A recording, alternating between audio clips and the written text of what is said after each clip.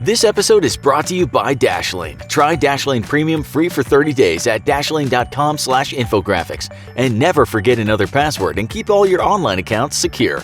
Are you the kind of person that wakes up and always seems to feel tired? Sometimes you got 8 hours of sleep, sometimes 12 hours, sometimes 5 hours, but never mind how well you think you slept, you always wake up feeling slightly groggy. Don't worry, you're not alone. Let's now attempt to put things right for you. While waking up for you is nothing special, a lot of things happen to your body when you awaken in the morning. For instance, your heart rate will get faster and your breathing will become quicker. Your blood flow will increase and your brain will start producing different kinds of brain waves. Your liver and kidneys during the night were in sleep mode, but when you awake, they go back to waking mode. You basically rev up for the day, and when you open those eyes of yours, the lot of external stimuli will flood your blood. During the night, when you were in sleep mode, you'll have experienced something called REM, or rapid eye movement. Most people have about 5 of these periods during sleep, interspaced with non-REM sleep. If you want to know what REM looks like, just watch your dog's eyes flickering when it's enjoying some Z's. It's during these rapid eye movements when you dream, and you're in what we call deep sleep. If you've ever woken up in the middle of a dream, you've woken up during REM. This is important for today's show because the experts say we need this deep sleep. Sometimes you might take a pill to sleep, and while you may think you've gotten a good night's sleep, the drugs may have affected how much real deep sleep you got. Let's say you didn't get down with enough REM. You'll likely know this because when you wake up, you'll feel tired and mightily irritable throughout the day. If this keeps happening, you'll get more irritable, and not getting enough sleep over a long period of time can actually affect your health because when we sleep, our bodies go into repair mode. When we're sleeping, we're charging, and if you want to wake up feeling supercharged, then you have to get enough sleep. Dreaming is important too. It's like allowing your thoughts to spill out. It's kind of a psychological cleansing. So we're told that the average adult should be getting 7 to 9 hours of good sleep per night. Many of you will now be thinking, that's not me. Some of you will get that much sleep but still wake up tired. Now we're going to tell you how you can wake up feeling better. First of all, watch what you eat. You shouldn't eat a lot before you sleep, and if you've snacked on a bunch of processed carbs before bedtime, your blood sugar levels are going to be high, and this can prevent you from having a good night's sleep. You should have plenty of water though, and we suggest you keep water near your bed. If you wake up dehydrated, it might not matter how many hours you got, and you might still feel sluggish. Being dehydrated can slow you down.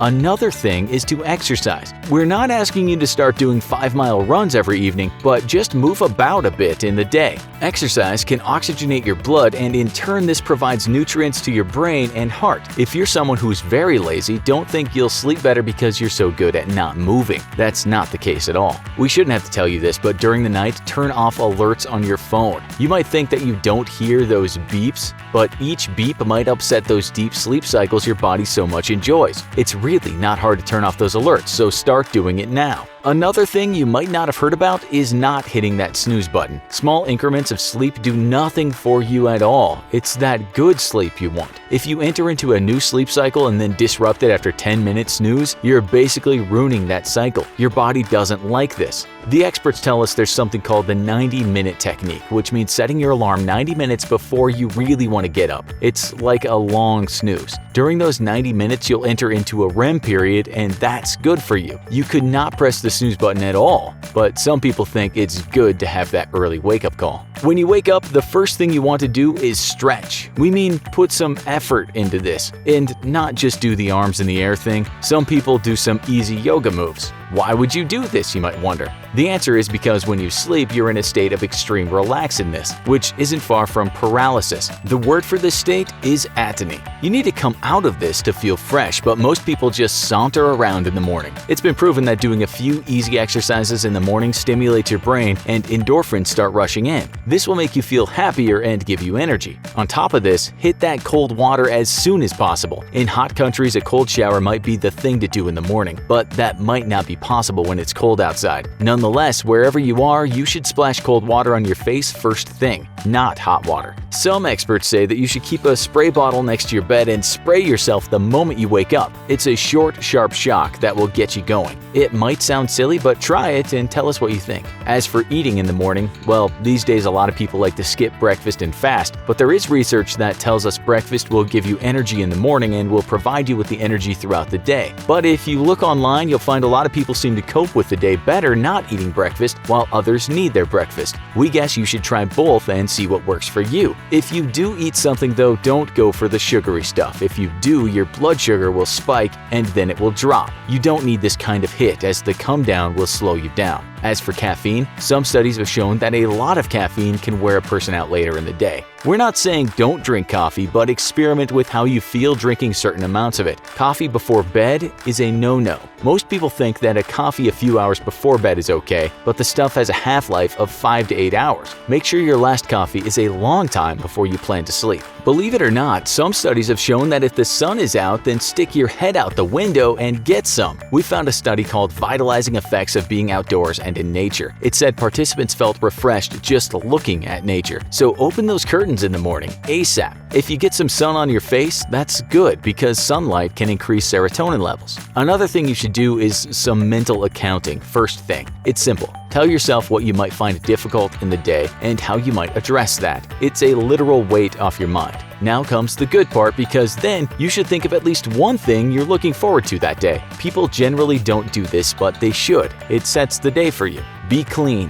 What we mean by this is don't go to bed feeling sweaty or dirty. It could affect how well you sleep. In many Asian countries, people always shower before bed, but it's not the same in other countries. Make sure you go to sleep in a clean and comfortable bed, and when you wake up, make sure that you make that bed. Making the bed is like preparing for the day ahead. It shows that you're ready to face the day. On top of this, try to wake up at the same time each day so you maintain your circadian rhythm. If you've never heard of that, it's your sleep-wake cycle. The National Sleep Foundation tells us this about it. The more you pay attention to your body and notice feelings of alertness and drowsiness, and the more time you spend developing good sleep hygiene habits, the better your slumber will be and the better you'll feel. Your body just loves consistency, and it will pay you back for it. Before you sleep, it's best not to play games or do anything that might stress you out. For the hour before bedtime, try and do something very relaxing, such as reading a book or just relaxing on the sofa. You shouldn't really be looking at screens right before bedtime because the lights can disrupt the production of melatonin in the brain, and this chemical helps you sleep. We shouldn't have to tell you this one, but go to the bathroom before you sleep. Your bladder can fill up in the night, and the feeling might wake you up, even if you don't go to the bathroom. You might not feel like you need to urinate, but you'd be surprised how often you can squeeze some out. Always hit the bowl before bed is our advice. Don't hang out in the bedroom before bedtime as much as possible. We know you might like to do this, but your brain should be associating that place with one thing, and that's sleeping. If your bedroom is your castle, you will subconsciously be more energized in that place, and it'll be harder to sleep there. As for drinking alcohol, many of you will know that it can help you sleep. Still, it's said booze can interrupt REM sleep and do other bad things, such as give you nightmares. As the booze can relax throat muscles, it can also bring on a bout of snoring, which is not good for sleep. We're sure some of you can attest to the annoyingness of sleeping next to a drunk person. Booze in the system almost always fills the bladder too, so a trip to the bathroom might be needed during a drunken sleep. Smoking is also not good for sleep because nicotine increases heart rates and alertness. If you're super addicted, your body might also crave a smoke during the night and wake you up. If you're not willing to give up, we suggest at least trying not to smoke an hour before you go to bed. Colors might be important too. That's at least one study we found undertaken by Travelodge. It found that certain colors produced better sleep, and so that's why you might find hotel rooms often being painted or decorated in the same colors. The study found that blue, yellow, and green were the best colors for sleep, while the worst colors were purple and brown. Why? One expert said this: the color blue is associated with feelings of calm, which when picked up by your ganglion cells are relayed to your brain and help reduce blood pressure and heart rate, all of which help you receive a solid night's sleep. So there you go. Paint the bedroom blue, don't drink booze, don't smoke, don't eat too much, and when you wake up, do so with purpose and move around a lot. Wash that face and open those windows. We've all seen the Hollywood movies where the good guy has an epic shootout with 1,000 bad guys, and after gunning them all down, the lead bad guy fires off one bullet and hits our hero in the shoulder, or maybe the leg, somewhere painful, but not lethal. Then the bad guy goes down in a hail of gunfire, as the hero wins the day through superior firepower. What's not shown in these Hollywood movies, though, is just how dangerous it is to get shot. Yes, even a quote flesh wound, end quote. Today, though, we're going to explore what happens to your body when you get shot and how to survive a gunshot wound. Obviously, no one thinks a gunshot wound to the head is a great idea, but surely getting shot in the shoulder or the leg will make you look pretty heroic and maybe hurt real bad, but not be life-threatening? Sadly, it's time to toss all of those myths out the window because yes, even a shot to the shoulder and especially the leg can be fatal. Bullets travel fast. That's why Superman is famously portrayed as faster than a speeding bullet. What you may not realize though is just how fast they travel. A 9mm bullet of the same caliber used by most police officers travels at a whopping 900 miles an hour, while a 5.56 round of the same type used by American combat carbines typically travels at around 2,045 miles per hour. A 7.62mm round of the same type used by heavy American machine guns and the AK family of Russian combat rifles travels on average at about 1,841 miles per hour. Those incredible speeds means that they contain an incredible amount of kinetic energy. Bullets, however, are very small things. Most are under an inch. But what they lack in mass, they more than make up for in acceleration. And remember that in Newton's second law of motion, the relationship between speed and kinetic energy is not additive, it's quadratic. With such incredible velocities, even small rounds can deliver a truly terrifying amount of energy. Take for example the humble 9mm bullet. Even with its small size, it can still deliver on average 542 joules of energy, while the 5.56mm round packs around 1,763 joules, and the 7.62 round around 3,525 joules. When a bullet enters the body, all of that energy it's carrying has to go somewhere, and that's going to be your soft, fleshy body tissues. As the bullet enters, the shockwave of impact causes your flesh to expand and creates a large cavity, which then very quickly falls back in on itself. This huge shock through your body's tissues can severely damage internal organs, even if the bullet didn't actually pierce any of them. Next is damage that the bullets cause once they're inside your body. In the movies, the good guy gets shot in the arm or the leg, and the bullet is fished out and the wound cauterized, and bam! Just like that, the hero is ready to go back to chewing bubblegum and kicking ass. In real life, things tend to get messy, especially if the bullet's final stop is somewhere nice and bony, like a shoulder. That's because bullets are very prone to fragmenting once hitting something solid like bone, due to their incredible velocities, and the fact that bullets tend to be made up of layers of different materials. Striking a bone, or sometimes even just the extreme stresses of rapid deceleration inside the human body, can be enough to fragment a bullet into many pieces, and this can make things really messy. Fragments of a bullet will explode outwards in different directions, causing even more damage to surrounding tissues and organs. Bullets that retain most of their mass are even prone to bouncing around inside the body cavity if they happen to strike bone. And needless to say, having a piece of very sharp, deformed metal bouncing around inside of you like a pinball machine is not great for your health. The body is notoriously allergic to being shot at, and it tends to react to bullet wounds by trying to pump as much of the blood you have inside of you into your immediate vicinity. This rapid and extreme blood loss is what makes bullets so potentially fatal, as even severe organs and tissue damage can be repaired or survived given a fast enough medical response. With all of your red groovy leaking out of you at an alarming rate though, death is just minutes or even seconds away. Top scientists have labored for decades and have at last determined that the best way to survive getting shot at is to try to keep as much of your blood inside your body where it belongs.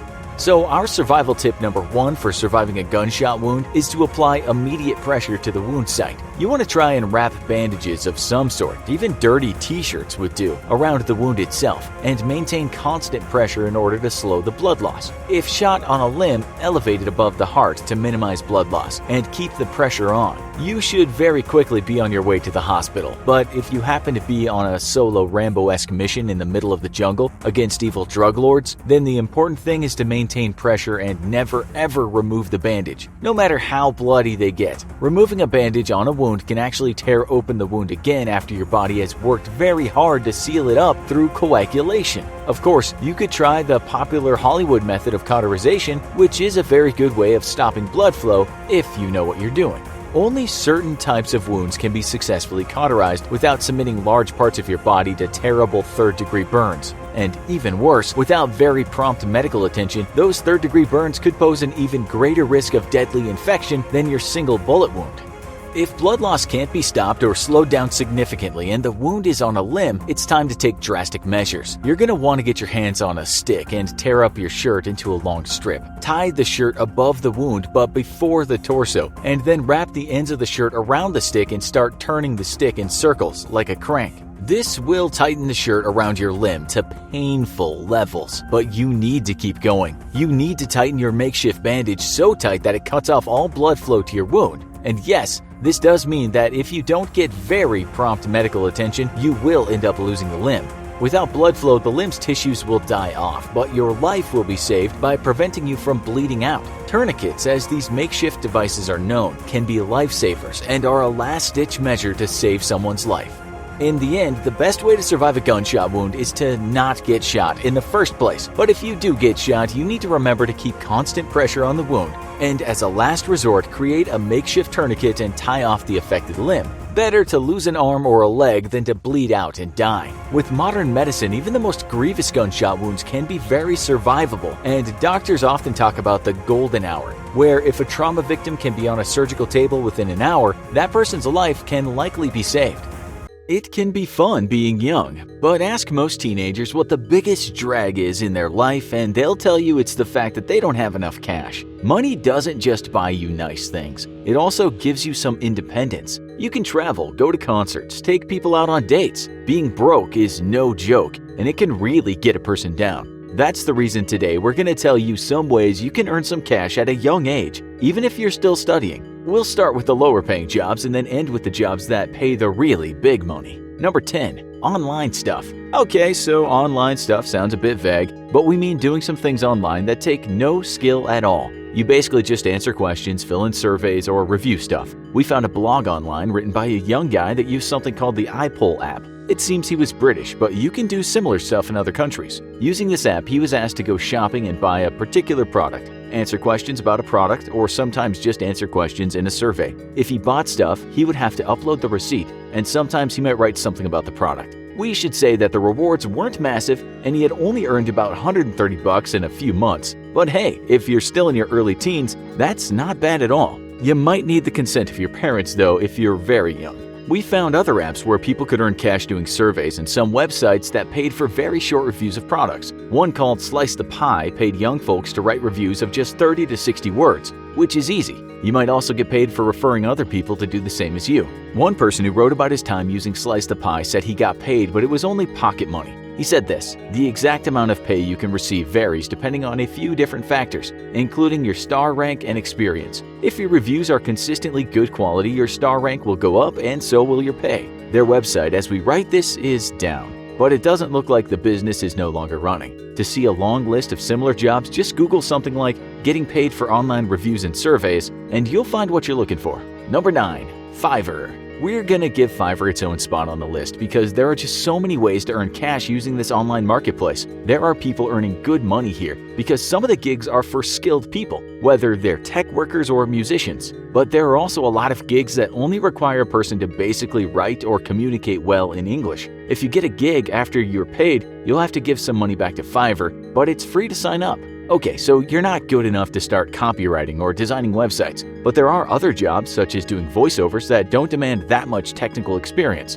But remember, and take it from me, it's more than just reading a script. We should say there's actually a website called voices.com where you can make cash doing voiceovers. If you have a clear voice, then sign up to that. And hey, you might end up doing voiceover for your favorite YouTube informative show. Don't be dismayed if you don't have many skills because you're still young. Just have a look around and see if there's something you can offer. If you put some time and effort into this, we think you could make some money. Number 8. Tutoring. You might not consider yourself good enough to be a teacher, but you might be pretty good at a subject and are just age 16 or 17. There are plenty of online tutoring websites that we found, and on many of them, if you're over 15, you can start helping people out. Just go online and search for jobs which allow teenagers to tutor. They exist because we've been looking around the web and we've seen them. Job sites tell us that the average wage for a teenager doing online tutoring is anywhere from $10 to $15 an hour, which isn't bad at all, since you're doing something you enjoy and you don't have to leave the house. Number 7. Taking care of pets. We looked online for dog walker jobs, and most paid somewhere from $15 to $20 an hour. The problem with the hiring companies, though, was that some said you had to be at least 18 years of age. But you know what? You can walk a dog at 16. You just need to be trusted, and when you have reviews, people will trust you. Instead of working for someone else, you could start your own gig. Hand out flyers you made online in the neighborhood, or just start your own Facebook page. And a lot of people these days are so busy they'll be glad to have someone walk their pet. We should mention that with all jobs there is the issue of tax, but there's a threshold amount that you must earn before any tax is paid. Bankrate tells us that this is $12,000 a year in the USA. Number 6. Chores. We found websites online telling youngsters how to start their own car washing business. And again, because teens are so tech savvy these days, they can market their business easily online. It's not like the old days when teens had to go house to house or rely on family and friends. We found some kids earning a lot of cash washing cars, and we're talking hundreds of dollars a week. The same goes for yard cleaning or snow shoveling in the winter. When you know those leaves are going to fall or that snow is going to dump down, your Facebook page is out there telling people you can help them out. You are young and don't charge too much. There are also a lot of older people that cannot do this physically demanding work, so you are a service for the community. In the past, they might not have been able to contact you, but with your Facebook page, they can contact you and you can be around at their house in minutes. Just check out the local laws where you're working. We found one news article in the USA which told the story of cops stopping teens in one town from shoveling snow because such a job was described as being an unlicensed solicitor and peddler. It's really up to the cops and the laws in the state, but we found at times youngsters have been stopped selling cookies or lemonade in the street. They won't get charged with anything though. Number 5. Rent stuff. You might not know this, but there are websites out there where people just rent stuff out and they do well out of it. There's one in the UK called rentnotbuy.co.uk, and people rent out just about anything. Does your family have a leaf blower, a lawnmower, some power tools? Are your parents okay with you renting their stuff out? Or do you own the things yourself? If so, start renting. We found just about everything you can imagine being rented out.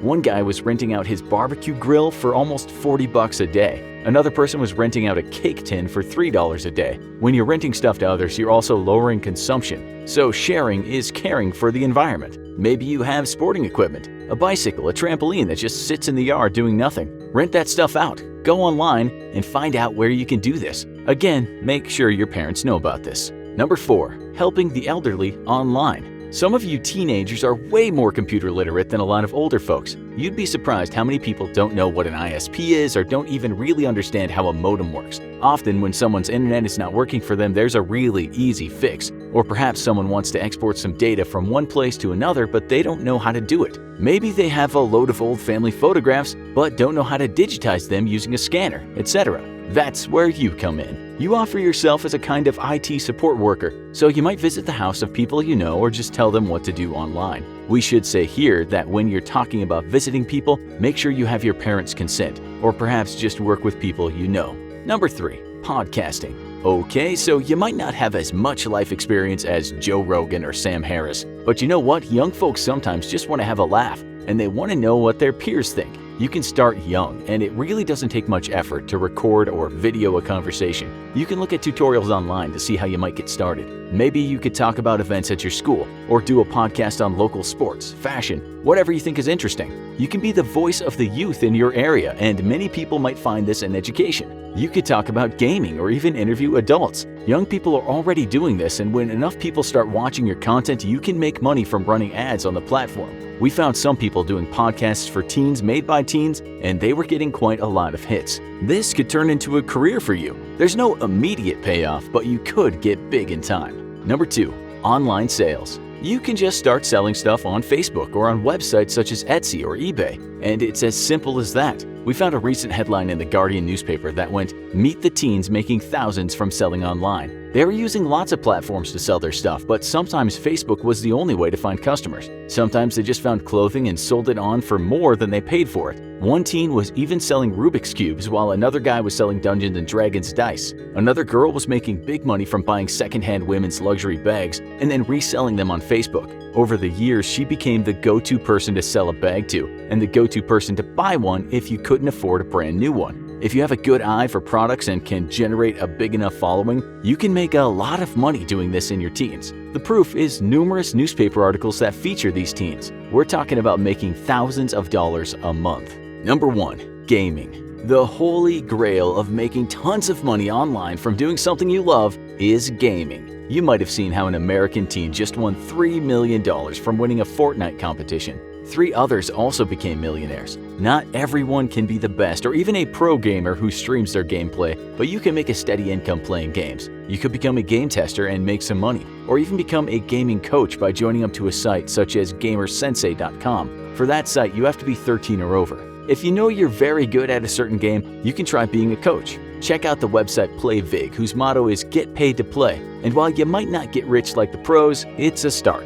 Look online for the games which can earn you real money. We found some young Roblox developers making a ton of cash, and with enough practice, you could do this too. Some creators and sellers in that game were pulling in $250 a month, but others were getting rich. Dedicate yourself to gaming, and this could become a job. You might even help your parents retire early. It's Monday morning, and you're back at work after a weekend of sweet, sweet freedom. With coffee in hand, you walk into the elevator lobby and then step into the first available car going up. After 30 seconds of moving steadily upwards, your elevator suddenly jolts to a stop. Confused, you press the button for your floor again, but the elevator doesn't respond. Then suddenly, you hear something very worrisome. A distinct snapping sound, followed by a loud crashing sound against the top of your elevator. You realize that one of the steel cables holding the elevator up has snapped and come crashing down the shaft. You can hear a second cable starting to break, and nervously, you reach for your cell phone. You need help, and you need it now.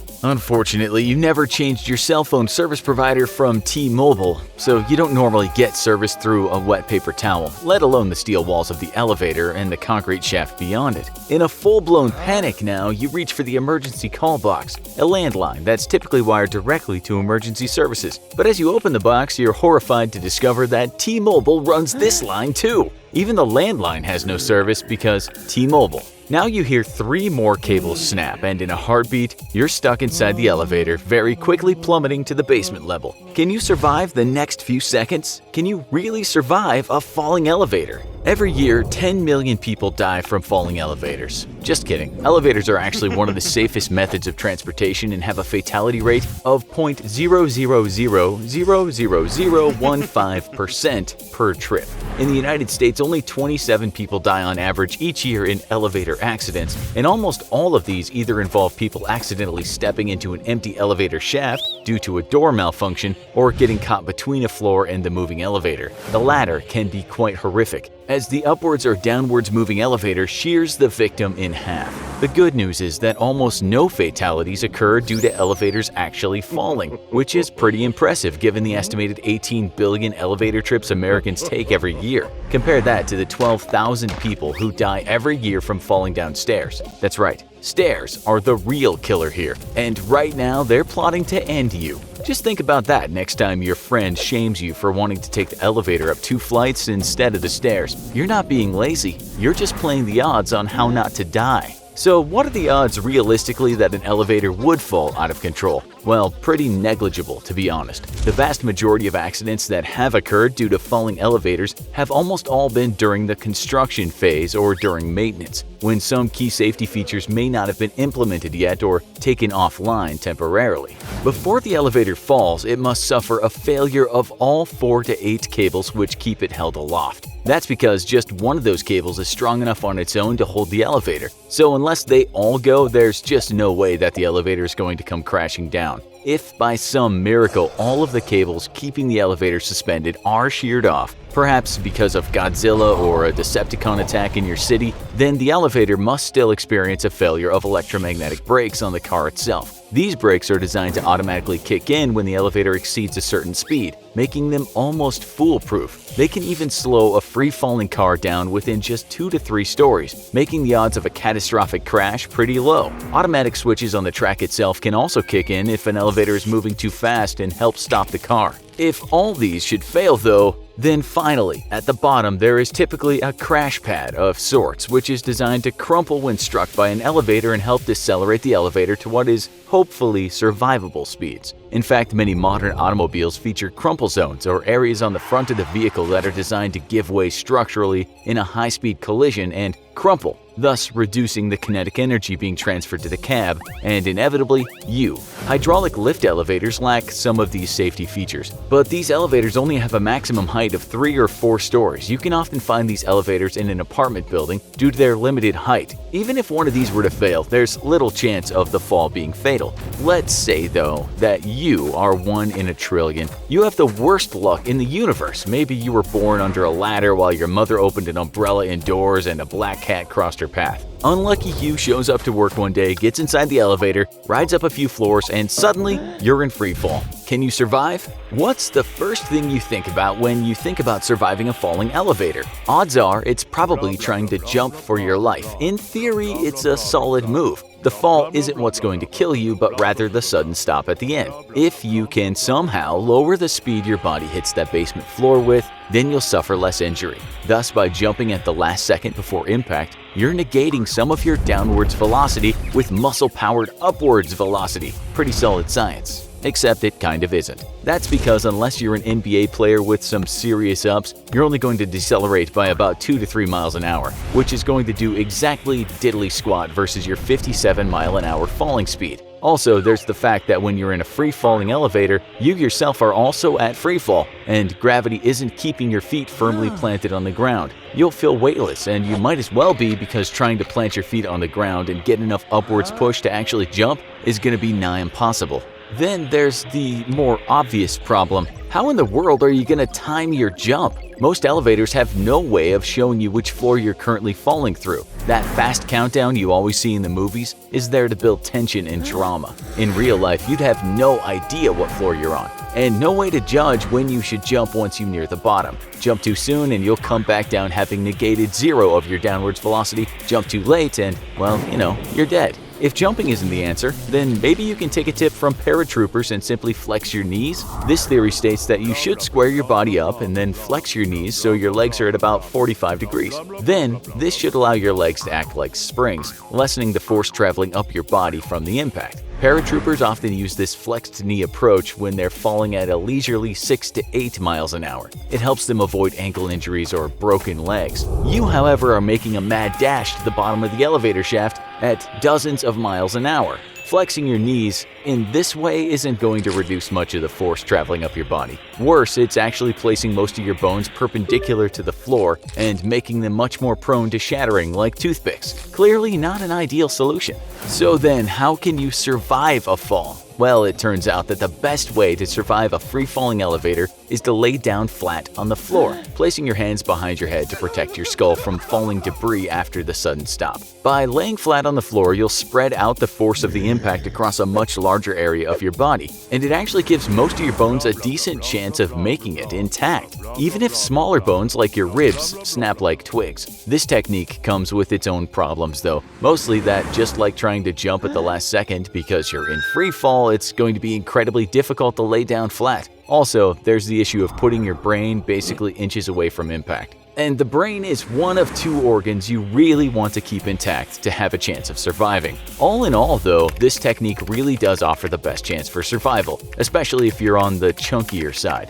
If that's the case, then you want to lie down with your chunkiest bits towards the floor, as all the body fat will act like a shock absorber and dramatically increase your odds of survival. So there you go. Next time someone complains about your weight, tell them that in an elevator crash, you'll live and they'll die. Also ignore them because you shouldn't be friends with anyone who complains about your weight. Free-falling elevators are kind of one of those catch-22s of life, and even if you do everything right, there's no guarantee of survival. The bottom of the elevator floor may turn into a tangled mess of shattered steel on impact, and with you lying directly on it, you'll end up impaled in a dozen or more places. Sometimes just staying upright can save your life, such as the case of Betty Lou Oliver, world record holder for longest fall survived in an elevator. In 1945, an American bomber accidentally crashed into the Empire State Building, and the crash severed the cables holding Betty Lou's elevator car. She fell a whopping 75 stories and crashed into the basement floor, and incredibly survived with some broken bones. That just goes to show you that life can be so random that sometimes it just makes no sense at all.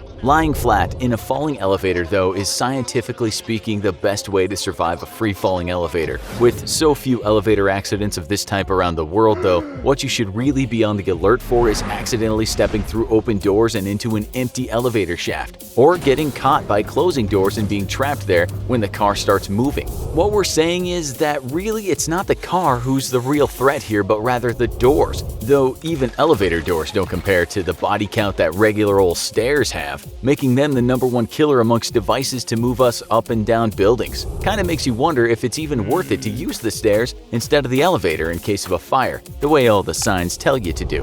Hopefully after watching this episode, the next time you get stuck in an elevator, you'll breathe a little easier. Now you know that there's virtually no chance of disaster, though you don't want to end up like Nicholas White either, who spent 41 hours stuck in a New York City elevator in 2008. Nuclear war. It's gonna happen, and you and everyone you know and love are going to die a horrible, terrible death, including your pets. Well, maybe it's not 100% for sure that the world will go up in nuclear flames, but for some people, having a bomb shelter is as necessary as having a kitchen. And if the worst comes to pass, it'll be them who are left laughing while we burn in a radioactive wasteland. Then, when the smoke clears, it'll be those prepared who rise up from their shelters to take back the world from the feral ghouls we've all become. But today, we're going to teach you how to avoid this horrible fate, because today, we're taking a look at how to build a bomb shelter. First, what are just a few of the ways a 1 megaton nuclear explosion can turn your day very, very bad? Well, in the first half of a second of a nuclear detonation, anyone caught looking in the direction of the blast and within a radius of up to 3 miles, depending on the yield of the bomb, will have their eyes seared by a blinding white light,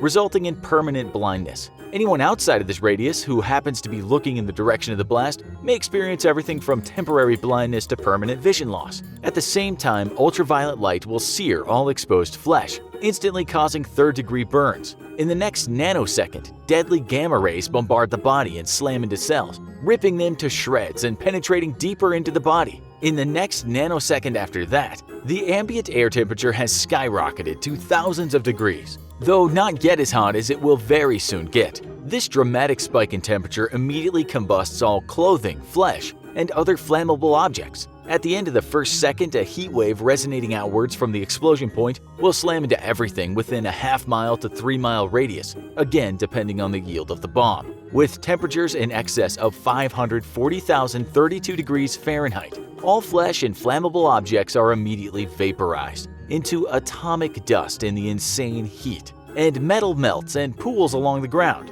A shock wave then resonates out just behind the heat wave, crushing buildings and cars. If you're within a few miles of the blast, the shock wave can crush your chest cavity, and the superheated air shreds your lungs. Then, winds at speeds in excess of 400 miles per hour slam into anything left standing. And if you've somehow miraculously survived all the previous effects, you'll be Fusro-dod clear across a few city blocks. A dramatic change in air pressure crushes any remaining buildings, toppling them down into any survivors. For anyone not instantly killed or within the 3-mile death radius, those up to 7 miles away can suffer second to third degree burns, ruptured organs, and shattered eardrums. The intense heat can also make breathing so difficult that many will asphyxiate. The pulse of ultraviolet light generated by the blast can also sear flesh down to the bone, resulting in the need to amputate entire limbs for those who survive. Thankfully, victims will experience no pain from this, as the burning happens so quickly that pain nerves are destroyed before they can register the pain.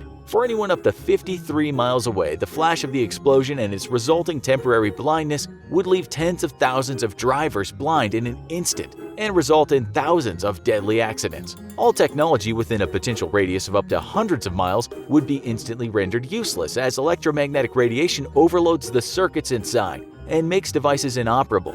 Power grids across entire states would shut down and never be turned on again, requiring the total replacement of the complete power grid from the ground up. For weeks afterwards, radioactive fallout will pose a deadly risk for anyone within a few hundred miles of the blast site, especially if the explosion was a ground burst, which would kick up much more radioactive debris into the atmosphere. Those affected will die slow, lingering deaths as their DNA breaks down at the molecular level and infection and disease set in to eat their bodies alive. So, think you need a bomb shelter now? We thought so. Unfortunately, most people don't have the room to physically build a bomb shelter for themselves. as most people tend to live in densely populated cities where the living conditions are predominantly apartments. If this is the case for you, then all is not lost, and you can still successfully shelter in place long enough for the worst effects of a nuclear detonation to pass by. If stuck at home, you can dramatically increase your odds of survival by duct taping all of the windows, making sure that you seal any possible openings through which radioactive contaminants could leak in. If possible, you should head to the lowest level of an apartment building, such as a parking garage, though figuring out a way to stop the airflow in from big garage gates would be critical to survival. The deeper you can get, the better your odds of survival, though admittedly they're pretty slim as is already. But let's say you're one of the lucky ones and you have your own property and the ability to build whatever you want there, including a bomb shelter. Well, in that case, congratulations, because you'll soon be one of the last of humanity's survivors, fighting to retake Earth from hordes of deathclaws and super mutants. If you look online, you can find a variety of websites telling you how to build a good fallout shelter, but most of those require an extensive knowledge of construction and materials, as well as many thousands of dollars and specialized equipment. Today, we'll teach you how to build a fallout shelter that may be labor-intensive, but even the poorest vault dweller-to-be can afford. We hope you've got a shovel, because you're going to be doing a lot of digging. And remember, the infographic show is purely entertainment. First, you want to identify a suitable location for your fallout shelter. You ideally want to find somewhere semi-remote, but that you can realistically get to in time to save yourself from a nuclear bomb. With a 30-minute flight path from Russia to the US, you want to plan on having no more than 15 minutes travel distance from where you live to your shelter, but you also want to make sure there's no underground pipes or wires where you plan on building your shelter. Digging into one of these by accident can result in you getting drenched by fresh sewage, getting the electric shock of your life, or with a very hefty fine from your local city government. You need to call ahead to your town hall or local utility and inquire on the location of any underground infrastructure before you start digging to save you the pain and worries later. Now that you've chosen your spot, you're going to want to start digging downward at a fairly steep angle until you reach a depth of at least 12 to 15 feet. This is going to be your primary entry point into your shelter, though you'll end up building two.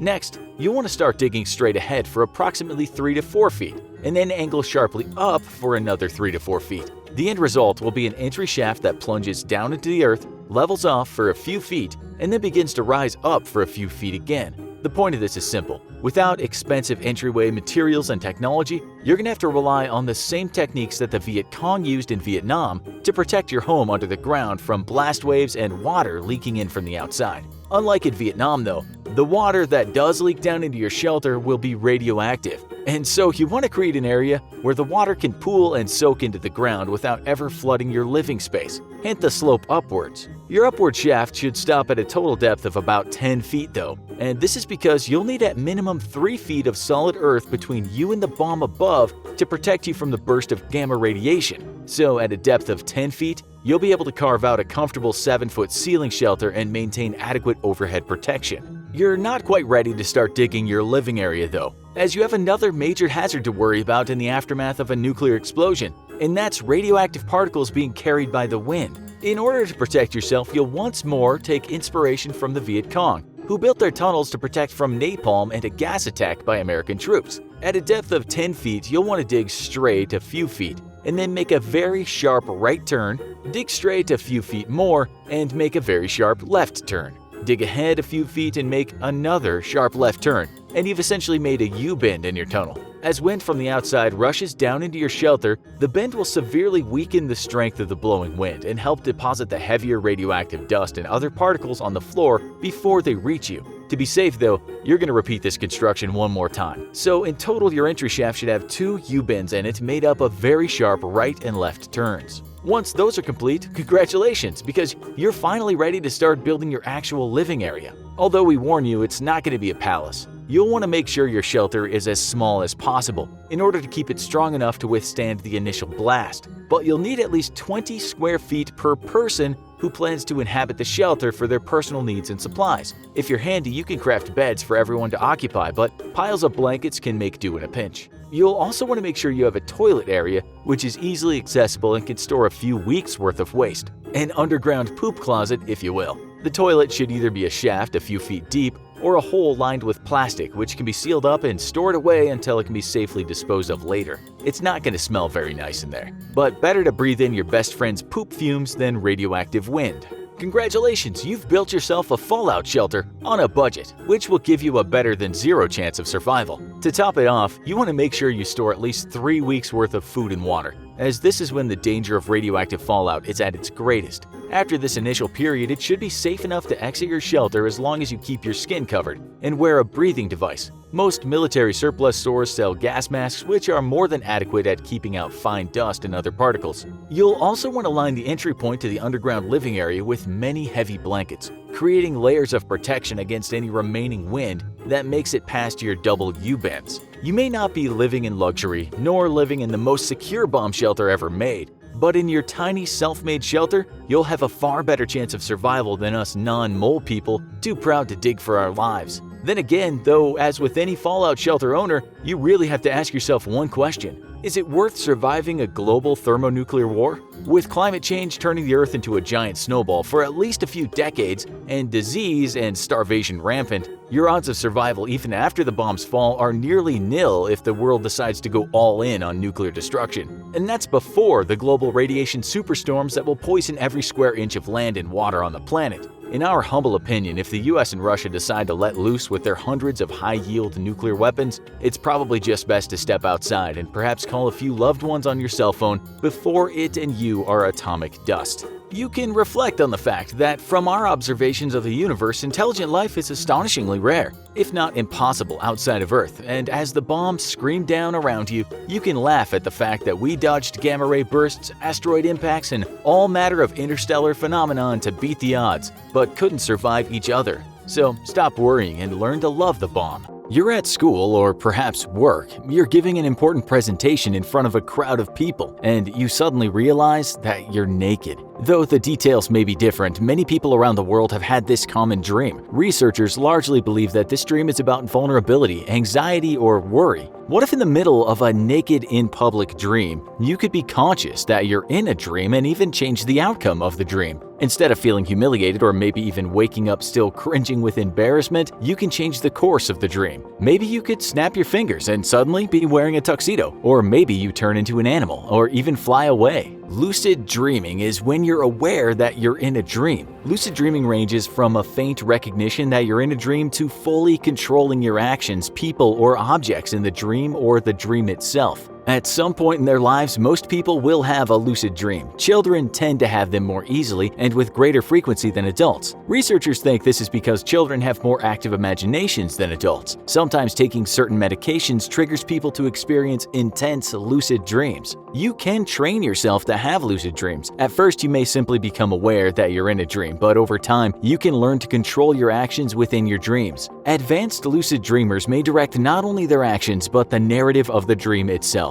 Although not much is known about lucid dreaming or even dreaming in general, researchers believe that lucid dreaming may be therapeutic. While dreaming, your subconscious mind is processing the events of the day. While lucid dreaming, you may experience emotions, make decisions, or practice conclusions that provide insight and may even help you to resolve situations in real life. Let's discuss how we sleep and explore some ways to begin lucid dreaming. While after trying these techniques, you may begin to have lucid dreams immediately, for some people it can take weeks if not months before they begin to have lucid dreams. A common problem is that the moment in the dream you become aware that you're in a dream, you wake up. It can take time to learn to continue to dream and broaden the internal awareness of when you're in a dream. Also, it'll take time to learn to guide your actions or the direction of the dream. So don't be discouraged if the dream life doesn't change right away. A dream can be defined as a series of thoughts, images, ideas, emotions, and sensations that occur in your mind during various phases of sleep. For millennia, poets, philosophers, scientists, and religious leaders have tried to make sense of dreams. When you lay down and fall asleep at night, your body goes through 4 stages of sleep. Stages 1, 2, and 3, and REM. Stage 1 is the lightest stage of sleep. You're drowsy, transitioning between sleep and waking. Your muscles relax, your brain waves and eye movements slow. This stage is brief, often lasting less than 10 minutes. You can easily be roused. Sometimes people experience muscle spasms and hypnic jerks. A cat nap generally takes place in this stage of sleep. Stage 2 is still considered light sleep, although it's a deeper state than stage 1. For most people, this comprises roughly 40 to 60% of total sleep time. In this stage, the brain experiences sudden increases in brainwave frequency known as sleep spindles before slowing down. A power nap generally falls into stage 2. Stage 3 is considered restorative sleep. This is where the body gathers energy for the next day, makes repairs to flesh, stimulates growth, development, and boosts immune function. It makes up 5 to 15% of a night's sleep. Children and teens spend much longer in restorative sleep than adults do. During stage 3, muscles are completely relaxed and there's no eye movement. Your body is less reactive to external stimuli and you're harder to wake. The fourth and final stage of sleep is REM, which stands for rapid eye movement. REM can occur at any time during the sleep cycle, although the onset of the first REM period for most people begins about 90 minutes after going to sleep. During REM, your brain becomes more active and the majority of dreams occur. Your brain processes and synthesizes information from the past day so that it can be stored in your long-term memory. For most, lucid dreaming happens during REM, although some advanced lucid dreamers claim to experience lucid dreams at any stage of sleep. The first REM phase tends to be short, only a few minutes. After REM, the body starts the sleep cycle again, with intervals of wakefulness mixed with sleep stages 1, 2, and 3 before returning to REM for longer periods of time as sleep continues. Most people go through 4 to 5 sleep cycles a night, with the first one lasting about 90 minutes and subsequent cycles lasting on average between 100 and 120 minutes. Dreams can be any length from a few seconds to upwards of 20 minutes. The average person has 3 to 5 dreams per night. The first step toward lucid dreaming is to make sure that you're creating an environment that's conducive to good sleep. That means keeping your bedroom at a temperature comfortable to you and making sure that it's peaceful, dark, and quiet. You may consider using blackout curtains or an eye mask to block ambient light. Some people find earplugs, white noise machines, or soft instrumental background music handy. Also, you may want to consider listening to music or soundscapes with binaural beats. Binaural beats use 2 lower tones significantly different sound frequencies, generally 1 in each ear, to create the perception of a single new frequency tone. Your brain tunes to this new combined frequency and it affects the brain's degree of arousal. Research indicates that binaural beats slow brainwave activity, and that may alter your moods, helping you to relax, lower your anxiety, and make it easier for you to sleep soundly. Some binaural beats may actually induce lucid dreaming. Practice good sleep hygiene by not only going to bed each night at the same time, but making sure that you get at least 7 hours of sleep. Having a consistent and calming routine that winds you down before bed is important too. Limit vigorous exercise, alcohol, and sugary snacks to at least 60 minutes before bed. There's some conflict within the scientific community as to whether we should also unplug from electronics at least 60 minutes before sleep. Recently, a large study has shown that using electronics before bedtime doesn't affect the level of melatonin, the hormone that regulates sleep in your body. However, others believe that electronics still stimulate the brain too much at a time when you're supposed to be settling down. So use your best judgment and probably stay away from websites that discuss politics before going to bed. Also, you might want to practice aromatherapy, light stretching, breathing exercises, meditate, or pray before going to sleep. A good way to encourage lucid dreaming is to write in a dream journal. Keep your journal and a pen near your bed so it's easily accessible in the middle of the night. In the morning or anytime you awake, take a minute or two to concentrate on the memory and then immediately write down your dream. It's fine if you don't remember the full dream. Write what you remember. Include visual details, locations, characters, emotions, smells, colors, and sounds. Add how you felt upon waking and also how you feel remembering the dream. If you aren't much for writing, you can narrate and record your dreams. However, some researchers think that there's a meditative quality in putting pen to paper, and aspects of the brain's recall functions are best served through writing. The more you write down or record your dream memories, the more you'll be able to recall your dreams. What's the use of having a lucid dream if you forget it upon waking up? Helpful to dreaming, lucid dreaming, and writing in a dream journal is to go to bed with deliberate intentions. Some people refer to this as mild or mnemonic induction to lucid dreaming. Every night as you close your eyes and drift off to sleep, repeat the same phrase to yourself. That phrase should state your desired aim, such as, "I will know when I'm dreaming and I will remember my dreams." You may even want to visualize a place where you'd like to go in your dream. By maintaining a dream journal, your capacity to remember your dreams will grow. Regularly read through or listen to your dream journal looking for themes, symbols, or patterns. Do certain people or animals show up in your dreams over and over? Being aware of the recurring details of your dreams will help you to recognize when you're dreaming. Frequently occurring dream details may also offer insight into what issues your inner psyche is concerned with or focused on. Another important technique to encourage lucid dreaming is doing reality checks. A reality check is a simple test where the result is different in waking life versus when you're dreaming. An example of a reality reality check would be to take the index finger of one hand and try to push it through the palm of your other hand while asking yourself if you're dreaming. In waking life, of course, your finger is met with resistance and cannot go through your palm. However, in a dream, your finger will easily pass through your other hand. Another common reality check is to inspect your hand and count the digits on it while moving them and asking yourself if this is a dream. In dreams, you'll find that your hands and feet are distorted, sometimes with extra fingers or toes. Choose a few reality checks and perform them a couple times during the day. After a while, the reality checks will become habits and you'll carry the habits over into your dreams. The impossible outcome of the reality checks happening can clue you to realize that you're in a dream. It becomes easier to induce a state of consciousness in dreams when you're self-aware in general. Often we spend most of our days on autopilot. We previously mentioned meditation in regards to creating a peaceful bedtime routine. However, you may want to consider a regular meditation practice where you pause a few times a day and meditate. There are several websites and podcasts that offer guided meditations and music designed to help you on your journey. You can also try to induce a lucid dream by deliberately disrupting your sleep.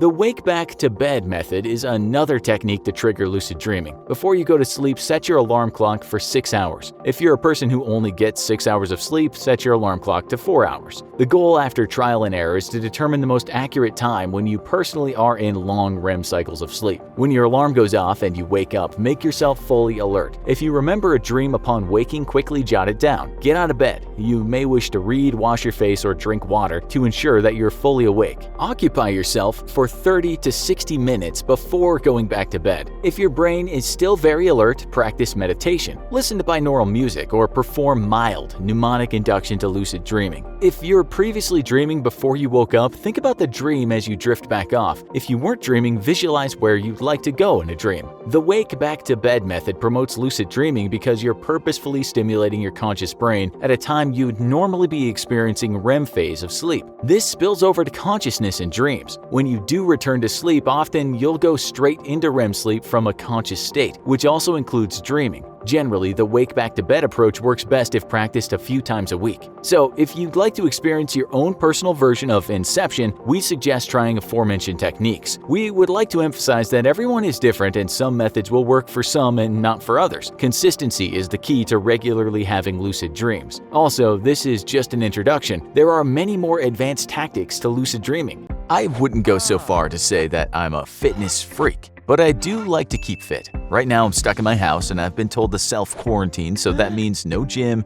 no running in the local park, and I've even retired my bicycle for the time being. What I've done though is created a workout that anyone can do, and they can do it in their own house. It requires no equipment, and it isn't even that hard to do. It's what I'd call my solitary confinement workout. And in the interests of helping people stay healthy, I'd like to share it with you. You might find that you come out of your isolation feeling and looking better than you have in years. Okay, so I'm going to start with exercises everyone can do. I realize some of you might not be gym rats, but I promise you, you can do the following exercises and you'll feel better for it. Remember that self-isolation can get a person down, as can tsunamis of bad news. So this should help make you feel better mentally too. We'll tell you at the end how you can make these workouts actually really good fun and something that'll put you and your buddies in the best of moods. Let's just say we know how to do this because we listen to prisoners and it makes their days a lot easier. Okay, so one thing everyone can do is planking. You can even do this while you're watching TV or watching this video, and it's one of the greatest things in the exercise world. It's the true every man and every woman's exercise. Why do it, you might ask? Well, it strengthens the core of your body, and if you're into fitness, you'll hear people talking about the core all the time. It's just the midsection of your body. But it'll also strengthen your arms, legs, shoulders, and back. It's kind of the go-to exercise if you're not that fit. Plank for a few seconds, and before you know it, you'll be more capable of doing things like push-ups. Okay, so some of you are thinking, geez, I can't even hold a plank. Okay, so at first, don't do the whole plank and let your knees rest on the ground. The next time, try pulling them up for a bit. If you can plank for 2 seconds, well done. Then go for 3 seconds. If you can plank for a minute, well, you're already pretty strong, but then don't do 1 minute a day. Rest a while, then do 10 1-minute planks a day. And guys, we are not trying to sell you some sketchy get fit quick program. Planking works. It's an excellent way to strengthen your body. Like we said, don't feel down if you can't do it at first. Aim for 1 second, then 2 seconds. If you aim too high, you'll just give up. Never set the bar too high. Once you get better, you can switch it up a bit, like doing it on your side. We could almost stop there because planking really is that good for you. We're not going to talk too much about push-ups or sit-ups because you already know all about those exercises. We will say, though, that we know some guys in prison will go over the top. That means just doing as many push-ups or sit-ups as possible until your heart is beating super fast. But just a word of advice here, only do this if you're fit already. We don't want anyone getting injured, especially when the healthcare system is already stretched thin. Only push yourself when you're already good at a particular exercise. And wow, those endorphins. You'll soon stop being depressed about what you see on the news. And as an added bonus, you'll be fit and your immune system will be in better shape. Okay, another caveat. If you work out so much that you feel ill, there's potential it will have the opposite effect and compromise your immune system, so be sensible. Okay, another great in-room exercise is the squat. This will strengthen your legs and glutes and more, and also make your joints stronger. Before I started doing squats, I would struggle to pick up a coin on the ground. Now I can bend down like a beautiful, graceful ballerina. Again, start slow if you're not that fit. Go down ever so slightly and keep a straight back and your knees behind your toes. Then push off your heels. Repeat until you're tired. For those of you thinking that's just too easy, try a pistol squat, which means going down on just one leg and the other leg points forward. You have to maintain your balance, and many of you will find out this is not an easy exercise. But if for some of you strong guys that's still too easy, do it with weight in your hands. If you don't have any weights or other equipment in your house and want to get stronger, you can just use household items. Try using bags of rice, plastic bottles of water, heavy books. But maybe squats are too hard for you? Start with something called a wall sit. Yeah, you just sit against the wall as if you were in a chair, but obviously there's no chair. Do this for as long as you can. You'll know your limit because your knees will start to tremble. If you want to make this exercise even harder, you can raise one of your legs off the ground. Do the same again, except raise the other leg off the ground. But again, this is an expert level wall sit, so don't be discouraged if you can't do it straight away. Okay, so you're wanting to do more cardio type exercises that increase your heart rate even though you're stuck inside and don't have room to run? One quite easy cardio exercise is simply standing up straight and pulling up your leg so your knee touches your hand. Then do the same thing with the other leg. If that's really easy for you, keep doing it and do it until you feel tired. When you're doing this fast, it might feel a bit like you're dancing or hopping. Do it for 2 minutes, take a short break, and then do it again. This will strengthen your core and it will give your heart a good workout if you're doing it fast. It's also a good warm-up routine, a favorite for folks that do the 20-minute workout videos online. Now, if you really feel up to it and can do the things we've already discussed, you'll want to do one of the best indoor exercises known to man, and it's called the burpee. This will strengthen multiple muscles at once and make you super fit. It's almost a total body exercise all on its own. We should say, though, it's not that easy. And so if your workout routine up to now has consisted of walking to the car or squatting on the toilet, don't try burpees before you've planked for a while or are okay at push-ups and have done some of those wall sits. It's up to you, but you can also add a push-up to your burpee when you drop down for extra challenge. It might look easy to some of you, but just try doing 10 burpees in a row.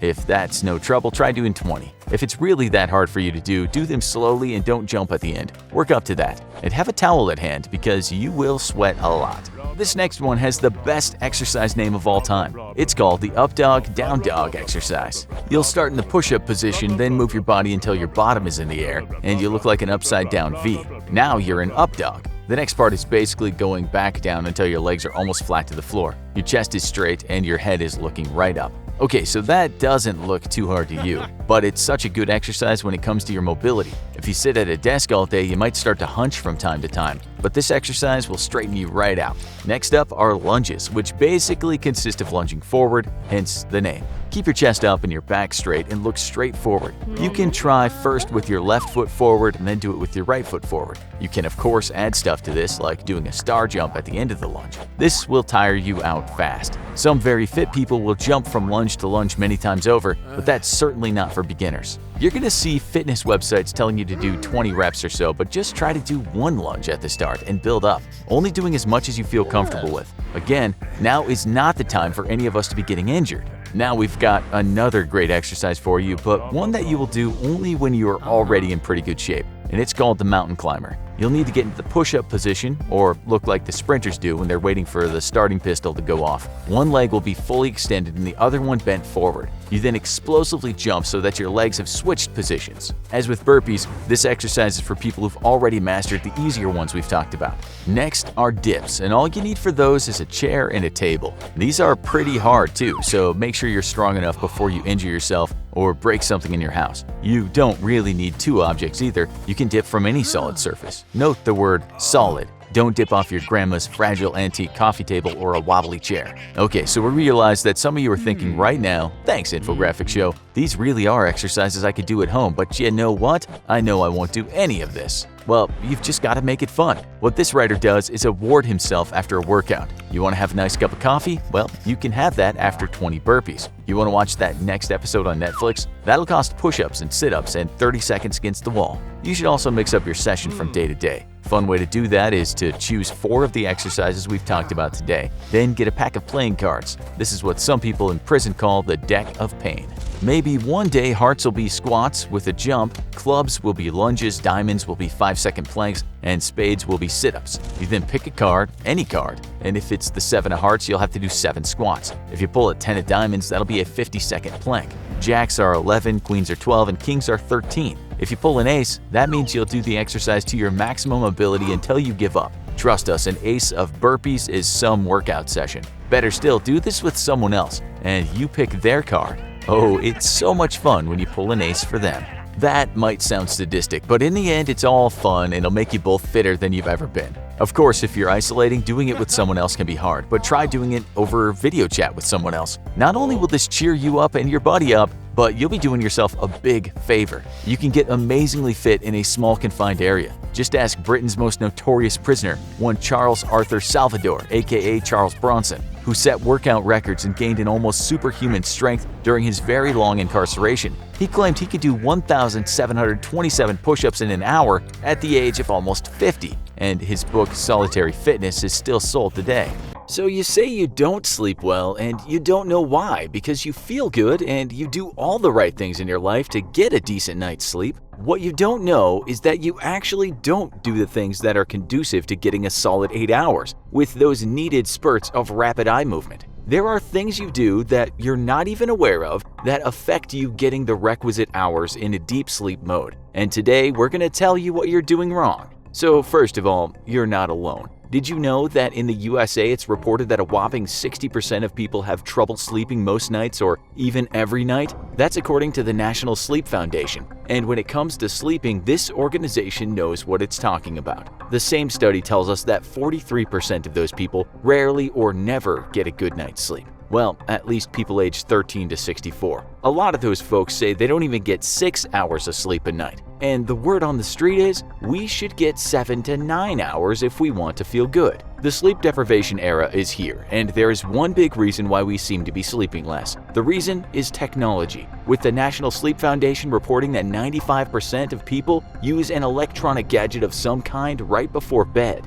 Are you watching this show just before you intend to sleep? But we're not just talking about phones. TVs are included in the list of gadgets. This is what one expert said about gadget use before bed. Artificial light exposure between dusk and the time we go to bed at night suppresses release of the sleep-promoting hormone melatonin, enhances alertness, and shifts circadian rhythms to a later hour, making it more difficult to fall asleep. We're not saying don't use gadgets, but perhaps if you want to get your 8 hours and drift off quickly, you might think about not looking at a screen for the 2 hours before you intend to sleep. Around 60% of people in one study said they use their laptop or phone right before they go to bed. And some of them play computer games, which is really not conducive to making yourself tired. Another sleep expert said this about that. Over the last 50 years, we've seen how television viewing has grown to be near constant before bed. And now we're seeing new information technologies such as laptops, cell phones, video games, and music devices rapidly gaining the same status. You might think it doesn't affect you at all, but according to these experts, it does, and there's data to back that up.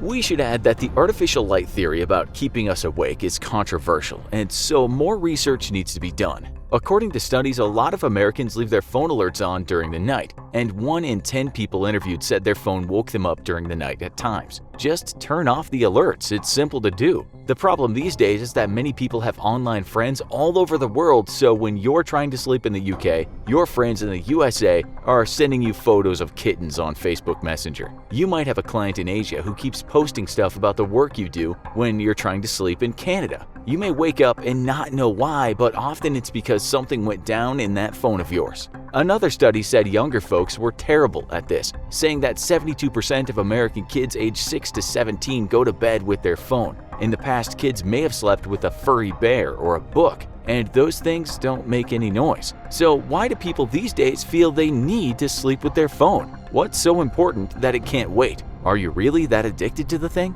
The co-founder of Huffington Post, Arianna Huffington, has said in interviews that this tech addiction is a major issue and is affecting the mental health of people. She said the parents are often as bad as the kids, so they need to start setting a better example. She talks about the dopamine hits we get from technology, and so scrolling through Facebook right before bed is not a good idea. When she sleeps, there's no technology in her room at all. You might also get stressed by looking at social media before bedtime. You really don't want to get a shot of envy right before you try to fall asleep. Oh look, there's my friend on a beach in some country I can't afford to go to. That's not what you want in your head before you try to fall asleep. So, technology, this is what's keeping you awake. Our advice is simple. Do not look at any electronic screens at least 2 hours before bedtime. You might not believe it, but it's negatively affecting your sleep cycle. If you're a parent, don't allow tech in your kids' bedrooms. If you're a kid, wise up and turn that stuff off. Show some self-control. And if we're starting to sound like we're giving you a lecture, we should say that we only just started doing this ourselves. We can tell you that we started to sleep better.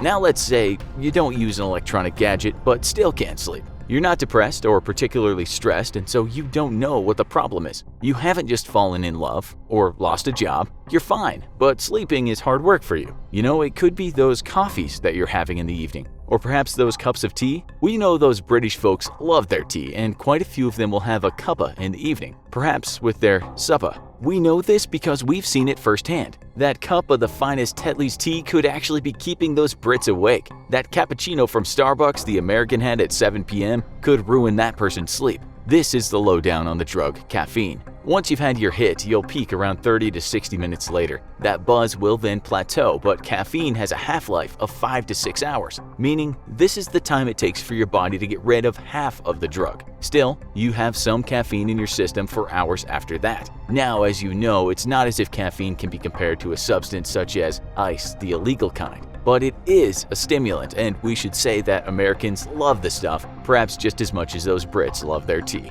One study we found said this: the average daily consumption of caffeine by adults in the US is about 300 milligrams per person. This is about 3 times higher than the world average, but it's still only half of the caffeine consumption in heavy tea-drinking countries such as England and Sweden. Some people like coffee too much, and while there are many positive effects to having that shot of espresso, you can go overboard. In extreme cases, believe it or not, people have died from overdosing on caffeine. In less extreme cases, people just feel weird. That might not be so bad in the morning, but at nighttime it can be a nightmare. You can look at coffee charts from Starbucks or other outlets and see how much caffeine there is in one cup. It depends on the size of the cup, but your instant stuff might just have 50 milligrams of caffeine in it, which isn't going to make you fire up some techno music and start dancing. But many outlets sell cups of coffee with 200 or even 400 milligrams of caffeine in the cup. The Starbucks Blonde Roast has a massive 475 milligrams of caffeine in it. Some experts say when you get a hit of 500 to 600 milligrams, it's like a small dose of amphetamine. Tea drinkers will fare better as a regular cup might only contain 50 milligrams of caffeine. But given some folks drink tea as if they were addicted to it, it's possible to get a tea high. The long and short of this all is that you really shouldn't be consuming caffeine in the evening at all. We suggest you have your last hit in the afternoon. We found one study that told us having caffeine 6 hours before bedtime reduced people's sleep time by 1 hour. Energy drinks also contain caffeine, and so those 10 vodka Red Bulls you had at the party might not only just make you act like an idiot, but it will likely cut down on your sleep time. A can of Coke will have caffeine in it if it's not the non-caffeine variety, so remember that some soft drinks before bed might not be a good thing. The US Food and Drug Administration tells us that caffeine is for the most part a safe substance, but it says you should probably not consume more than 400 milligrams a day. That's easy to do when you're chugging tea and coffee all day and then having your Cokes for lunch and dinner. What about eating late at night? Some studies tell us that late eaters might gain weight because you're hardly active when you're sleeping. Another study conducted in the University of Pennsylvania in 2017 said eating late at night gives people a higher chance of getting type 2 diabetes. The study said late eating can raise cholesterol levels and so give you a better chance of having a heart attack.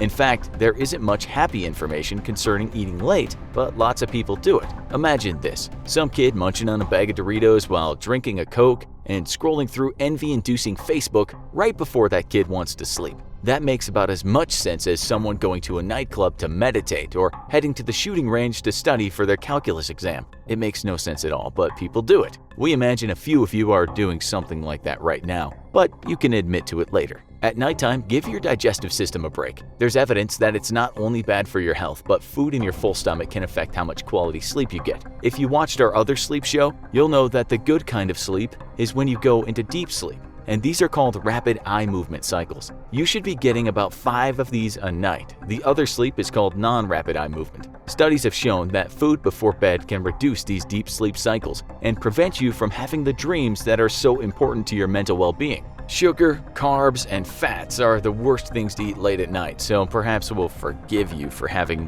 one small bite of banana. This is the conclusion of one article we found. Eating during bedtime hours, whether it's a large dinner or a small snack while watching your favorite TV show, while it may seem to help you fall asleep, may actually harm your overall health and metabolism, creating added stress inside the body. So there you go. If you're healthy and not suffering from some physical or mental disease, this might be the reason you're not sleeping well. It's really simple advice to follow. Just turn off your gadgets 2 hours before bed. Don't consume caffeine at least 6 hours before bed, and don't eat before you sleep. If indeed you're watching the show at midnight with your mouth full of chocolate being cement mixed with Coca-Cola, you're basically creating a perfect storm of bad sleep. The first thing you might think when you ask yourself how you might survive prison is, what prison are we talking about? Not all prisons are made equal, and you could say there's a big difference from life in Thailand's infamous Bang Kwang Central Prison, aka the Bangkok Hilton, and a progressive place of containment in the country of Sweden. We might also note Dostoevsky's famous line, "The degree of civilization in a society can be judged by entering its prisons." We've all likely watched TV episodes featuring the world's worst lockups, but of course, we can't do a show on how to survive in all the various types of prisons in the world. Today, we'll talk mostly about US prisons, the good, the bad, and the very ugly. Welcome to this episode of the infographic show, How to Survive in Prison. So, you've been handed a prison sentence and have survived jail. It's your first time inside, and you are no doubt worried about how you'll get along.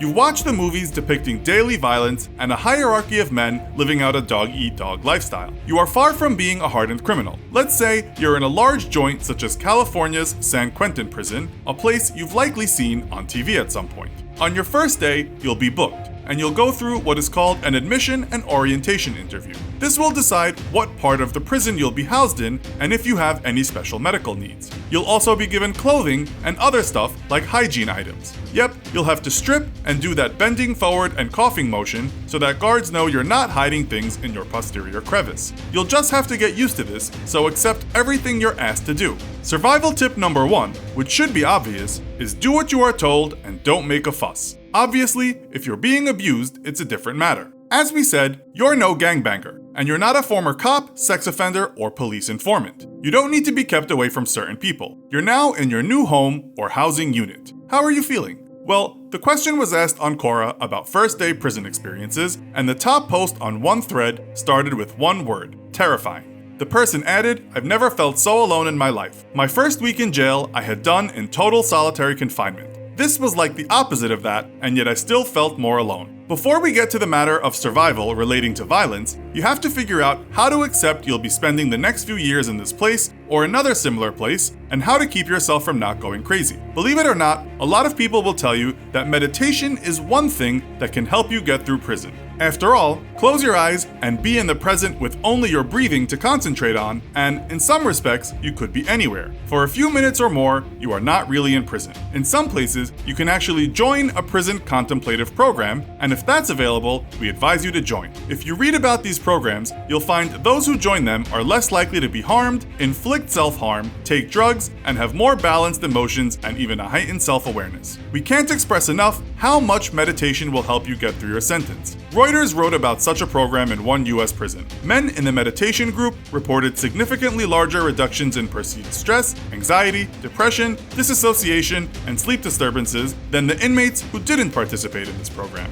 And yep, even the tough guys sometimes learn that shutting down your busy mind a couple of times a day will keep the demons away. Okay, you're going in the right direction, but meditating won't keep bullies away. If you've ever spoken to someone who has done a lot of time, they will likely tell you that to stay out of trouble, do not act like a tough guy right from the start. You see, even if you are tough, there will no doubt be someone tougher than you. If not, you can always fight with 4 strangers or someone who has come at you from behind on the prison yard with a shiv in hand. If you want to stay safe, keep your head down. That's not always easy because prison can be a hostile place. One person explained his first walk to his cell with other new inmates in San Quentin. Arms are hanging out the cells, holding mirrors, middle fingers from others, trash is flying down from the upper tiers, yelling and screaming the most horrible things. It's not exactly welcoming. He said he heard shouts directed at him with the words, "Fudge you, I'm going to fudging stab you, let me see your butthole, you are going to die." We have of course used fudge to replace a harsher sounding expletive. Prisoners are not generally averse to breaching strictures of formal, polite speech. You are, rightly, fudging terrified as a newbie walking down that busy floor to your cell, but just keep your head down and try to look calm. Look as though this scene means absolutely nothing to you. Don't try to laugh to look cool, as that is only inviting trouble. Even do a bit of meditative walking.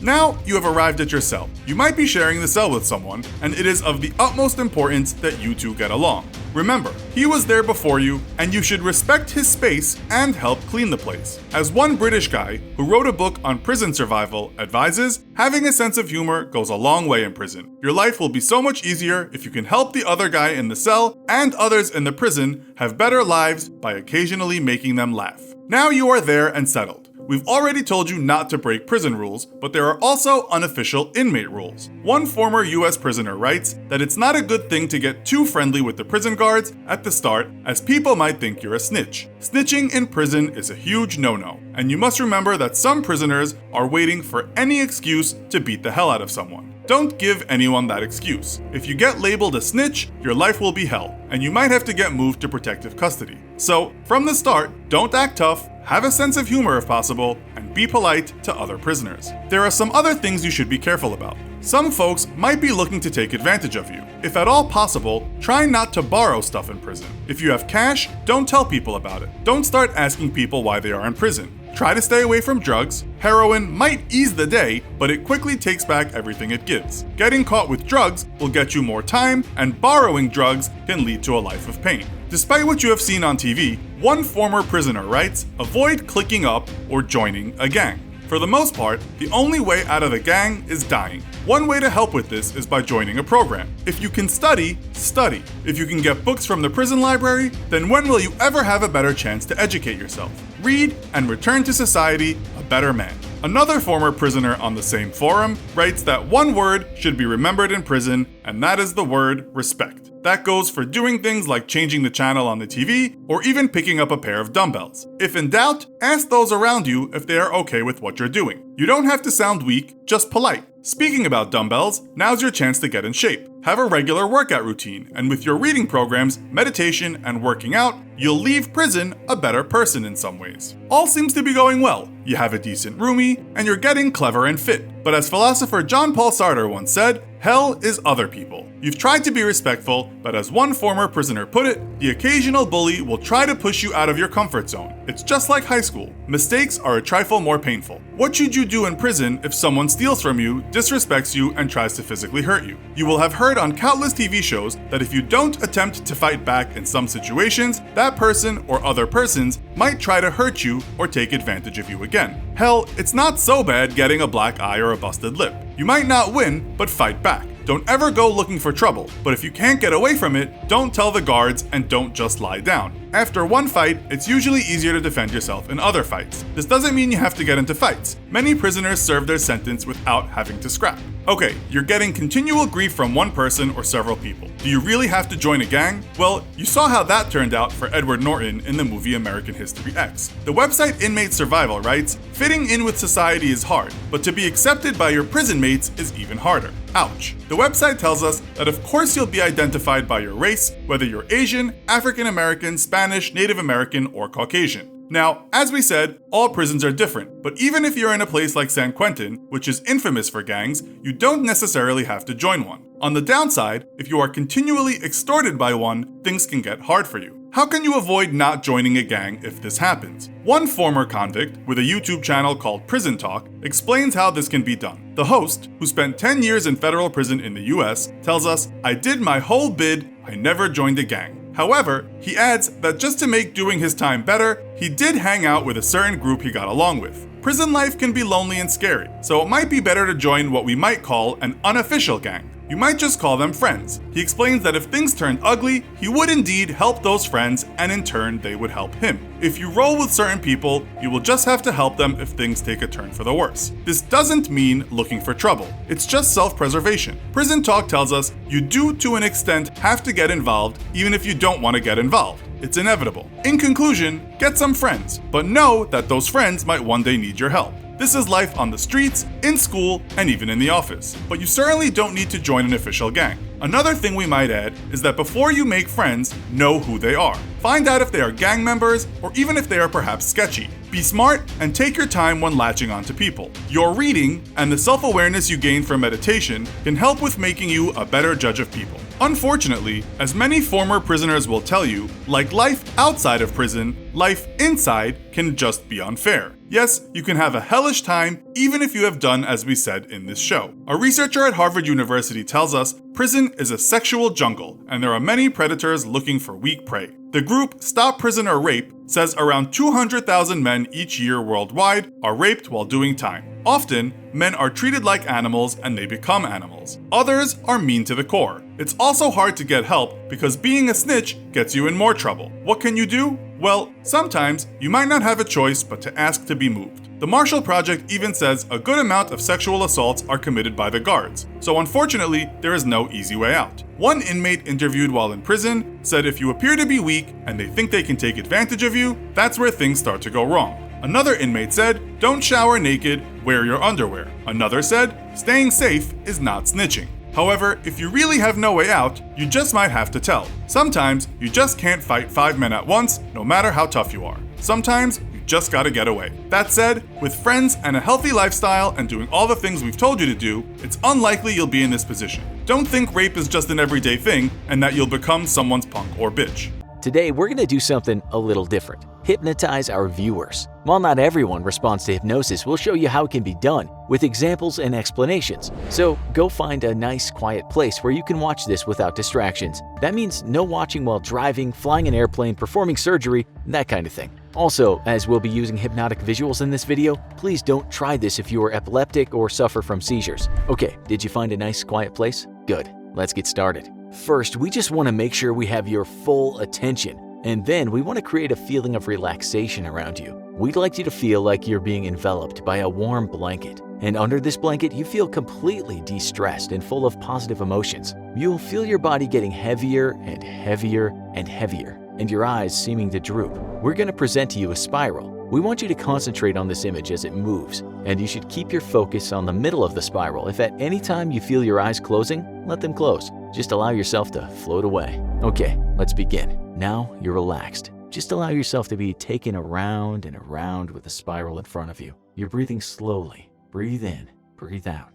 Imagine these deep breaths are perfectly in time with the movements of the spiral. With each breath, you feel all the stress in your body move away from you.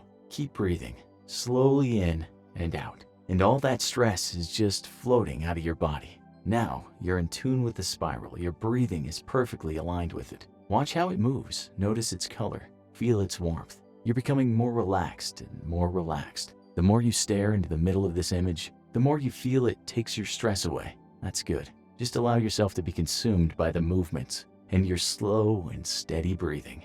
The more you let yourself go, the better it feels, and you are at one with the spiral. The room around you is starting to diminish. Your worries, your anxieties, all the noise in your head before you started on this journey are slowly fading away.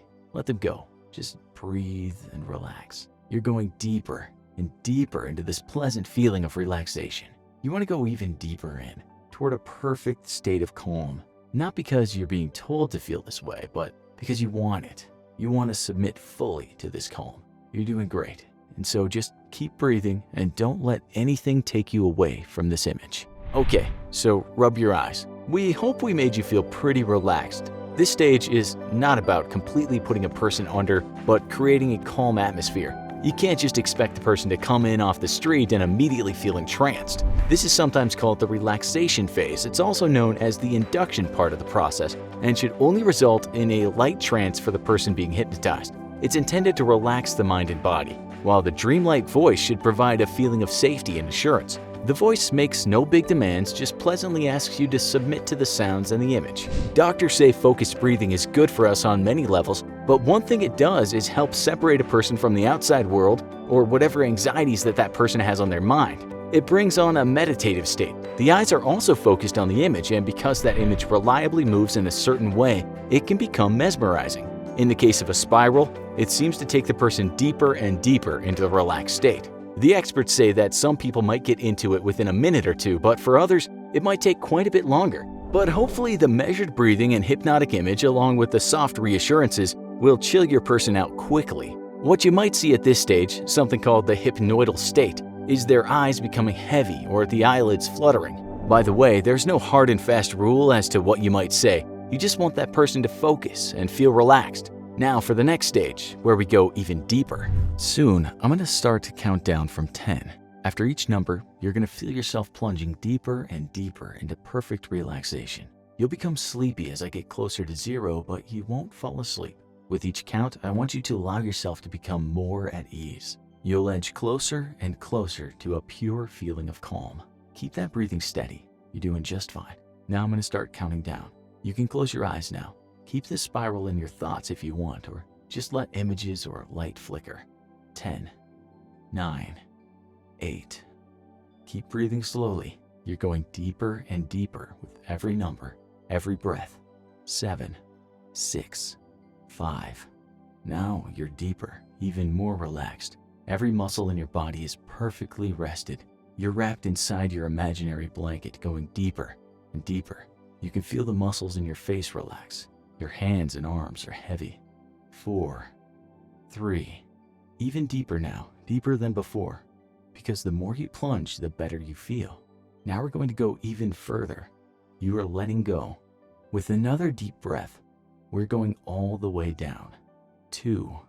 You're almost there, feeling as relaxed as you can be. Take another slow, deep breath and exhale. You're plunging lower, getting heavier and heavier, going further down, further down. Your body completely relaxed. 1. You're there. Counting down is used a lot in hypnosis because it signifies being taken to a place you want to go, which is complete relaxation. When the countdown stops, the person should be open to suggestion, almost under a kind of spell. There's no rule regarding how many numbers you should use or how much you should speak between those numbers, but you should reassure the person that they are relaxed and in a good place, heading toward an even deeper state of relaxation. The person might get interrupted with all kinds of thoughts during this stage, but that's normal. Like seasoned meditators do, they just move on and keep counting. They might have started now to close their eyes, which is good.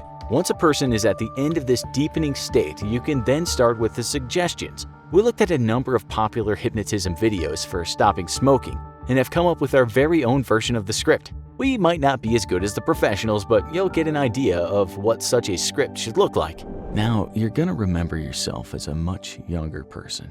You're walking through a large garden, a place you loved when you were a child. It's a beautiful summer's day. The warm wind is blowing gently on your body and you can smell the flowers around you. Just stay in this moment for a while, imagining these pleasant smells and the fine summer weather. Now, you're walking to the bottom of that garden, and the smell of cigarette smoke interrupts your moment of beauty. It's bellowing from somewhere in the distance. You walk toward it only to find among the flowers piles of ugly, smoldering cigarette butts. Then you remember the first time you ever picked up one of these things and put it in your mouth. That foul taste that overwhelmed all the other tastes and smells. How the smoke burnt your lungs. How your fingers yellowed because of the nicotine. This was not a pleasant feeling. You're now trying to think of why you did such a thing in the first place. The garden beyond the smoke where you found yourself is still beautiful, but obscured by this terrible haze. Try to imagine why you picked up that first cigarette. These things now disgust you. They not only smell awful, but you understand how bad they are for your health. They're the reason for your harmony in this wonderful place being upset. You're not going to smoke one of these things again. You're free of them now, and you can walk back up to the top of the garden and take in those sweet smells again. With that warm wind blowing against your clear skin, you've left that smoke for good. It's a perfect day. This is just an example of how a person might be asked to visualize a situation in which they imagined something beautiful in the past, which suddenly becomes way less beautiful because of the problem in their life. In this case, smoking. We took the person back into the past, as such regression might help a person to understand why they started smoking in the first place. Regression is used in hypnosis, often to help a person to remember an event that had some profound importance. These thoughts might have been lost to that person but came back in the trance state. When they come out of the trance, they might not remember exactly where they were taken, but the suggestion might have stuck. That's successful hypnosis. This part doesn't have to happen at all, and you can use the first deepening stages on yourself or on others for simply helping you relax and take a break from the hustle and bustle of life. It's a kind of controlled breathing exercise in a meditative state. While some of you might think it's unscientific, the US National Institutes of Health says there's evidence it works for a number of problems related to well-being or lack thereof. In one paper, researchers wrote, "Evidence from randomized controlled trials indicates that hypnosis, relaxation, and meditation techniques can reduce anxiety, particularly that related to stressful situations." They also wrote that it might help with bad habits, chronic pain, and phobias, but said the best results often come from being practiced not just once but often. Now, let's see the best way to come out of hypnosis. All the suggestions you've heard, you're going to follow. You know they're good for you, and you have the confidence to follow them. It's within your power to do the right thing. In a moment, I'm going to count to 3. As I count, you are gradually going to awake. At 3, you'll be fully awake and feel alert and well. Okay, so slowly I'll count. 1, you're becoming aware of the room around you. 2, you're now more alert. 3, you're fully awake.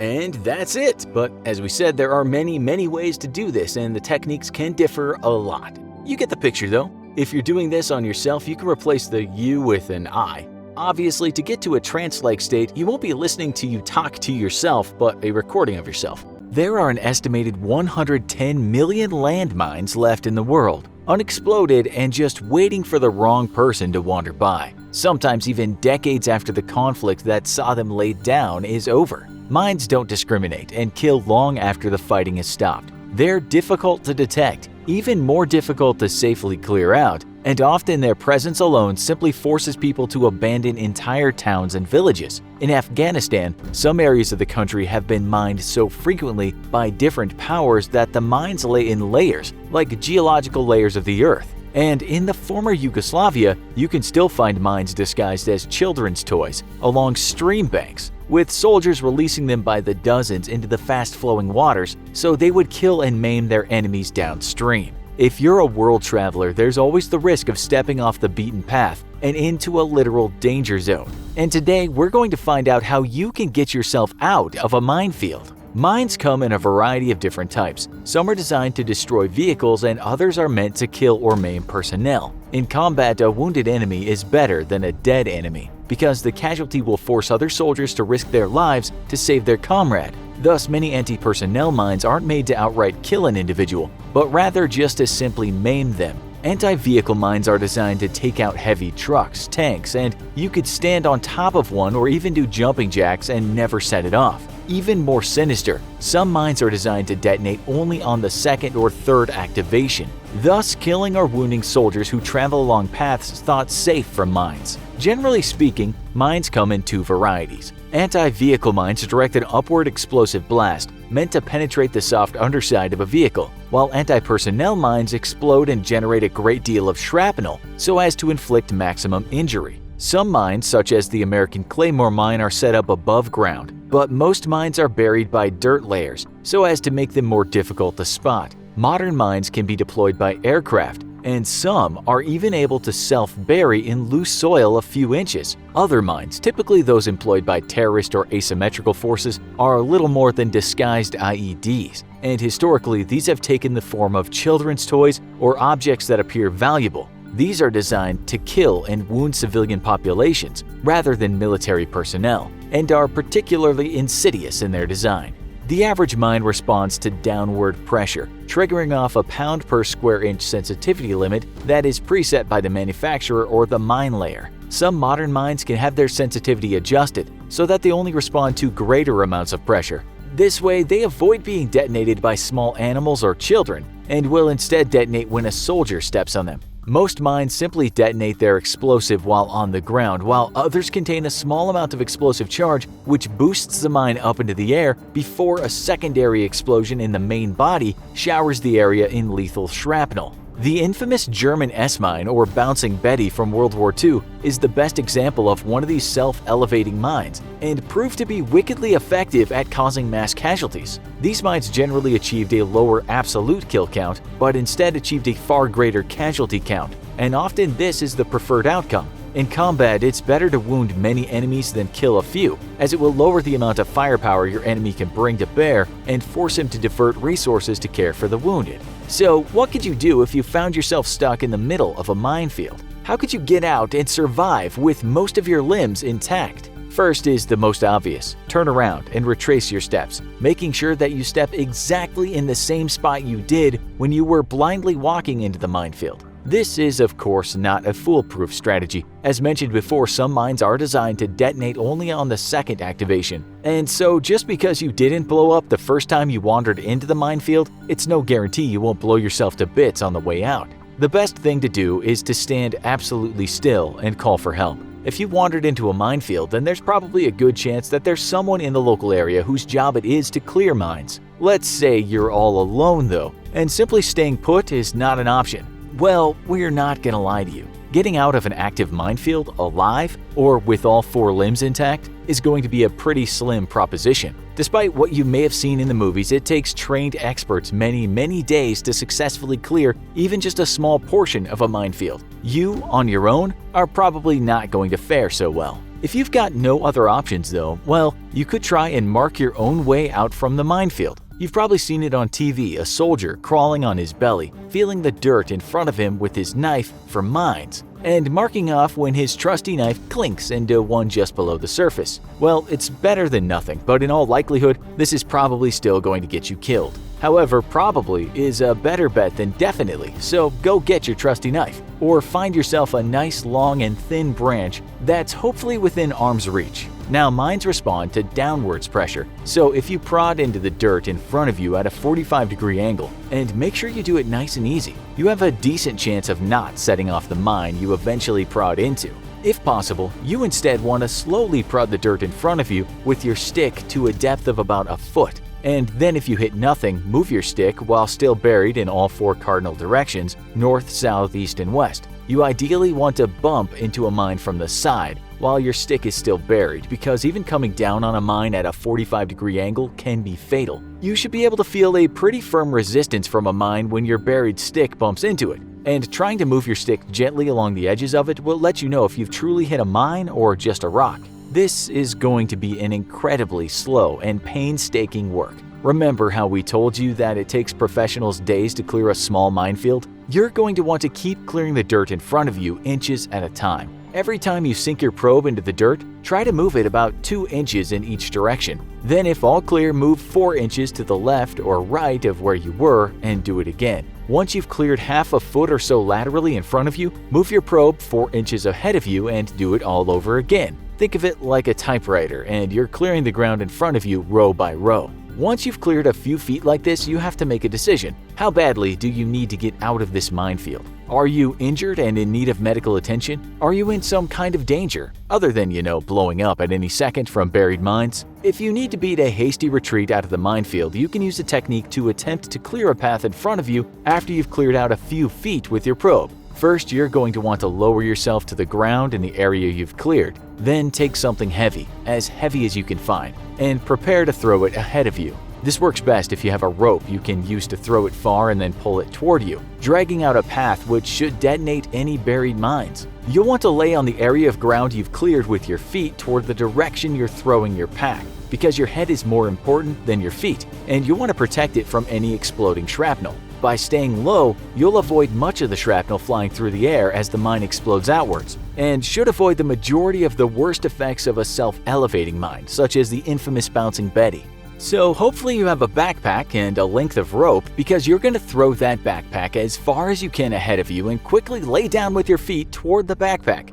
Then simply drag the backpack toward you and hopefully set off any mines in your way. Remember, though, not all mines go off on the first activation, so repeat this process a few times if nothing goes off. After the third or fourth time, you got yourself a path that is maybe clear of mines. We have to stress that in no way is this technique perfect, but it beats dying of exposure or of your wounds if stuck in a minefield. The sad truth is that outside of specialized equipment, even the best trained and armed soldiers in the world can do little to save themselves when stuck in a minefield. Odds are then that you, with no training and no equipment, are probably going to fare much worse. The techniques we highlighted in this video are in no way perfect, but if push comes to shove, they are the best chance you've got of making it out alive from a very terrible situation. This video was made possible by Wix. If you're ready to create a website, head over to wix.com/go/infographics to try out one of their premium plans right now. In today's episode of the Infographics Show, we're slipping off into the land of dreams. It seems most people have their own ways to nod off, and these vary from taking a hot bath to sniffing lavender. Today, we look at some of the more popular sleep-inducing tricks. For today's show, though, we're not promoting pharmaceuticals that have a clinically proven track record of sending us to sleep in seconds. Instead, we're taking a look at some natural solutions for insomnia and seeing if they really do work. So what natural methods work best for sleeping? What's the fastest way to fall asleep? Let's take a look at how to fall asleep quicker.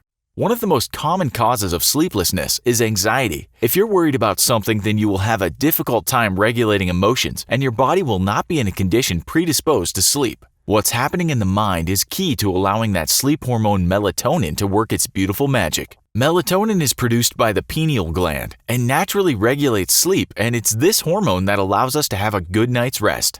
First up, let's look at the things you shouldn't be doing if you're trying to fall asleep. While it may seem tempting to have an alcoholic nightcap, and a drink or two might send us off to sleep quicker, the sleep is of lesser quality. Alcohol affects heart rhythm and disrupts all sleep stages. Plus, drinking makes us need to pee, and getting up in the night to use the bathroom puts us right back out of the sleep cycle. Also, try to avoid sleeping tablets, as they can become addictive and often lead the user to suffer from the very problems, anxiety and stress, that they're prescribed to cure.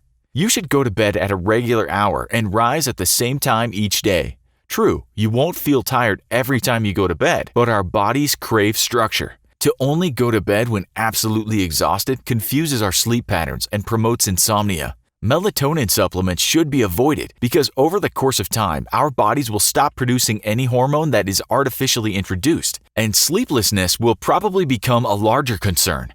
Counting sheep doesn't seem to work either. Small studies, including one by Oxford University, on sheep counting and similar techniques, have been conducted with test groups of only 10 to 20. But with numbers this little, it's impossible to draw a solid conclusion. One theory is that sheep counting only increases anxiety as the mind becomes aware of the concept of time, and being aware of time is one of the biggest enemies to the act of nodding off.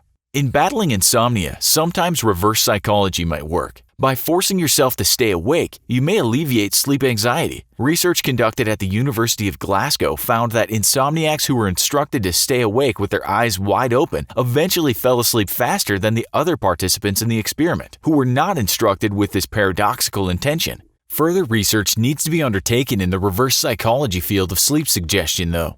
Richard Wiseman, professor for public understanding at the University of Hertfordshire and author of the book Night School, suggests that people suffering from sleeplessness should get up and do an activity that requires basic motor skills, such as a jigsaw or crossword puzzle. They should avoid watching television and digital screens in bed, as the blue lights have been proven to suppress the sleep-inducing hormone melatonin. Also, screens in the bed cause the brain to associate the bed to being an awake environment rather than one for sleep. The key is to avoid associating your bed with a place to be awake. Clocks should be hidden, as watching or perhaps worse, listening to the minutes tick-tock toward morning induces your sleep-related anxiety. Your bedroom should be cool and dark and quiet. You might consider taking a warm shower or bath before bed and then stepping into the cooler bedroom. Studies have shown that the rapid decrease in body temperature slows your metabolism faster and prepares the body for sleep. A Swiss study has shown that wearing socks may help in falling asleep faster. Shifting blood flow from the core of your body to your extremities cools down the body and help along that sleep hormone melatonin.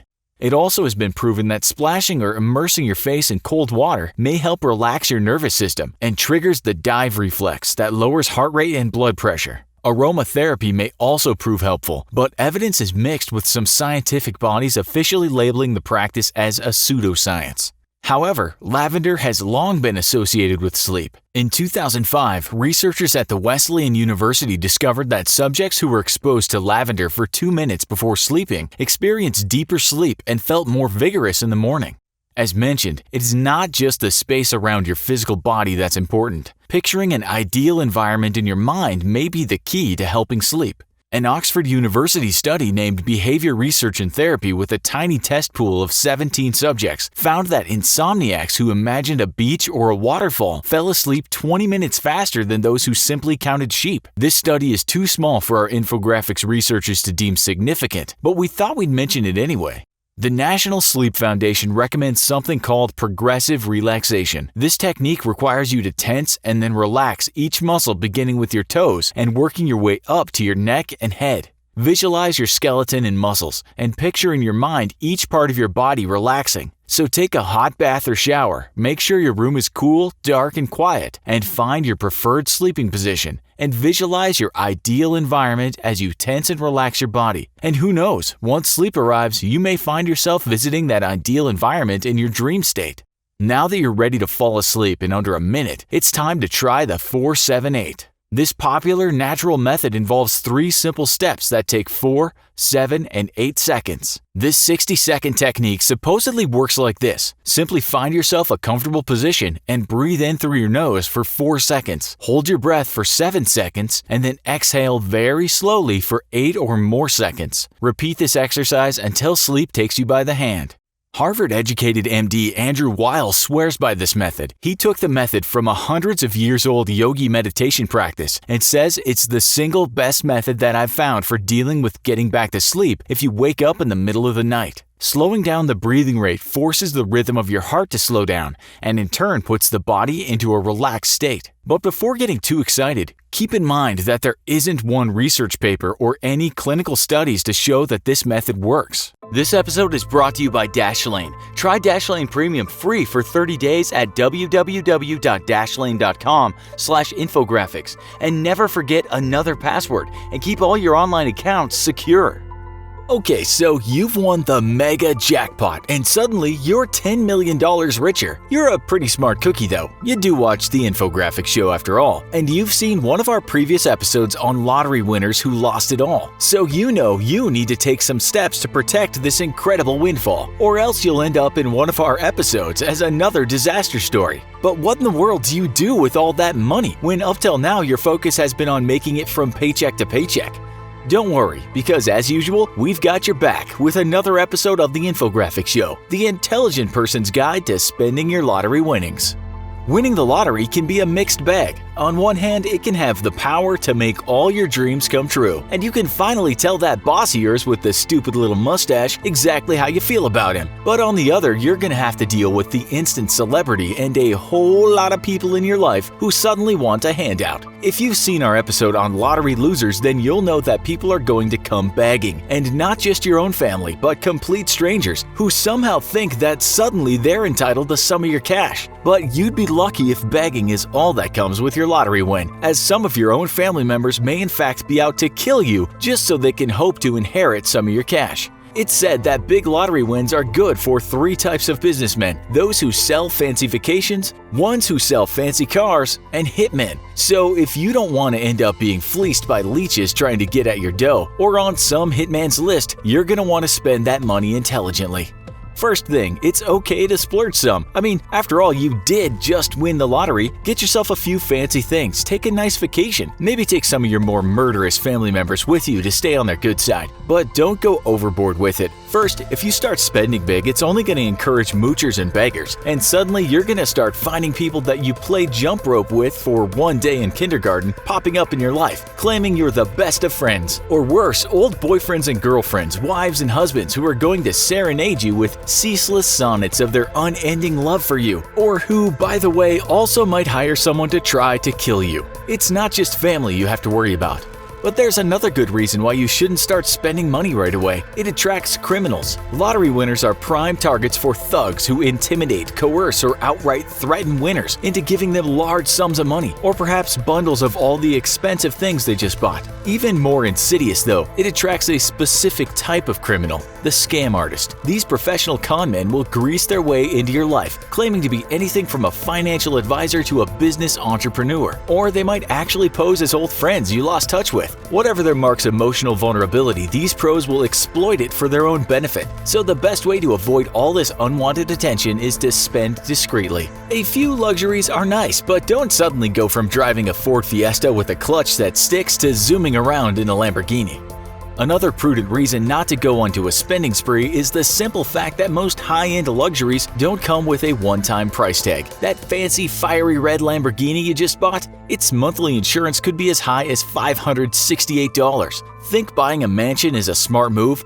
Hope you're ready for heating and air conditioning bills that are a few $1,000s a month. Big homes take a lot of heating and cooling after all. How about paying landscapers to keep your home from being overrun by nature? That's about $1,000 a month.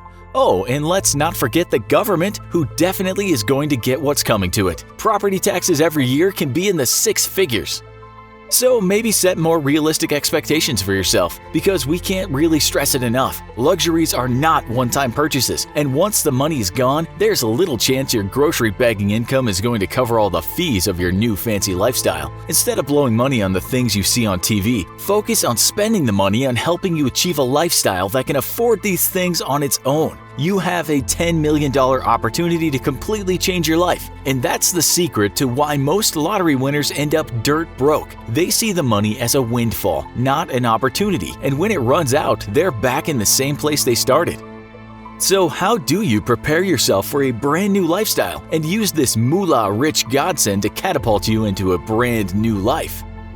First, remain anonymous if your state lottery rules allow it. States differ, and while in New York lottery winners are a public record, other states allow winners to remain completely anonymous, which will help cut out a lot of the freeloaders and moochers coming your way. You can set up a trust or limited liability company to receive the winnings in your name, with a lawyer claiming the prize on behalf of the trust. It might sting a little to have to spend a few $1,000s to get some suit just to show up and receive your check for you, but hey, it's money well spent for the peace of mind it'll bring you. Next, you have to decide if you want to take the cash up front or receive payments in 30 installments over 29 years. There's a lot of things to consider here, such as what exactly are your plans for this money? If you don't have plans yet, or if you know you'd be too tempted to spend foolishly, take the installment plan. You should also consider which way you'll end up receiving more of your money, as tax laws in different states might favor you taking the full payment up front over being taxed on every single annuity, or vice versa. With taking an annuity though, there's another issue to consider, and that's what'll happen to your family if you die before the 30-year period is up. This will leave your family with the burden of paying an estate tax on your winnings, which could see the money quickly dry up. Do yourself a favor and have a conversation with some tax professionals before you decide how to get your money. Since you have 60 days from the time you claim your prize until you have to decide, there's plenty of time.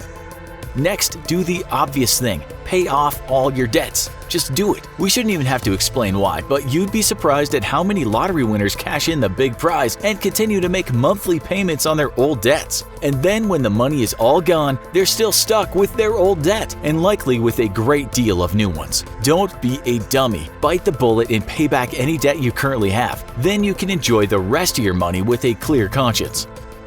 The next thing you should do is set yourself up with a team of legal and financial advisors. And we don't mean your mom, dad, and big brother who has a rad idea to turn a used car lot into a restaurant. We mean professionals, people with credentials that you can trust to advise you on how to best handle your money. This is another major pitfall for lottery winners, and even though we read every day about the rich amongst us having financial advisors, for some reason lottery winners mostly never think to actually get one themselves. Here's a pro tip. If even the rich and wealthy need financial advisors, it's probably because having a boatload of cash is something that needs careful management, especially if you plan on using it to make even more boatloads of cash, which you should. Vet each advisor you meet with and check broker records at the Financial Industry Regulatory Authority, where you'll be able to see if they have any pending or past legal actions or legal complaints against them. You can do the same with attorneys and insurance agents to see if they've been subject to any state complaints or legal filings against them.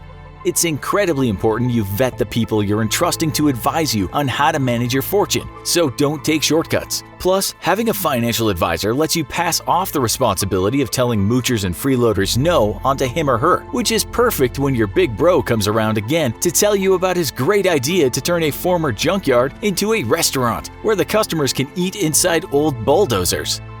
Ask your advisors on the best route to invest your winnings. Many will recommend that you don't even touch it for the first 6 months and instead put it into short-term investments that will yield some initial returns. Yes, this means you won't be able to live the high life right away, but you're already putting your money to work for you, and you'll be able to tell people you can't give any money away because it'll be safely tied up with various investments. In 6 months' time, you can start to live off the interest earned on those investments and ask your financial team for more long-term plans. And no matter how insistent he is, continue to ignore your big brother's idea to turn an old bowling alley into a Nerf gun arena and Hooters restaurant all in one. While your money is being invested, learn to live within a budget. Set spending limits for yourself, or better yet, ask your lead advisor to set up a monthly allowance for yourself. As your money does more work for you and earns more, this monthly allowance can grow to reflect your growing fortune. It might feel like being a kid again, and might be frustrating that you're not living the high life right away. But prudence and discipline will be exactly what lets you completely redefine your lifestyle, and in a few years your money will have, hopefully, exponentially grown through wise investments. Another smart move will be to set up an annual charitable donation. Not only will you be doing a good thing for others, but those who donate to charity are eligible for huge income tax deductions. And remember, your income taxes are now going to be based off your new wealth and not your old paycheck from bagging groceries. So basically, don't expect a return on your taxes and instead expect to owe a lot. But with deductions of up to 50% of adjusted gross income, you can offset how much money you're giving back to Uncle Sam and do some good at the same time, a natural win-win. Honestly, we can't harp enough on how prepared you need to be for taxes, because if you win big, you better be ready to pay up just as big. Not only do you have to worry about property taxes on any new homes and income taxes on your winnings, but you'll also likely for the first time have to worry about the estate tax. As of 2016, each person was entitled to a $5.45 million limit on tax-free transfers of wealth after they died, meaning this is the most money their family could receive before Uncle Sam came to get his cut. So if you win big, really big, it will be prudent to start thinking about how your money is going to be handed down to your next of kin in case you die. Yet another reason why you need financial advisors. Winning the lottery can be a life-changing event, but unfortunately for most, it only leads to ruin and the depressing reality of ending up exactly where they left off. For smart people, though, winning the lottery is the key to creating a brand new lifestyle for themselves and setting them on the path to financial success for life. But whatever you do, don't give any siblings money to open restaurants. Restaurants are terrible investments. Hello, infographics fans! Once more, we're concerned about your health. Obesity rates are finally starting to come down across America, but while the Battle of the Bulge may have started here in the USA, it's spread around the world. Today, modern nations are all battling obesity, as our overprivileged first world lifestyles make life easy and convenient. All that convenience comes at a cost, though. And while the world may have laughed and snickered at the US's weight problems, now it's them eating a double serving of humble pie, as populations all over Earth are having to add a few extra holes to their belts. But what can you do to help keep your weight down? And what if you want to start losing weight? Once more, we're tasking your favorite and our least important guinea pig with finding out in this special challenge episode of the Infographics Show. Lose 10 pounds in 1 month. Day 1. It feels so bizarre to say this, but thank God for a normal challenge for once. I mean, by comparison, losing 10 pounds in 1 month is a cakewalk, or a healthy alternative to a cakewalk, rather. At least compared to wearing makeup in public, telling absolutely zero lies for a week, or walking on your hands for 30 days. And no, that last one isn't some secret challenge episode the Infographics Show is waiting to release. I'm just making a point about the level of insanity the producers over at the Infographics Central have been cooking up for the last year. Not gonna lie, this challenge even feels a little necessary. As most of you know by now, I run some of these challenges concurrently because the Infographics Show sadly realized that there just isn't enough months in a year to torture me with. Typically, the challenges don't overlap as far as their effects, but let's just say the last few challenges have had me vegging out a lot, and well, the pounds have crept up on me. That probably doesn't make any sense for our younger YouTube audience that routinely sits on the couch playing Fortnite and devouring sodas and bags of chips all day long without gaining a pound, but just wait until you approach your late 20s and early 30s. Oh man, you have such a rude awakening coming up. Enjoy your blissful ignorance of calories while you can. So even though this challenge seems pretty easy, it's gonna hit me hard because if there's one thing I hate, it's dieting. I don't eat terrible food all too often, but when I get a craving, I want it, and I want it now. And for the next 30 days, I'm not allowed to touch anything that will add a single extra calorie to my diet. I decided that I would try 4 different meal plans for the next month, one each week, and record my weight loss and maybe get an idea of which worked best. For the first week, I'm going to go largely on a liquid diet, which means a lot of juices and smoothies and as little solid food as possible. That's going to make for some fun poops, he said very ironically. For the second week, I'm going to go all vegetable, and right now I'm going to tell you that I'm considering this my hell week. It's not that I don't like vegetables, it's that they are C-SPAN level boring. For the third week, I'm going to try something a little less drastic and instead stick with fish, vegetables, and fruits, limiting the bread and pasta that I eat. And I'm a big fan of both of the latter. Finally, for the fourth week, I'm just going to let the girlfriend cook her heart out and eat whatever she makes. I can tell this challenge really excited her, and as I was making up my plans, she looked about ready to burst, practically begging me to let her take over one of the weeks. I'll be recording my weight loss, how I feel, and my thoughts about what I'm eating. Spoiler alert, I'm probably gonna hate all of it. End of week 1. This was the juice and smoothie week, and when I weighed myself tonight, I found that I lost 2.9 pounds. I've read that weight loss and dieting is more of a state of mind than a physical act, and individuals who stick to a plan where they lose 1 to 2 pounds a week tend to continue successfully dieting. I guess that's because whatever plan they're on, it's one that they can live with as opposed to something really drastic and flat out unbearable. In that regard, I guess I'm pulling slightly ahead of the curve. I mostly drank juices and smoothies, but I did have a few regular meals in between because I'm not an animal. On date night, I had a pretty big dinner, and halfway through the week, I made pasta for both me and the girlfriend, so that definitely pushed the calories. But I guess all of that juice and smoothie drinking paid off and counteracted the weight gain. As far as doing this long term, unless you're a big juice person, I'm not sure that it's totally realistic. I tend to get very bored with juices, and when I make my own smoothies, I always get yelled at by the girlfriend for adding way too much sugar. She says I'm making milkshakes, not smoothies, but I've just never been a huge fruit person myself, and I need something extra to help it along. Physically, I feel fine. Although I'm not gonna lie, liquid diets really leave me craving solid food. The first few days, it was all I could do to keep myself from rushing to the nearest burger joint and eating myself into cardiac arrest. 1 week down though. See you guys in 7 days. End of week 2. Several special operations military training programs have a period of time referred to as Hell Week. This is typically close to the end of your training, and it's when you're pushed to your mental and physical limits, and then right over them and far beyond anything you thought you were capable of. Or you just get washed out, one of the two. This last week was my Hell Week. Vegetables are my Everest. So for the entire week, I ate nothing but vegetables, just to see what the difference would be between the different diets. I included fruits in there as well because I'm not a total maniac, but for the most part, lunch and dinner were vegetarian. It's not that vegetables are terrible tasting, they really aren't, it's just that they're, well, vegetables. I mean, I don't know, there's something deep in my programming that says vegetables don't compute. I don't need to eat meat all the time, but my brain refuses to believe that vegetables alone are enough to satisfy hunger. I can literally fill my stomach until it's bursting, and my brain will absolutely not acknowledge the fact that hunger has been fully sated. But if I even eat just a moderate helping of pasta or something non-vegetable, then my brain is like, oh, okay, cool, yeah, that's enough to fill us up. I lost 3.5 pounds this week, but the entire week I felt physically weak and emaciated. Vegetables are amazingly nutritious and full of vitamins and energy and all that crap, but as far as my body is concerned,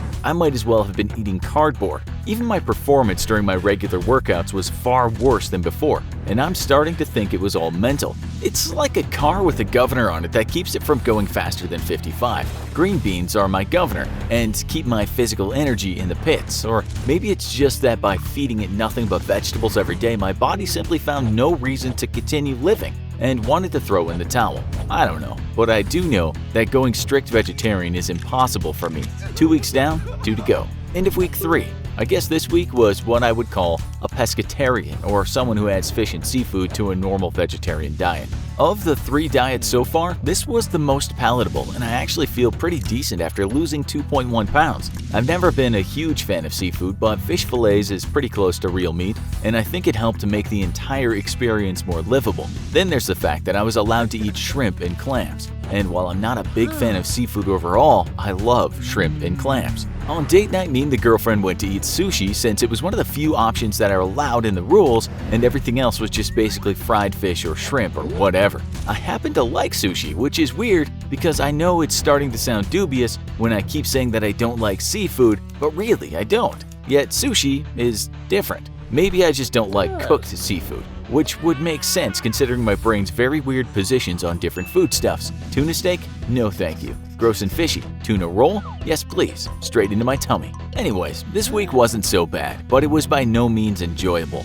I miss desserts, and there's literally nothing that makes you want a nice big piece of cake less than after dinner fish burps. But I guess maybe that's the point. End of week 4.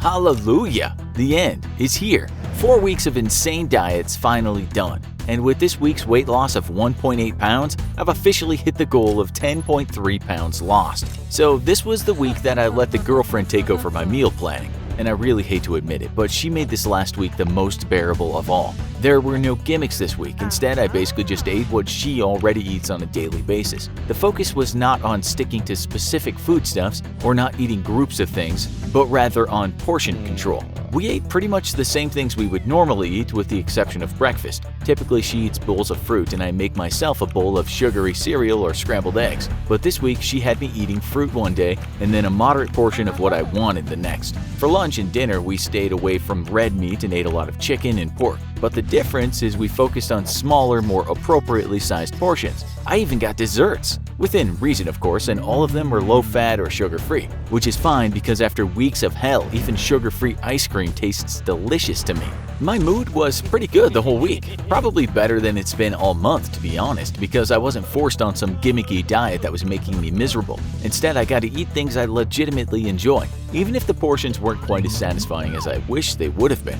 I think that's the hardest part about portion control, having the self-control to limit yourself to only eat what you should instead of stuffing your face until you burst. My weight loss this week was the least of all weeks, but I feel like it was the healthiest, and it was definitely the most satisfying. Realistically speaking, I could see myself doing this successfully for weeks at a time, but eating nothing but fish or vegetables or juices is all but impossible. It might not have gotten the biggest results, but it was definitely the diet most likely to stick, and it left me feeling the best afterwards. For anyone following at home, I highly recommend portion control and, of course, exercise. You're just not going to lose much weight on dieting alone, and I wouldn't have hit my goals without it. Now, if you'll excuse me, I'm going to physically dive into a man-sized chocolate lava cake to celebrate the loss of 10 pounds I'm about to immediately put back on. You want to be more intelligent, but you're not sure how to do it. You want better grades, or perhaps just want to sound clever when hanging out with your friends. But you find, like a lot of other people, that sometimes things go in one ear and come right out the other. You learn stuff and then you forget it. And when asked about various subjects, you can't always seem to articulate your thoughts when asked to do so. You're not alone, and today we're going to offer you some help.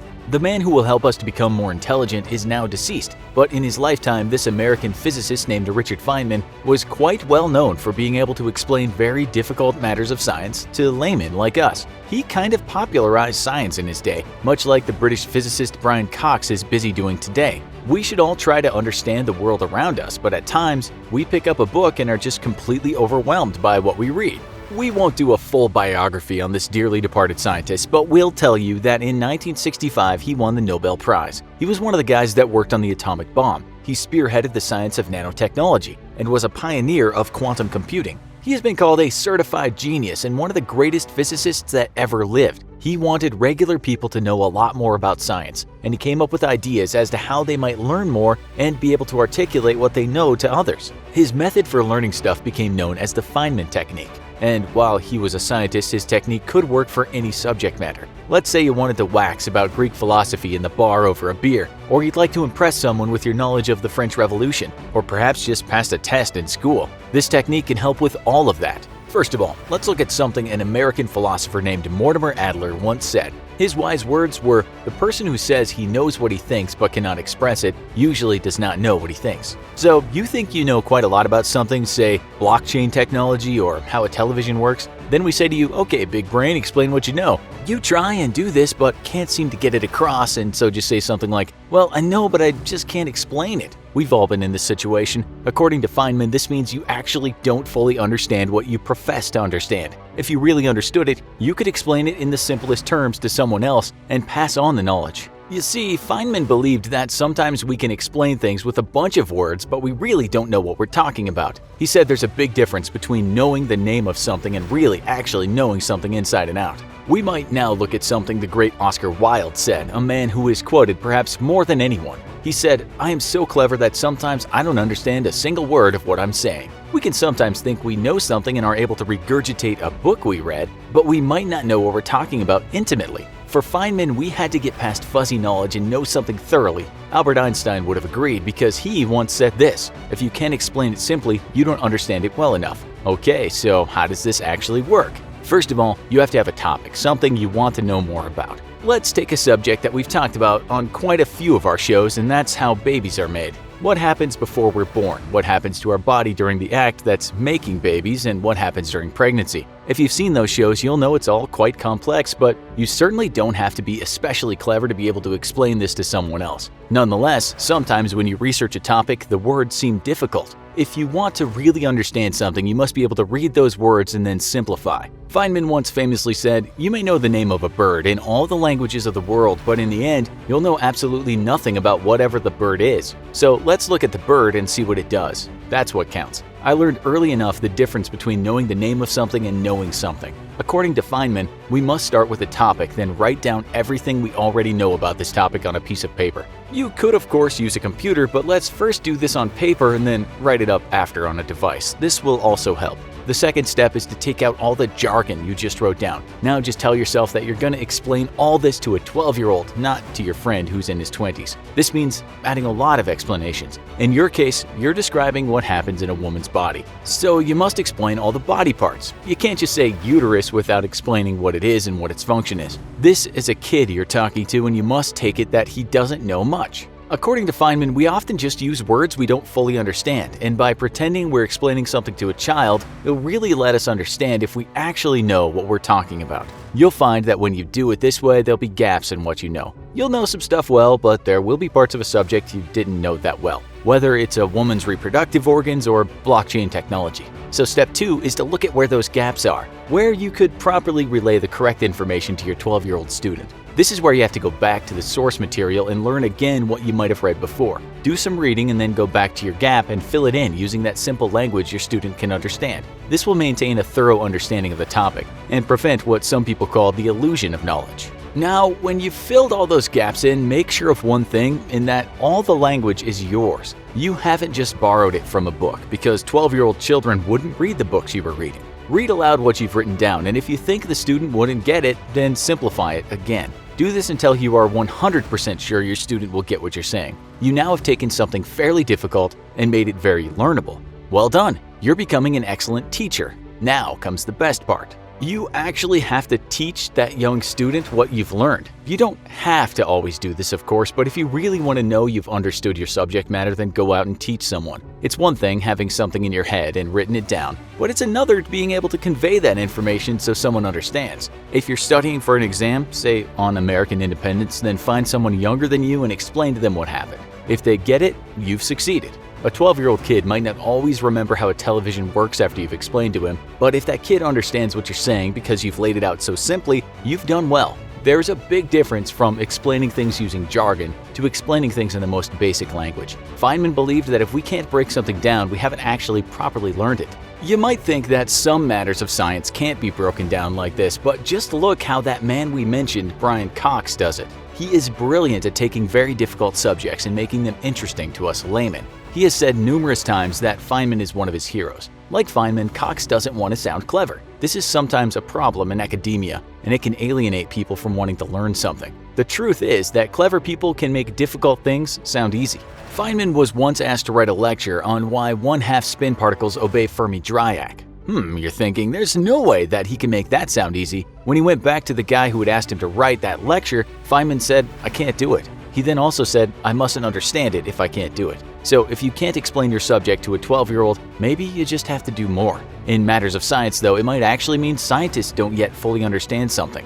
Maybe you are still in school or university, and maybe you just want to know something better. Now is the time to take out a piece of paper and write down what it is you want to know. You can now start the process we've talked about today. We can assure you that this works, and by using the Feynman technique, you can pretty much learn anything you want. Of course, some books might already be difficult for you, but then you have to find a teacher that's already used the technique and broken the subject matter down. You see this a lot with philosophy. You have people like Kant, Hegel, and Nietzsche that are very difficult to understand, but then you also have people that have written companions to their works to help you understand. We actually found people online who used this technique to get through medical school, and we found lots and lots of people who have used this technique to get through high school. We found teachers and lecturers on forums saying how incredibly effective the method was, and you can find people saying things such as this. All too often, we hear a lecture and can quote back parts of it verbatim. That does not mean we understand the concepts, just that we have remembered the words. The better test is to try to explain the concepts in your own words to someone who isn't in your field, or as some have indicated, the proverbial 5-year-old. To do this, we have to simplify the language and very often use some sort of meaningful metaphor. If we struggle in doing this, then there's likely a hole in our thinking that needs to be repaired before moving on. It's finally happened. The world's gone all topsy-turvy and the leaders of the world have decided enough's enough. It's time to settle every score on the book in one major, titanic brawl, winner take all. It's East versus West, North versus South, capitalism versus communism, fanboys who think The Mandalorian was a good show versus people with actual good taste in television. The gloves are off and the world is at war once more. Luckily for you, though, you're one smart cookie, and you subscribe to The Infographic Show, the internet's best resource for cataclysm survival stories, awesome challenges, and more than a fair bit of informative sass. Thanks to your excellent viewing habits, you're better prepared than most to survive the end of the world. Basically, you're a pre-order customer for Fallout 76 and are getting a 1-week head start on the Armageddon over everybody else. If, of course, Fallout 76 wasn't literally the worst video game ever created and nobody who likes fun should ever play it. To survive the end of days, you're going to have to be prepared and be ready to respond even before the end officially starts. So what in the world should you be on the lookout for before you pack your bags and join in the world's biggest Fallout LARP event?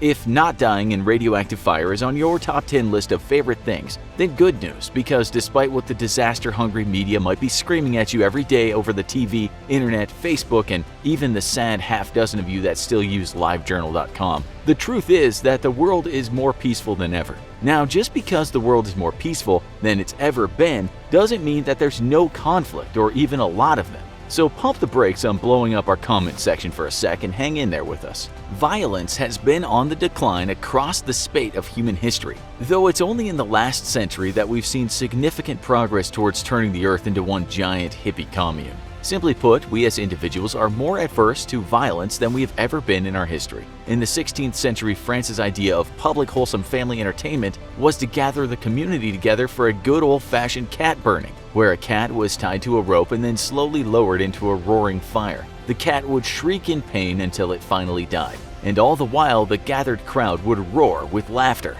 If you think this type of entertainment was limited to the lower classes, by the way, you'd be wrong, as it was all the rage amongst the aristocracy as well. Today, though, no sane person would think that lowering an animal into a raging fire was good entertainment. In fact, that person would be harshly punished by law enforcement nearly anywhere in the world. As societies, we've come to abhor violence and actively work to prevent it or avoid it whenever possible, or at least limit its impact. Small-scale conflicts are still common throughout the world, but only in the less developed parts. The developed nations of the world are almost universally stable and peaceful, something which would have blown the pantaloons straight off your cat-burning 16th century ancestor. For them, a world without the constant threat of a major war existed only in fiction. For your average first and second worlder, the only war they experience is the endless flame wars that rage across the comment section of anything, literally anything posted online, because someone somewhere always hates you and what you have to say. At least today, they just call you names instead of bashing you over the head with a rock. Despite the relatively peaceful state of the world, though, there is still a serious risk for World War III, and that risk is concentrated amongst several potential flashpoints. The top three are an Eastern European confrontation with Russia, a confrontation with China in the South China Sea, and a confrontation with China over Taiwan. A confrontation with Russia in Eastern Europe would likely be the result of further Russian aggression against Ukraine, which could trigger a retaliatory response from NATO, despite the fact that Ukraine is not a NATO member.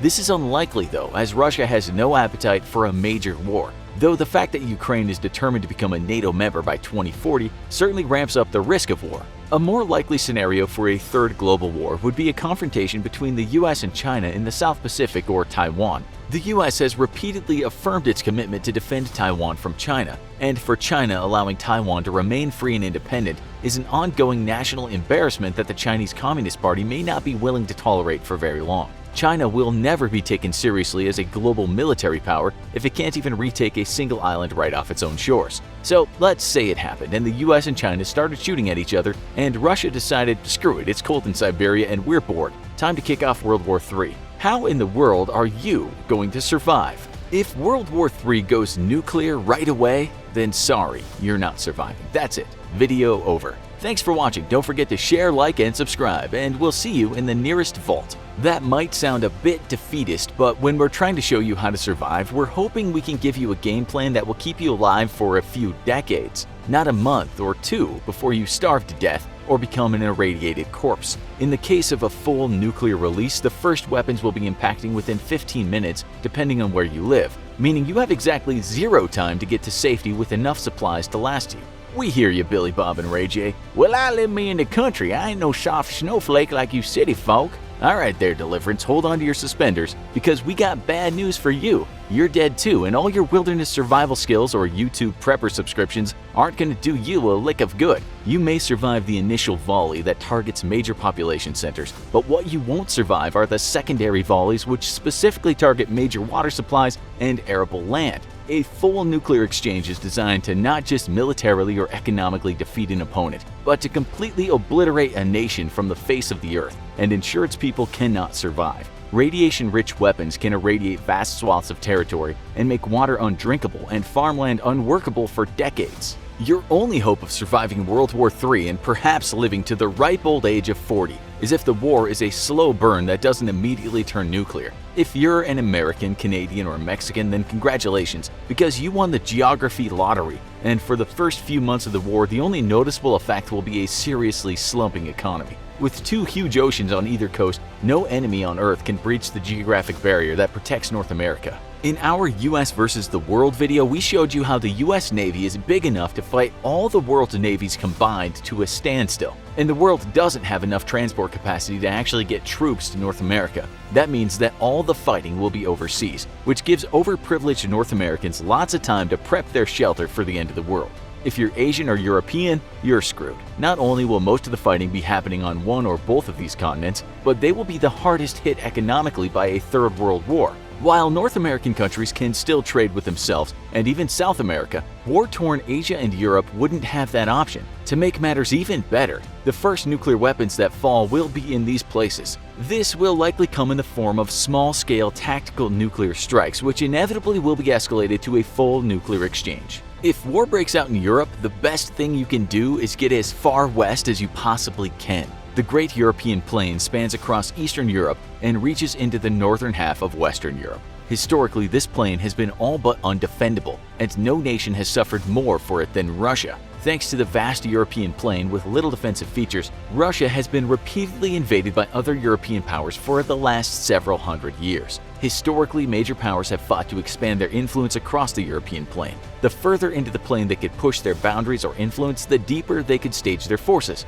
This meant that they could then launch an attack against a neighboring power using any number of different avenues, and the defender would be spread perilously thin trying to cover them all. The European plain is the single greatest reason for why Russia has historically fought to push its influence westward, especially after suffering so terribly at the hands of invaders. If war were to break out between NATO and Russia, Russia would immediately launch a series of tactical nuclear strikes, not against actual military targets, but rather into the territory of the Great Plain itself. By irradiating the land, Russia would force NATO to funnel its forces into fewer and fewer avenues of attack. giving the Russian military a chance to stop NATO cold in its tracks. For NATO's part, they would be doing all they can to spread out across the plain and to push into Russian territory across many different fronts. One can quickly see how the European plain is a tactical disaster for the Russian military, and why NATO's expansion on its borders angers Russia so much. By heading west, you'll avoid most of the initial fighting and the effects of the tactical nuclear strikes by Russia meant to funnel NATO forces into defensive corridors. A single miscalculation by Russia, though,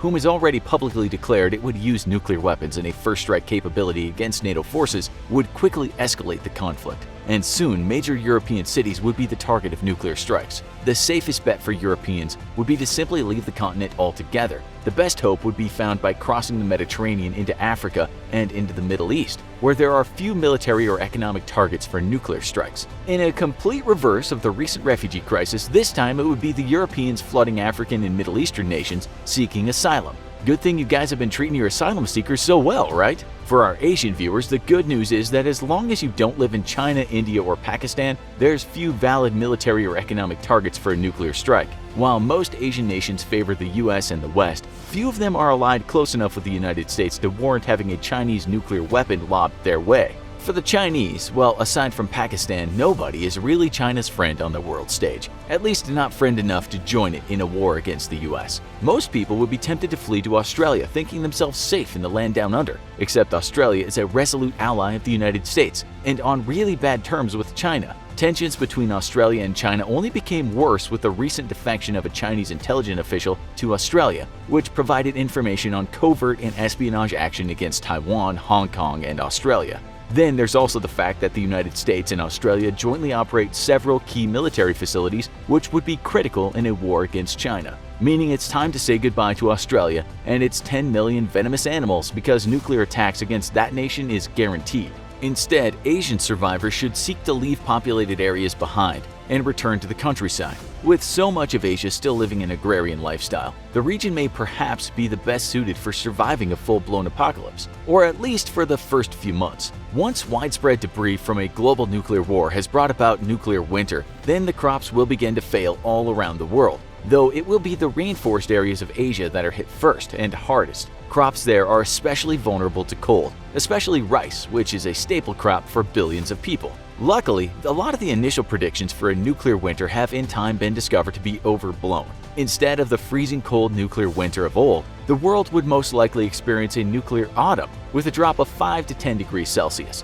That would drop a balmy summer day of 75 degrees Fahrenheit to 57 degrees. Sadly, that's far out of the tolerance range for most major crops, and what crops did survive, such as wheat, would be in extremely low yields. Mankind would starve to death as crops wither and animals die. To make matters worse, giant dust storms would constantly spread irradiated material across the globe, making the air itself deadly to breathe. It's highly unlikely that all of humanity would die, but most would, and the reality is that the few survivors that did make it would probably not be able to kickstart the human race before a natural extinction event simply took them out. Maybe if you happen to be a Bigfoot with internet access watching our videos, you might survive. But for the rest of us though, it's lights out. As of this writing, there are 81 confirmed deaths in China alone from the Wuhan coronavirus, with 2,700 infections all across the nation. That is, of course, only the deaths confirmed to be related to the virus, which can be tricky to identify versus a severe flu or other respiratory illness. The total death count could very well be higher than the 81 claimed.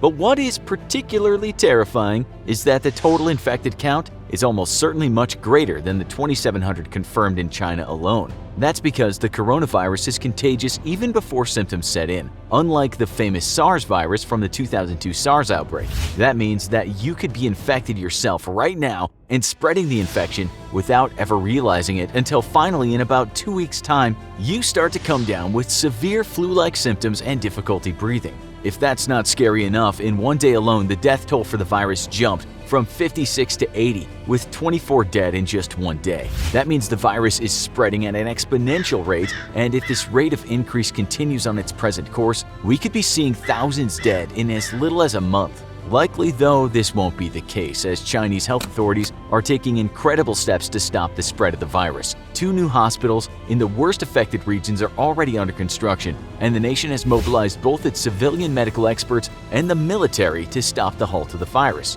Unfortunately, all these incredible efforts may be too late, as the virus has not just spread throughout China, but has made its leap across the ocean. As of this video's release, the virus is present in a dozen nations, including France, Australia, Singapore, Japan, and the United States. In the US alone, over the weekend of January 24th to the 26th, the cases of confirmed infections grew from 2 to 5, and many more are suspected to be infected and completely unaware until symptoms begin to set in. With the possibility of the Wuhan virus showing up in your town growing by the day, what can you do to protect yourself? Many authorities in China are recommending people wear face masks to prevent the spread of the virus. Though if you're looking to stop yourself from picking up an infection, this is not a very reliable method. Even before the Wuhan virus, the practice of wearing face masks in public has been very popular across Asia. But the reality is that these masks will often do little, if anything, to stop an airborne virus. Simply put, this is because the masks are simply too porous to filter out viruses and other bacteria. Some studies have shown that the masks are effective in reducing the rate of infection, but these were all carried out in clinical settings and have little bearing on what a mask user would encounter in the real world. The one way that masks are very effective in fighting against viral outbreaks, though, is by their use by those already infected, as the masks help stop transmission. If an infected person is around you and you're wearing a mask, though, odds are it isn't going to do much to stop you getting sick. The American CDC refuses to recommend surgical masks to be used to help fight transmission for those individuals who are not already sick, citing a lack of evidence that they actually help stop infection. Instead, to combat the Wuhan virus and others like it, the CDC recommends that you simply wash your hands regularly and use tissues every time you cough or sneeze. Trapping airborne viral particles is far more important than trying to stop them from getting to you with a mask, as typically people are infected orally thanks to poor hand washing techniques anyway. If you do use a tissue, make sure that you get rid of it quickly as possible to limit the chance viral particles will get on surfaces around you. You've likely heard that when you get sick, you need to pile on the vitamin C. And if you've been anywhere near a drugstore in your life, then you've no doubt seen the dozens and dozens of vitamin C supplements next to the cold and flu relief section. Well, feel free to start passing on the vitamin C for now, because science has been trying to tell us for decades that the vitamin C craze to fight infections is nothing but a case of bad science and very greedy marketing. In fact, if you regularly take vitamin C for cold and flu prevention, you're really only helping to build up a pretty nasty case of kidney stones. A study tracking regular taking of vitamin C over the course of a year showed that it did not prevent cold or flu and only lessened the duration of infection by 8% in adults. There is no diet or supplement that's going to keep you safe from the Wuhan virus, and instead, prevention is going to be more on your physical habits than what you put in your body. Wash your hands regularly, especially after spending time in public, and before any meal. If you're an international traveler, you should check with your embassy to see if they have a field testing kit for the virus yet. Currently, the American CDC is working on exporting such a kit to other nations. You should also check ahead with your embassy in your travel destination to see if they have any health advisories or travel warnings for the region you're visiting. Lastly, perhaps delay your trip to China for now, as the disease is rapidly spreading outside of the region it was first identified in. The good news is that though the disease has shown it can kill even healthy teenagers, its death rate is relatively low. You can help fight this global outbreak by acting as if you already are infected. Always cover your mouth before you cough, and cough or sneeze into tissues that can be quickly disposed of. If you cough or sneeze into your hands, immediately wash your hands and sanitize any surfaces you came into contact with. You may, after all, not suffer anything more than severe flu-like symptoms, but your carelessness could cost someone else their life. We want our beloved fans to stay safe from the Wuhan virus, so we hope you practice each of the techniques in this episode to help fight the pandemic. For all of our fans in Southeast Asia or affected countries, we want you to know that we're rooting for you and hope you keep safe. We've all been there. One moment you're lying in bed, comfortably wrapped up in a cocoon of blankets, blissfully warm and peaceful. Then the next, your alarm is going off, and before you know it, you're trudging through another cold winter morning to go to work 8 hours at a job you hate, trying not to think about the fact that you'll be repeating this routine tomorrow and every day after that, until you die. Or maybe you're stuck in the dog days of summer in the midst of another record-breaking heat wave because global warming is definitely not real, and panting desperately trying to fan yourself and find some relief. Truth is, most people would rather live out lives in a comfortable room temperature world of 70 degrees Fahrenheit, but our reality routinely puts us against bitter elements, extreme cold or extreme heat. If you live somewhere insane like Australia, you get both, plus every animal there can kill you in both hot and cold. But what if you could train yourself to resist the effects of extreme temperatures? We've all read about modern supermen with the power to withstand extreme heat or extreme cold and do things that would seem like they'd kill just about any other person alive. What about you though, the average Joe? Could you realistically train your body to survive extreme cold? Wim Hof is a Dutch man known as an extremophile and has earned the nickname the Iceman. In fact, you've probably seen him featured already on our show. Since he was a teenager, Hof has been routinely subjecting himself to extreme cold, and he's learned not only to love it, but to thrive in it. He's completed several marathons completely barefoot in the Arctic Circle, once spent over an hour swimming under ice, has hiked almost the entire height of Mount Everest wearing only shorts. Yet Hof is definitely not immune to the effects of the cold. As a matter of fact, during his first attempt to set a record for swimming under ice, he had to be rescued by a diver after his cornea began to freeze. Yes, you heard that correctly, corneas can apparently freeze, and all that did was slow Hof down. He beat the record the very next day. So then, how does he do these incredible feats? Hof is well known and often criticized for marketing what he terms the Wim Hof method. While reviews are mixed, the method is fairly simple and consists of engaging in regular meditation and elaborate breathing exercises. According to the method, you first begin with 30 cycles of breathing meant to induce controlled hyperventilation. You inhale, filling the lungs completely, which means starting your breath down in the stomach and slowly expanding your lungs upward. Then you release the breath, but without actually exhaling. Instead, you let the pressure in your lungs force air out before inhaling again. Once you've mastered 30 cycles of controlled hyperventilation, you then focus on controlling your body's response to being deprived of oxygen. You do this by taking deep breaths in, holding it briefly, and then completely expelling all the air out of your lungs. With empty lungs, you then resist the urge to breathe in as long as possible. You might feel yourself drifting into oxygen deprivation panic, but if you hold out long enough, you'll actually eventually receive a boost of oxygen as your liver releases oxygen-rich blood that keeps it stored for emergencies like this. Freedivers who swim without oxygen often practice hitting this point and warn that the hardest part is simply keeping your cool and not freaking out. The third step is then to work on your breath retention. After mastering the complete exhalation exercise, you then repeat, and when your urges to breathe get incredibly strong, you then take a full, deep breath in and hold it for 15 to 20 seconds. Altogether, a complete workout should include 3 consecutive rounds of all 3 steps. And this, Hof claims, will help you master your ability to resist the effects of the cold. But does it work? Well, surprisingly,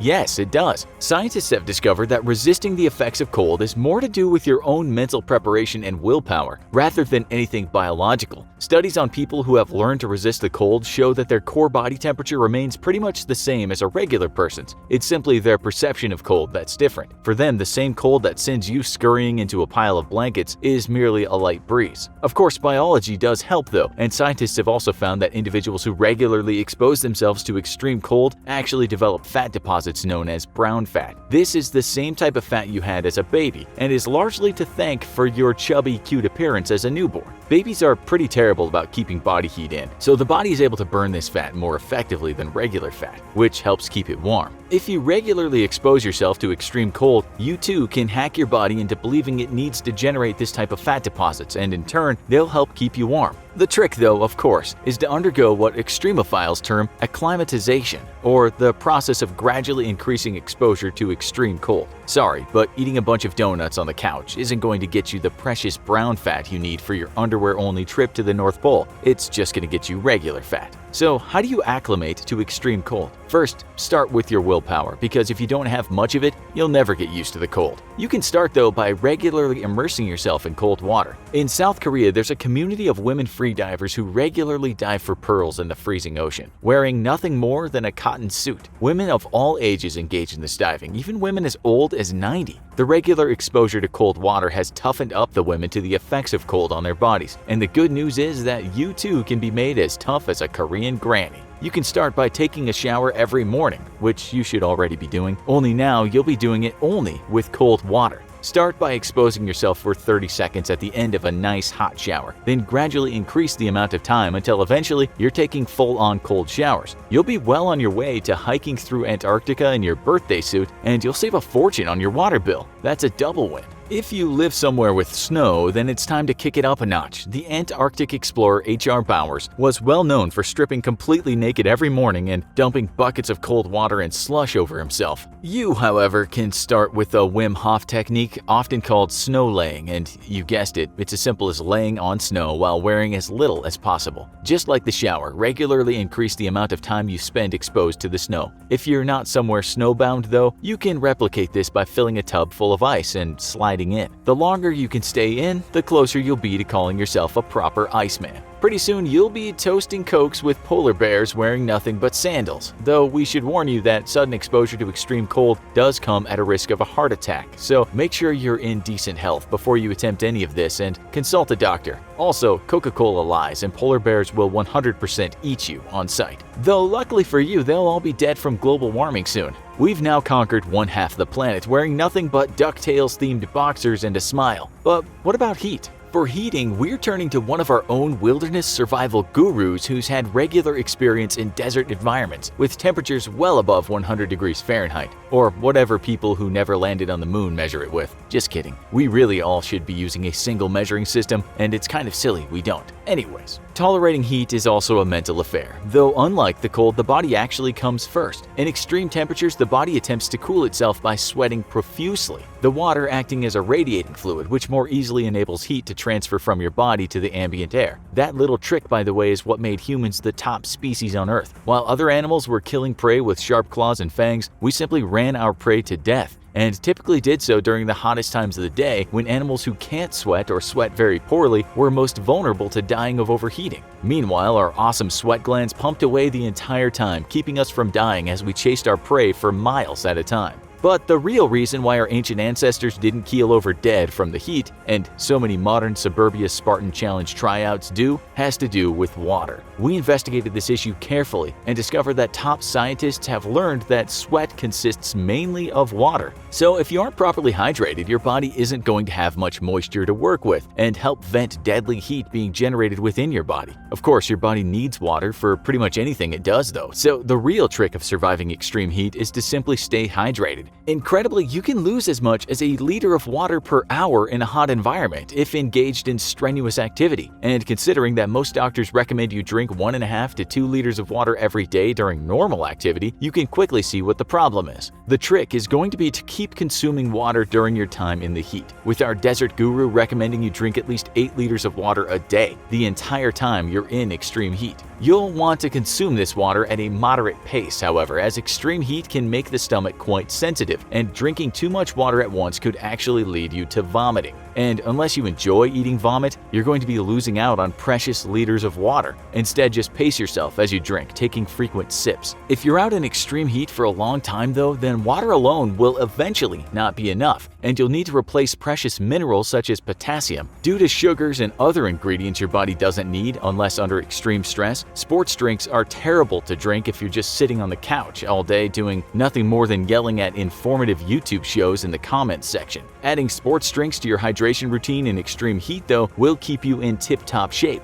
And as long as you protect your exposed skin from the sun, there's really no limit to how long you can tolerate even scorching temperatures. Maintaining hydration is key though. Overhydrating can also be deadly and lead to a condition known as water intoxication. Don't worry though, that's pretty rare and your body will pretty readily warn you of this condition. Though if you're truly in the middle of record-setting heat, there's little risk of this happening. You are an aging archaeologist, and let's face it, your life may have been filled with adventure, but you've definitely seen better days. Also, some kid just showed up in your life claiming he's yours, and there's rumors he's there to take over your daring adventures while you sit out in retirement. Only problem is that this kid has the world's most punchable face, and nobody really likes him, or the idea of him taking over your iconic hat and bullwhip. As a matter of fact, everybody hates that idea.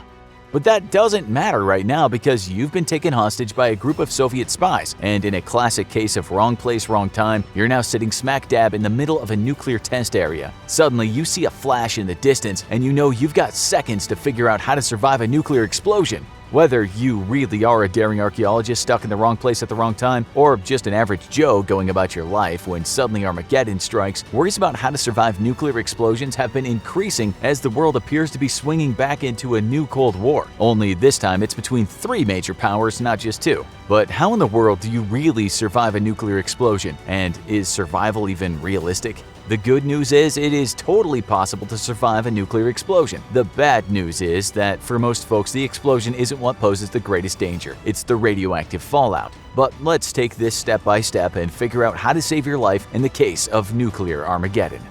The first key to figuring out your odds of survival is one critical question. Was the detonation an air burst or a ground burst? It may seem like the height at which the nuclear weapon explodes is largely a moot point. Nukes, after all, are the most devastating weapons ever created.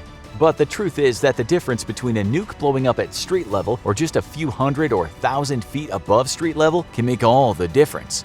Cities tend to be lousy with buildings, and even when dealing with the titanic forces of a nuclear explosion, buildings can do a lot to seriously deflate the explosive potential of a nuke. Row after row of densely packed apartment complexes and office buildings can all serve to block the explosive power of the nuke, limiting its destructive potential by as much as 50%. The fireball radius, where material is instantly disintegrated, can be as much as 25% smaller, but the radius where the overpressure causes buildings to collapse is much smaller compared to an airburst.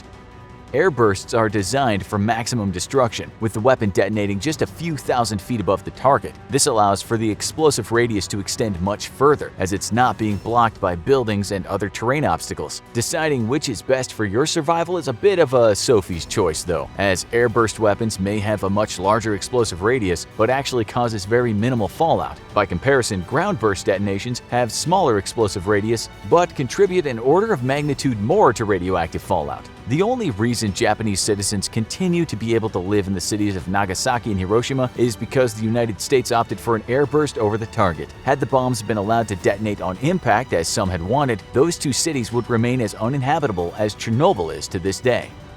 The reason for the disparity in fallout is because an airburst tends to actually discharge most of the radioactive products into the uppermost layers of the atmosphere and into space, while a ground burst instantly irradiates millions of tons of soil and debris, which is vaporized and sucked up into the atmosphere, only to rain back down like hell's version of snow. Your survival is thus going to depend on which type of detonation took place and where you are when the attack happens. A modern weapon such as China's Dongfeng 5 will have a yield of 5 megatons, creating a fireball radius of about 2.5 miles or 3 to 4 kilometers. Anything in this area has 0 chance of survival unless deep underground, as the blast is so intense here that it instantly vaporizes all material. Past the fireball area, most buildings will be completely destroyed, going out to a further 7.5-mile radius, as overpressure causes instant collapse of all but the sturdiest buildings. If you're caught out in the open in this area, it'll be like getting fusrodad by an entire army of Dragonborn. So enjoy your very sudden and very short life as a bird before you get squashed into the nearest brick wall.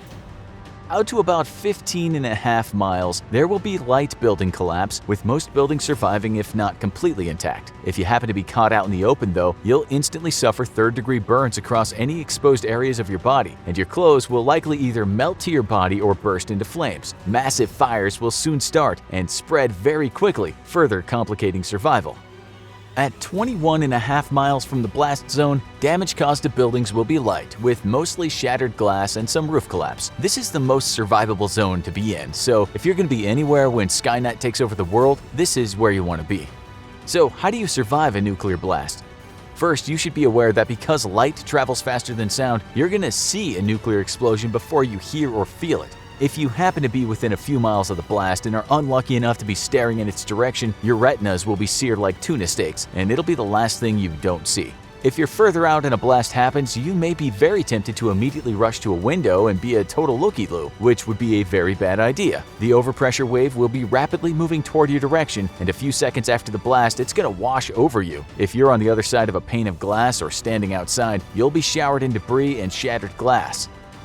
You might be thinking about the old Cold War-era civilian protection films from the US, like the famous Duck and Cover film showing a turtle teaching school kids how to survive a nuke. Well, it may be cheesy and corny, but the truth is that ducking and covering is the best way to survive a nuke, given that you're actually in a survivable zone. Ducking low to the ground will help you avoid flying debris if you're caught out in the open, and covering yourself with anything available will help protect against debris and the thermal flash, which will cook your flesh like barbecue.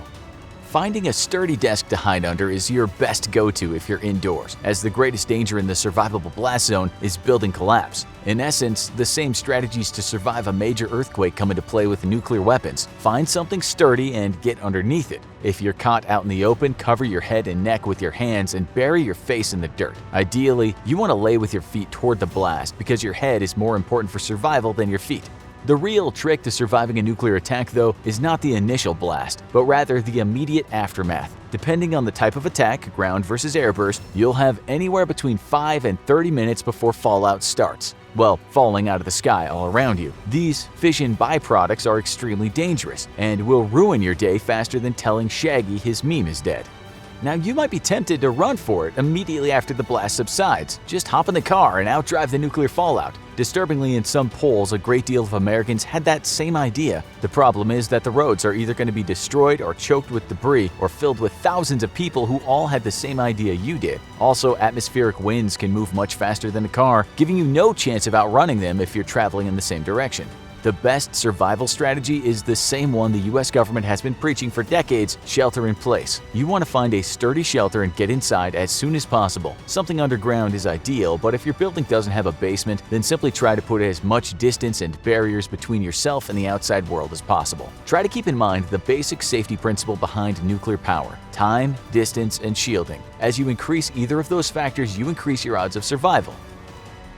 Gathering in the core of a large building will offer great protection from fallout, adding both distance and shielding. Surprisingly, if you live in a particularly tall building, the higher up you go, the better your odds of surviving the fallout. If, of course, your building doesn't have a basement. This only works on buildings higher than 6 stories, though, as they rise above the prevailing height of the ground winds, pushing atomized radioactive debris around.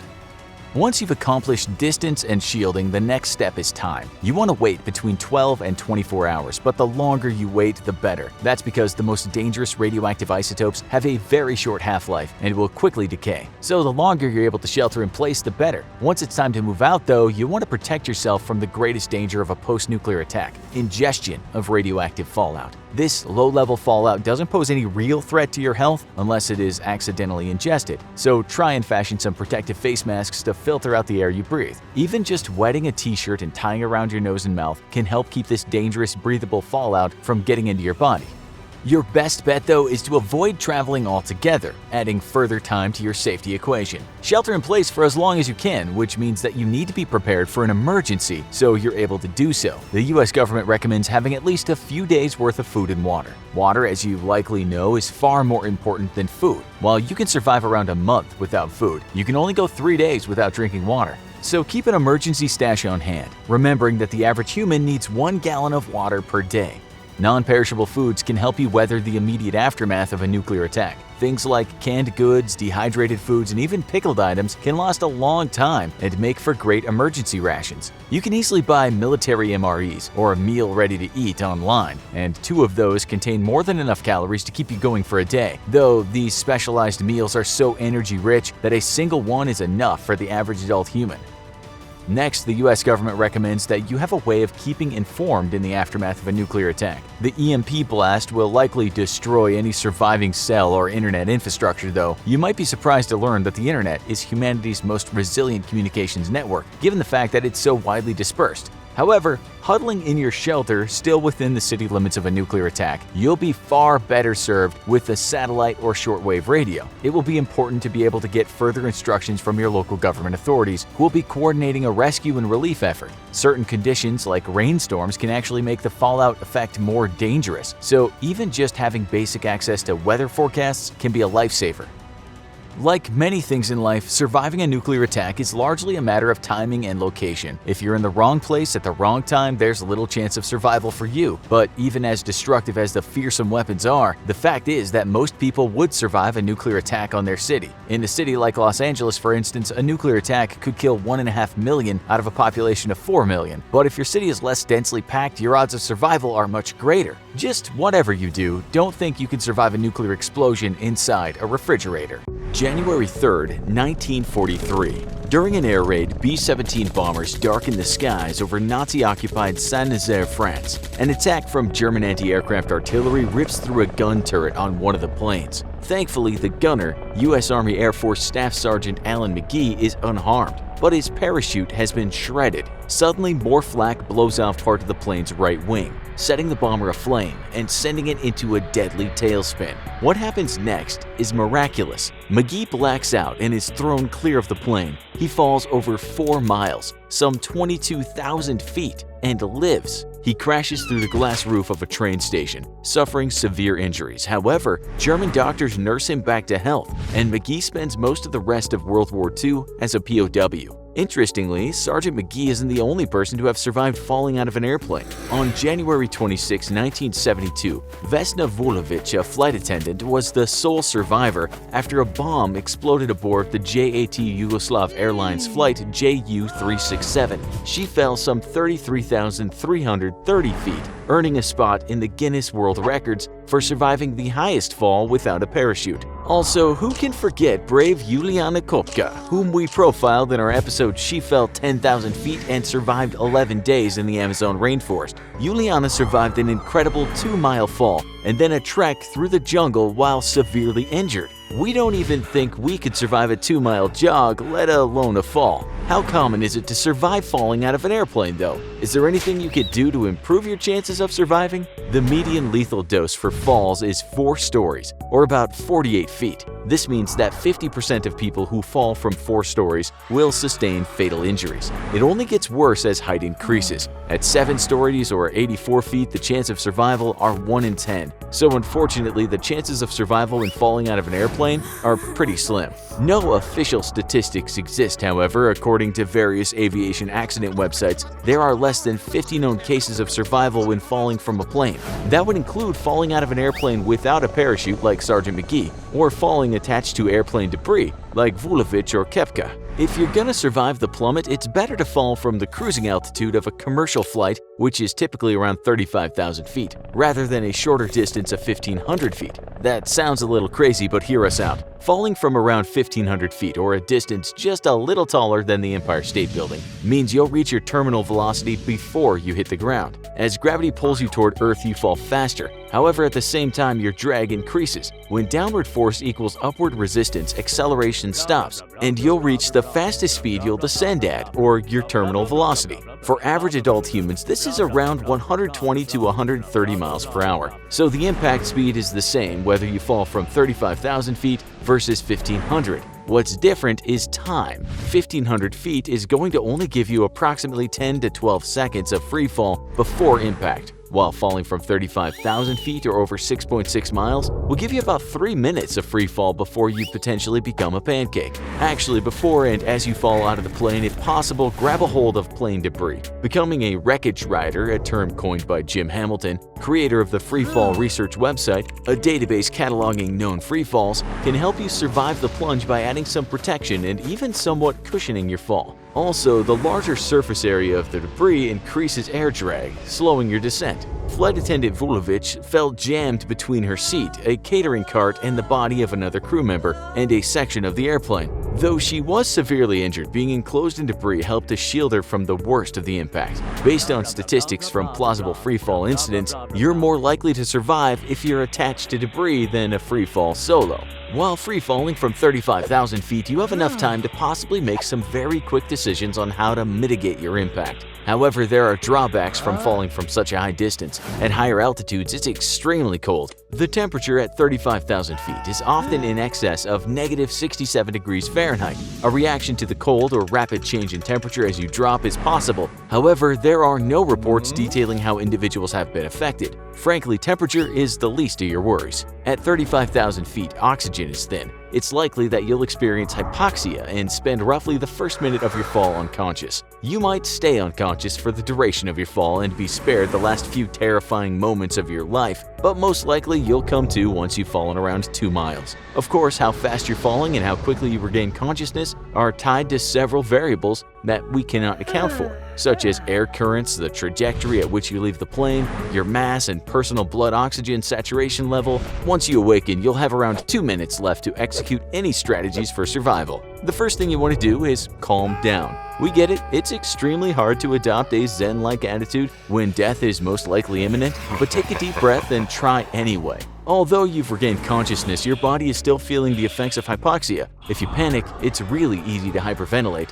slip back into a blackout, and lose valuable freefall seconds you could be using to mitigate your injury or fatality. You need all your wits about you to focus on planning your landing. You cannot do that if you're freaking out. Great, now that you've taken a split second and gotten a hold of yourself, the next thing you want to do is to attempt to slow your fall and gain a few extra seconds of precious freefall time. A good position to create wind resistance is the classic skydiver's pose called the box. To assume, flip onto your stomach and arch your back, lifting your head and shoulders slightly. Spread your arms and legs equal distance. Bend your arms at the elbow. Also bend your knees about a 45-degree angle, leaving your lower legs slightly extended into the wind.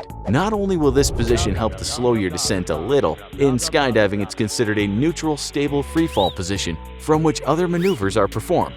From the box, you can move into the slowdown position. Lower your head, turning it to one side, straighten your arms, and further extend your legs, spreading out into an X. Flatten your torso, point your feet and toes as much as possible, and tense your muscles, deliberately pushing against the air. This position provides the greatest resistance possible. If you start to wobble or flip, return to the skydiver's box posture before trying the slow fall position again. Now, take a quick look around. It's unlikely, but you may have a second chance at grabbing a hold of some plane debris to cushion your fall. If suitable wreckage is falling nearby, you may want to try to angle yourself toward it so you can grab on. Skydivers form formations before deploying their parachute, so it's possible to steer toward and grab a hold of objects while falling. However, maneuvering during skydiving does take practice, and generally, it's not something you do on your first jump. Remember, time is at a premium, and it's better to get yourself in the best position possible for impact rather than crash land in a poor position because you were chasing debris. Whether maneuvering to reach debris or aiming for a landing spot, here are some basic moves for steering. From the box position, to turn yourself left, deflect more air off your right arm than your left by moving your left arm down and your right arm up in equal proportion. Imagine an airplane banking. That's exactly what you're doing. To turn right, do the reverse, right arm down, left arm up. You'll continue to turn according to your arm actions until you resume the neutral box position. Another common skydiving move is tracking or moving horizontally while free falling. For a basic side tracking stance, from the box position, straighten your arms and legs. Bring your arms to your side and rotate them out slightly so your palms are facing downward. Flatten your back, lower your head, and curl your body in just a little. Frankly, you're not going to have much time to think about proper skydiving form, so do whatever movement that seems to alter the direction of the drag force acting on your body to try to produce the desired motion to guide yourself. Your next step is to look down for a suitable landing area. It's best if you can land on or in anything that offers give, such as a tree canopy, haystack, or a snowdrift. Swampland or grass are better than plain ground. Even power lines are preferable to the ground because they break your fall. Any ground cover that spreads your impact over a longer period or absorbs it in stages could mean the difference between a couple of broken bones and severe trauma to internal organs. Try not to land in water. It can be as dangerous as landing on concrete. Firstly, you have no way of determining depth. Even when the water is deep enough for landing, once you break the surface of the water, your velocity drops almost instantaneously to zero, exerting strong G-forces on your body. If you must land in water, try to minimize impact by assuming postures that cause a minimum surface area of your body to bear the brunt of the force. That would be a pencil dive position. Jump feet first with your arms held slightly to your sides and your feet pressed together and pointed downward. You're striving to enter the water in a straight vertical line. Also, clench your muscles, especially your butt muscles, unless you want a painful and damaging forced enema.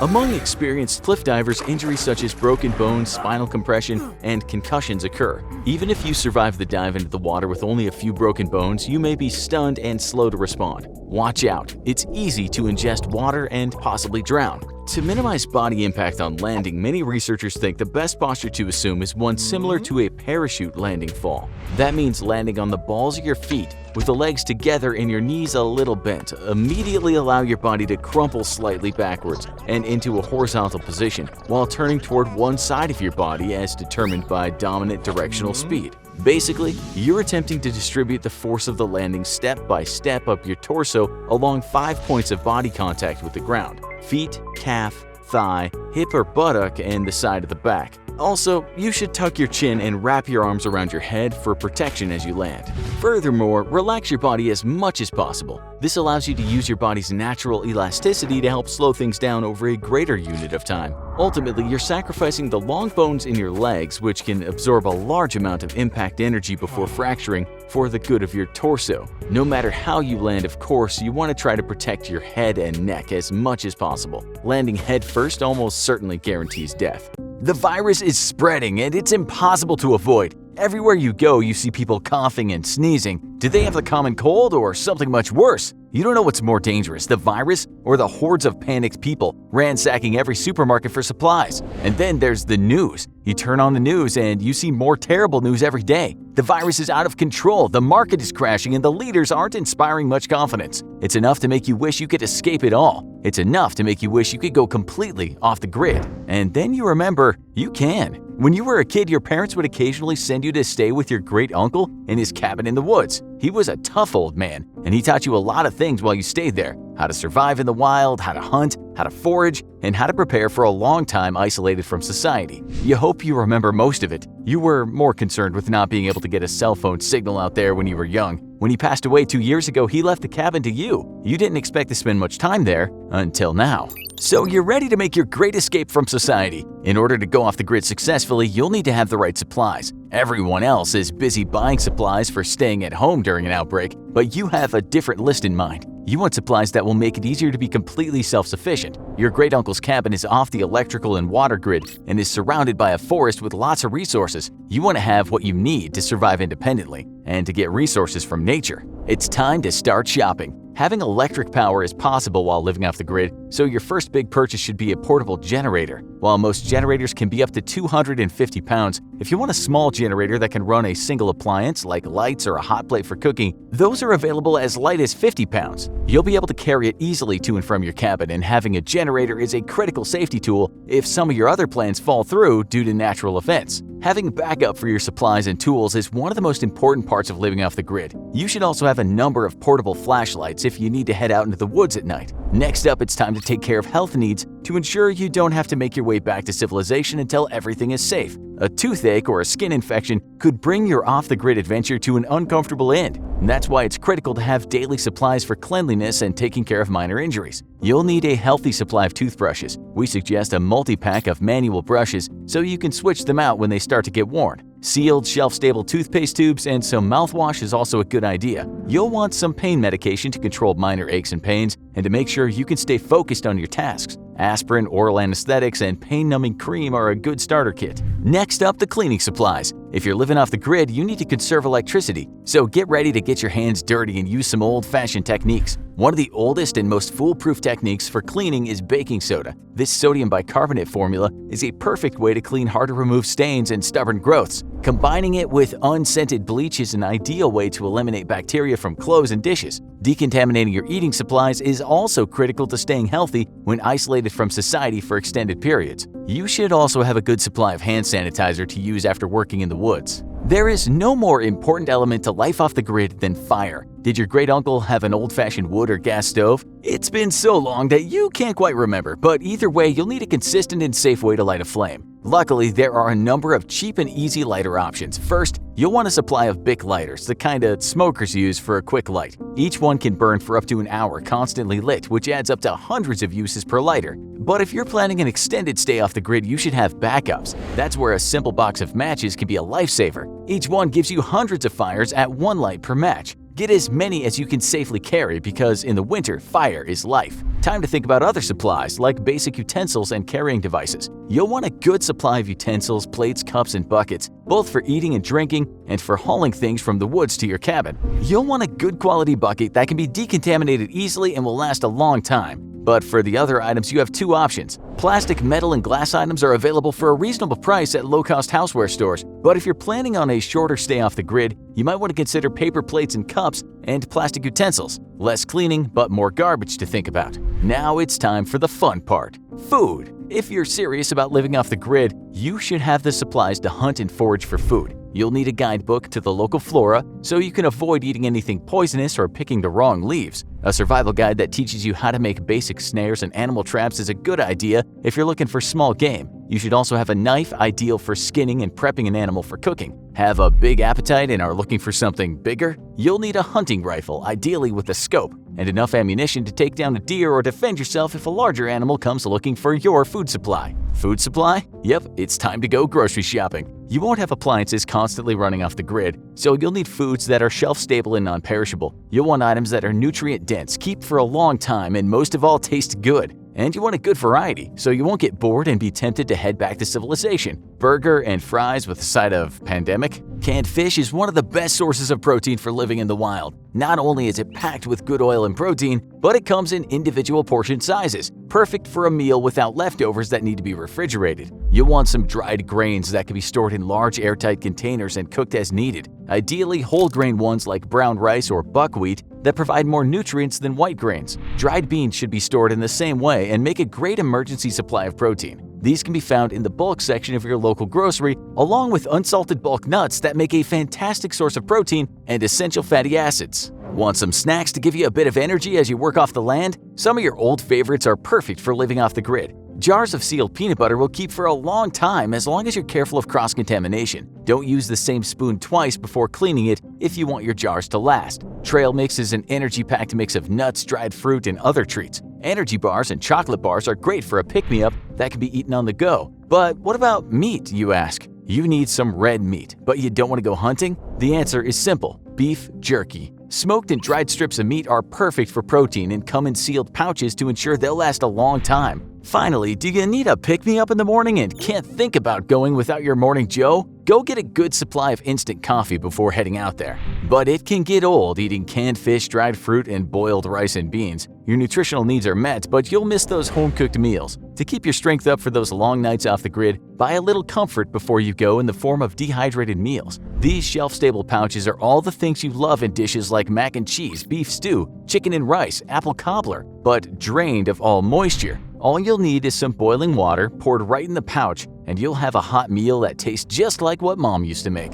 You're almost ready to go. One more important thing you'll need is a good supply of garbage bags for anything non-disposable. You don't want to leave any garbage lying around for the bears to find after all. Any biodegradable items should be buried or composted, while any that don't belong in the environment should be sealed up tight and kept in storage to be disposed of when you head back to civilization. Ideally, you should have relatively little trash, so you don't look like a garbage truck driver heading back into town. You won't have Wi-Fi or cell service out there at the cabin, so you won't be able to keep up on the news. No more scanning the news feed daily and getting terrified. But you want to know when it's safe to head back, so you should have some way to know when the threat is past. A portable radio will pick up local news stations and should give you enough information, but make sure you have a way to keep it powered. Emergency radios can come with solar panels to charge in the sun, a hand crank for manual powering, or a slot for batteries. Make sure you have a healthy supply of any batteries you need for small instruments like your radio or flashlights. Time to head out there. It's scary, but you're ready to get away from the chaos.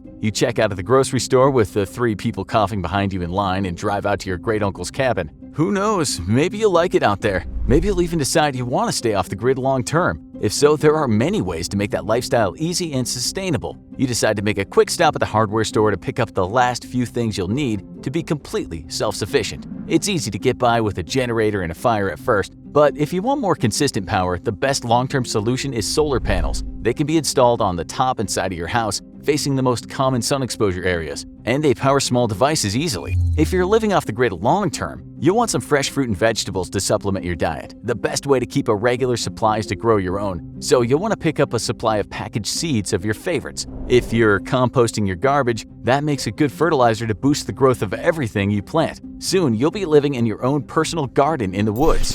Did your great-uncle's cabin have a well? You think so, but you're not sure if it's still functioning. If it is, all you have to do is pump your water daily and carry it back to the house. If you're worried about the water being drinkable, that's an easy fix. Boil your water before drinking it and let it cool naturally. If you don't have any easy access to a well, the simplest way to ensure a supply of drinking water is to set up cisterns around your property. These above-ground tanks can collect rainwater and use it as your supply. For a short stay, you can carry the water back to your home as needed. But for a longer stay, it may be worth looking at some home plumbing how-tos to get everything flowing smoothly. For when nature calls in the wild with no indoor plumbing, it's outhouse time. Your great-uncle had one built, and if it's still standing, you're all set. If not, it's a relatively simple do-it-yourself project with some wooden walls surrounding a pit latrine. Dig a pit and keep a bucket there, and it'll be easy to clean out, if not especially pleasant. The good news is human waste is great for composting, so every time you're using the bathroom, you're helping to grow your future crops. Yum! Phew!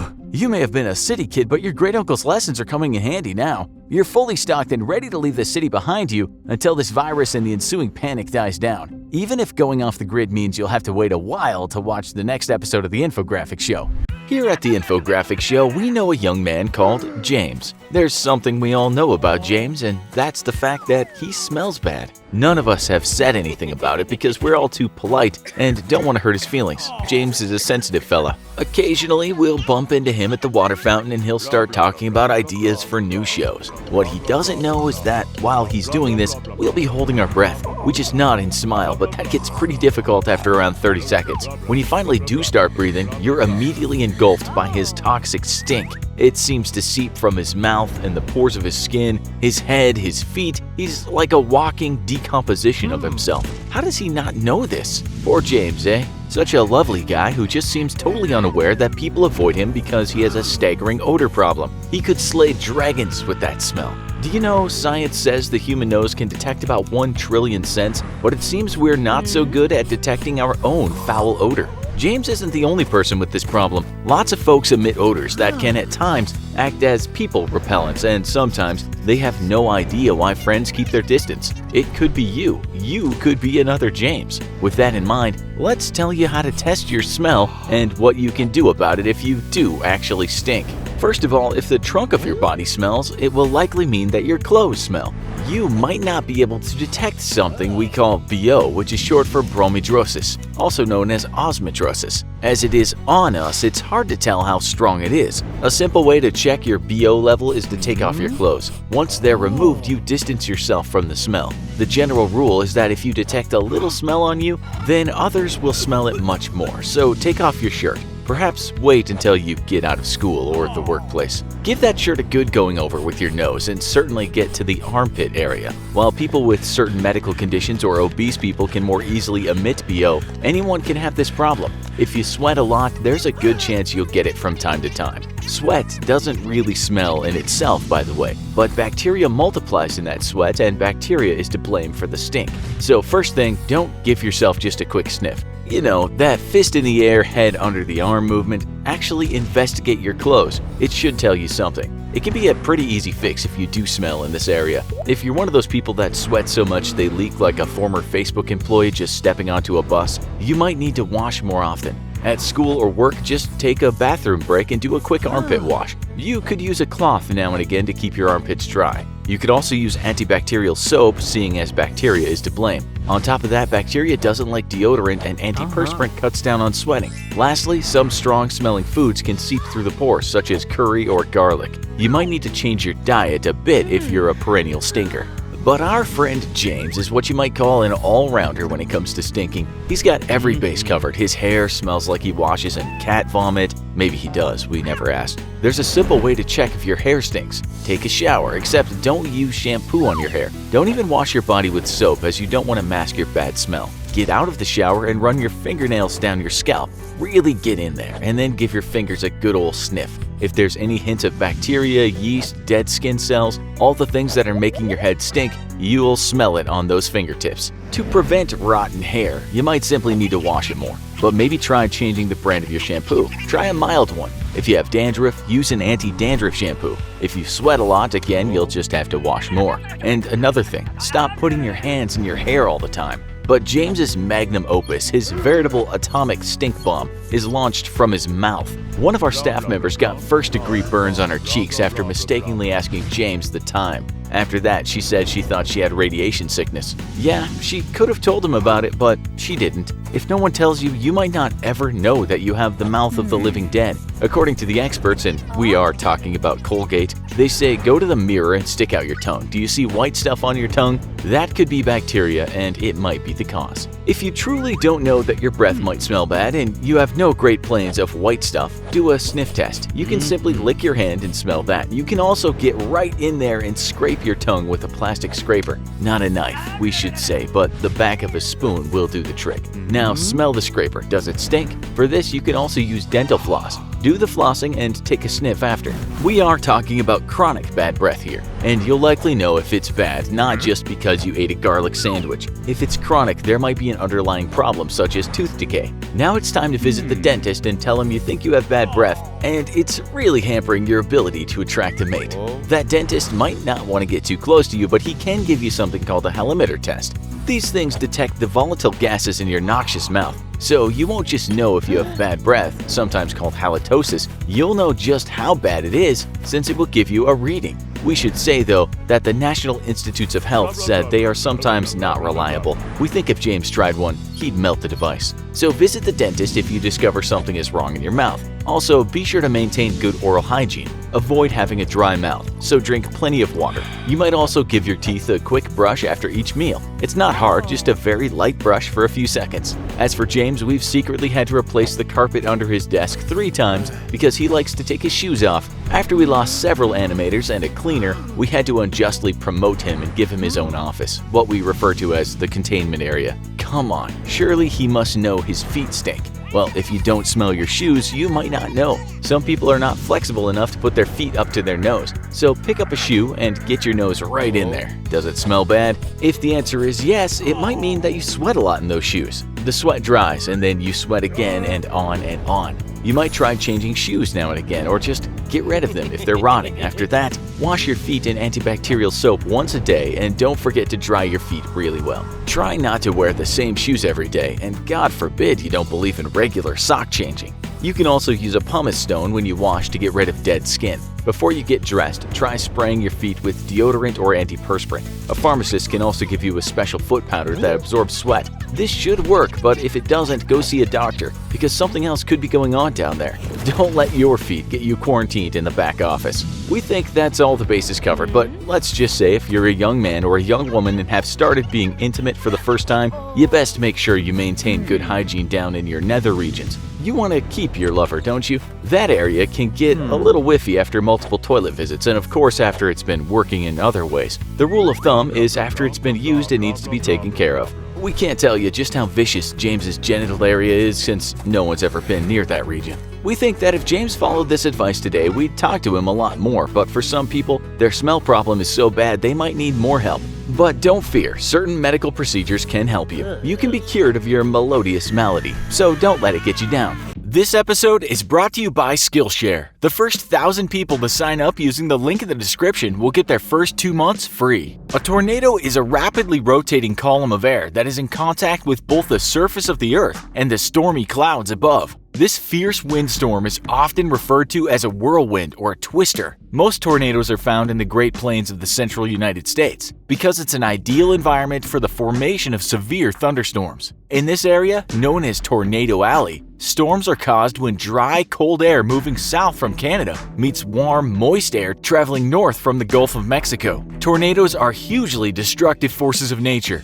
If you find yourself face to face with one, quick thinking is needed. In this episode of the Infographic Show, we'll attempt to work out what is the safest place during a tornado. On August 3rd of this year, 12-year-old Haley and her 10-year-old brother Hunter Olashak were among 40 people who huddled in the basement of their grandparents' home near Margaret Bruce Beach, while an F4 tornado tore across the property on its way to Lake Manitoba. The power of a tornado is categorized on the Fujita Tornado Intensity Scale, or F scale, with ratings of F1 to F5, 5 being the most destructive. The F4 that these two children survived is considered devastating, with winds between 207 and 260 miles per hour. The tornado that hit the Alonsa area killed one man, 77-year-old Jack Furry, and destroyed several homes, trailers, vehicles, and farm structures. It also destroyed an outbuilding on the Oleshak property. CNBC News reported that both Hunter and Haley saw and heard the twister as it chewed its way across the RM area of Alonsa. They said that they spent their time in the basement of their home, huddled under a mattress, placed there by their dad just in case a tree fell on the house, Hunter said. So in this case, it looks like a mattress acted as a good safety cover for young Haley and Hunter. What other recommendations are out there if you find yourself in the heart of a tornado? Oklahoma is located in Tornado Alley, and so there's no better place to seek advice than from the website of the Oklahoma Emergency Medical Services Authority, or EMSA. Here's the advice they give on the safest places to be during a tornado. In terms of how much time you have to play with, if a tornado has been spotted by the weather radar, you need to seek shelter immediately. A basement or storm shelter underground is by far the safest place to be, but you may not have time to reach one, in which case you'll need to improvise and find the safest place possible. If you're at home when the storm hits, here's the advice. 1. If you have a cellar, storm shelter, safe room, or basement available, go immediately to that area. If none of these options are available to you, then you should get to the lowest level of your home. 2. Find the nearest windowless interior room, such as a bathroom, closet, or inner hallway. 3. Stay as far away from windows as possible. They'll shatter when the storm hits. 4. Go to the center of the room. Corners tend to attract debris. 5. Get under a sturdy piece of furniture, heavy table or desk, or hold onto it, or a mattress if one is available. 6. And protect your head and neck with a blanket if possible. That's the advice if you live in a bricks and mortar house. But what if you live in a mobile home? Mobile homes are particularly vulnerable to tornadoes. Even if they've been anchored down, they can still be easily overturned by the strong swirling winds. If you're in a mobile home when a tornado is approaching,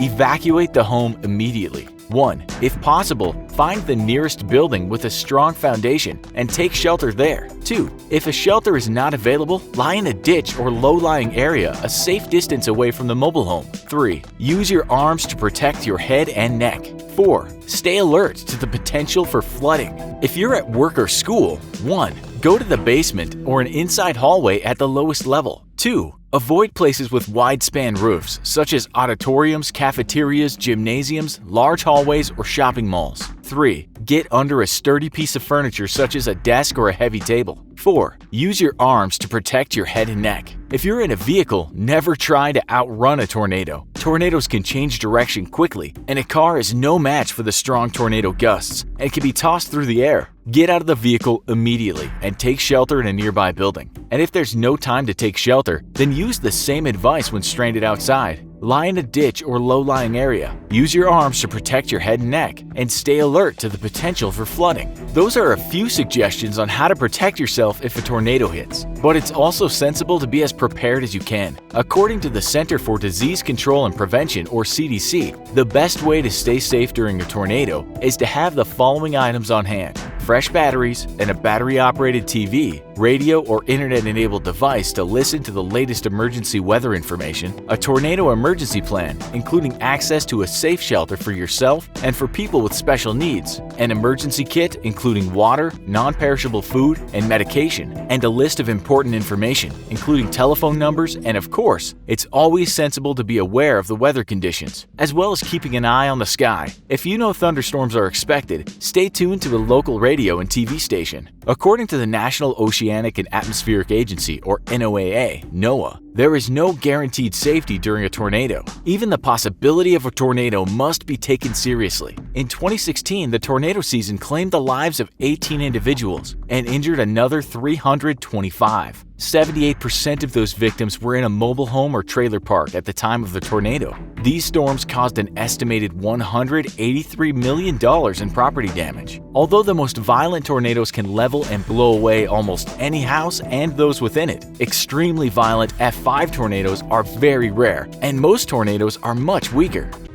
War never changes, and one of the things that never changes about it is that eventually someone is going to be taken prisoner. While popular media is filled with heroic tropes of men fighting until their last dying breath, the reality is that surrender of one force to another happens frequently in combat. What if you end up becoming a POW though? How can you ensure your survival as a prisoner of war? Surrender in combat is something that's very much frowned upon, and yet, sometimes surrender is the only logical option. You may think you're striking a heroic pose defying the march of an enemy armored column all by yourself with your rifle, but unless you've got some anti-armor backup, you're just gonna end up a fine red mist when the enemy tanks open up on you. This is the thin line that professional soldiers must tread every day that they're in a combat zone. When is it okay to surrender, and when should you continue the fight? It may sound heroic to die fighting, but corpses make for pretty lousy heroes, and in fact, sometimes getting yourself killed for a very stupid one last stand can be a pretty pointless waste of your life. Even worse, it can be a significant waste of resources for your country, who has invested hundreds of thousands of dollars in training, feeding, and equipping you for war. Sometimes you have to know when to throw in the towel, and as the old adage goes, live to fight another day. If you die, that's it, your nation will never get another use out of you again, but if you survive and manage to escape captivity, well then you're back in the war, actually making a difference again.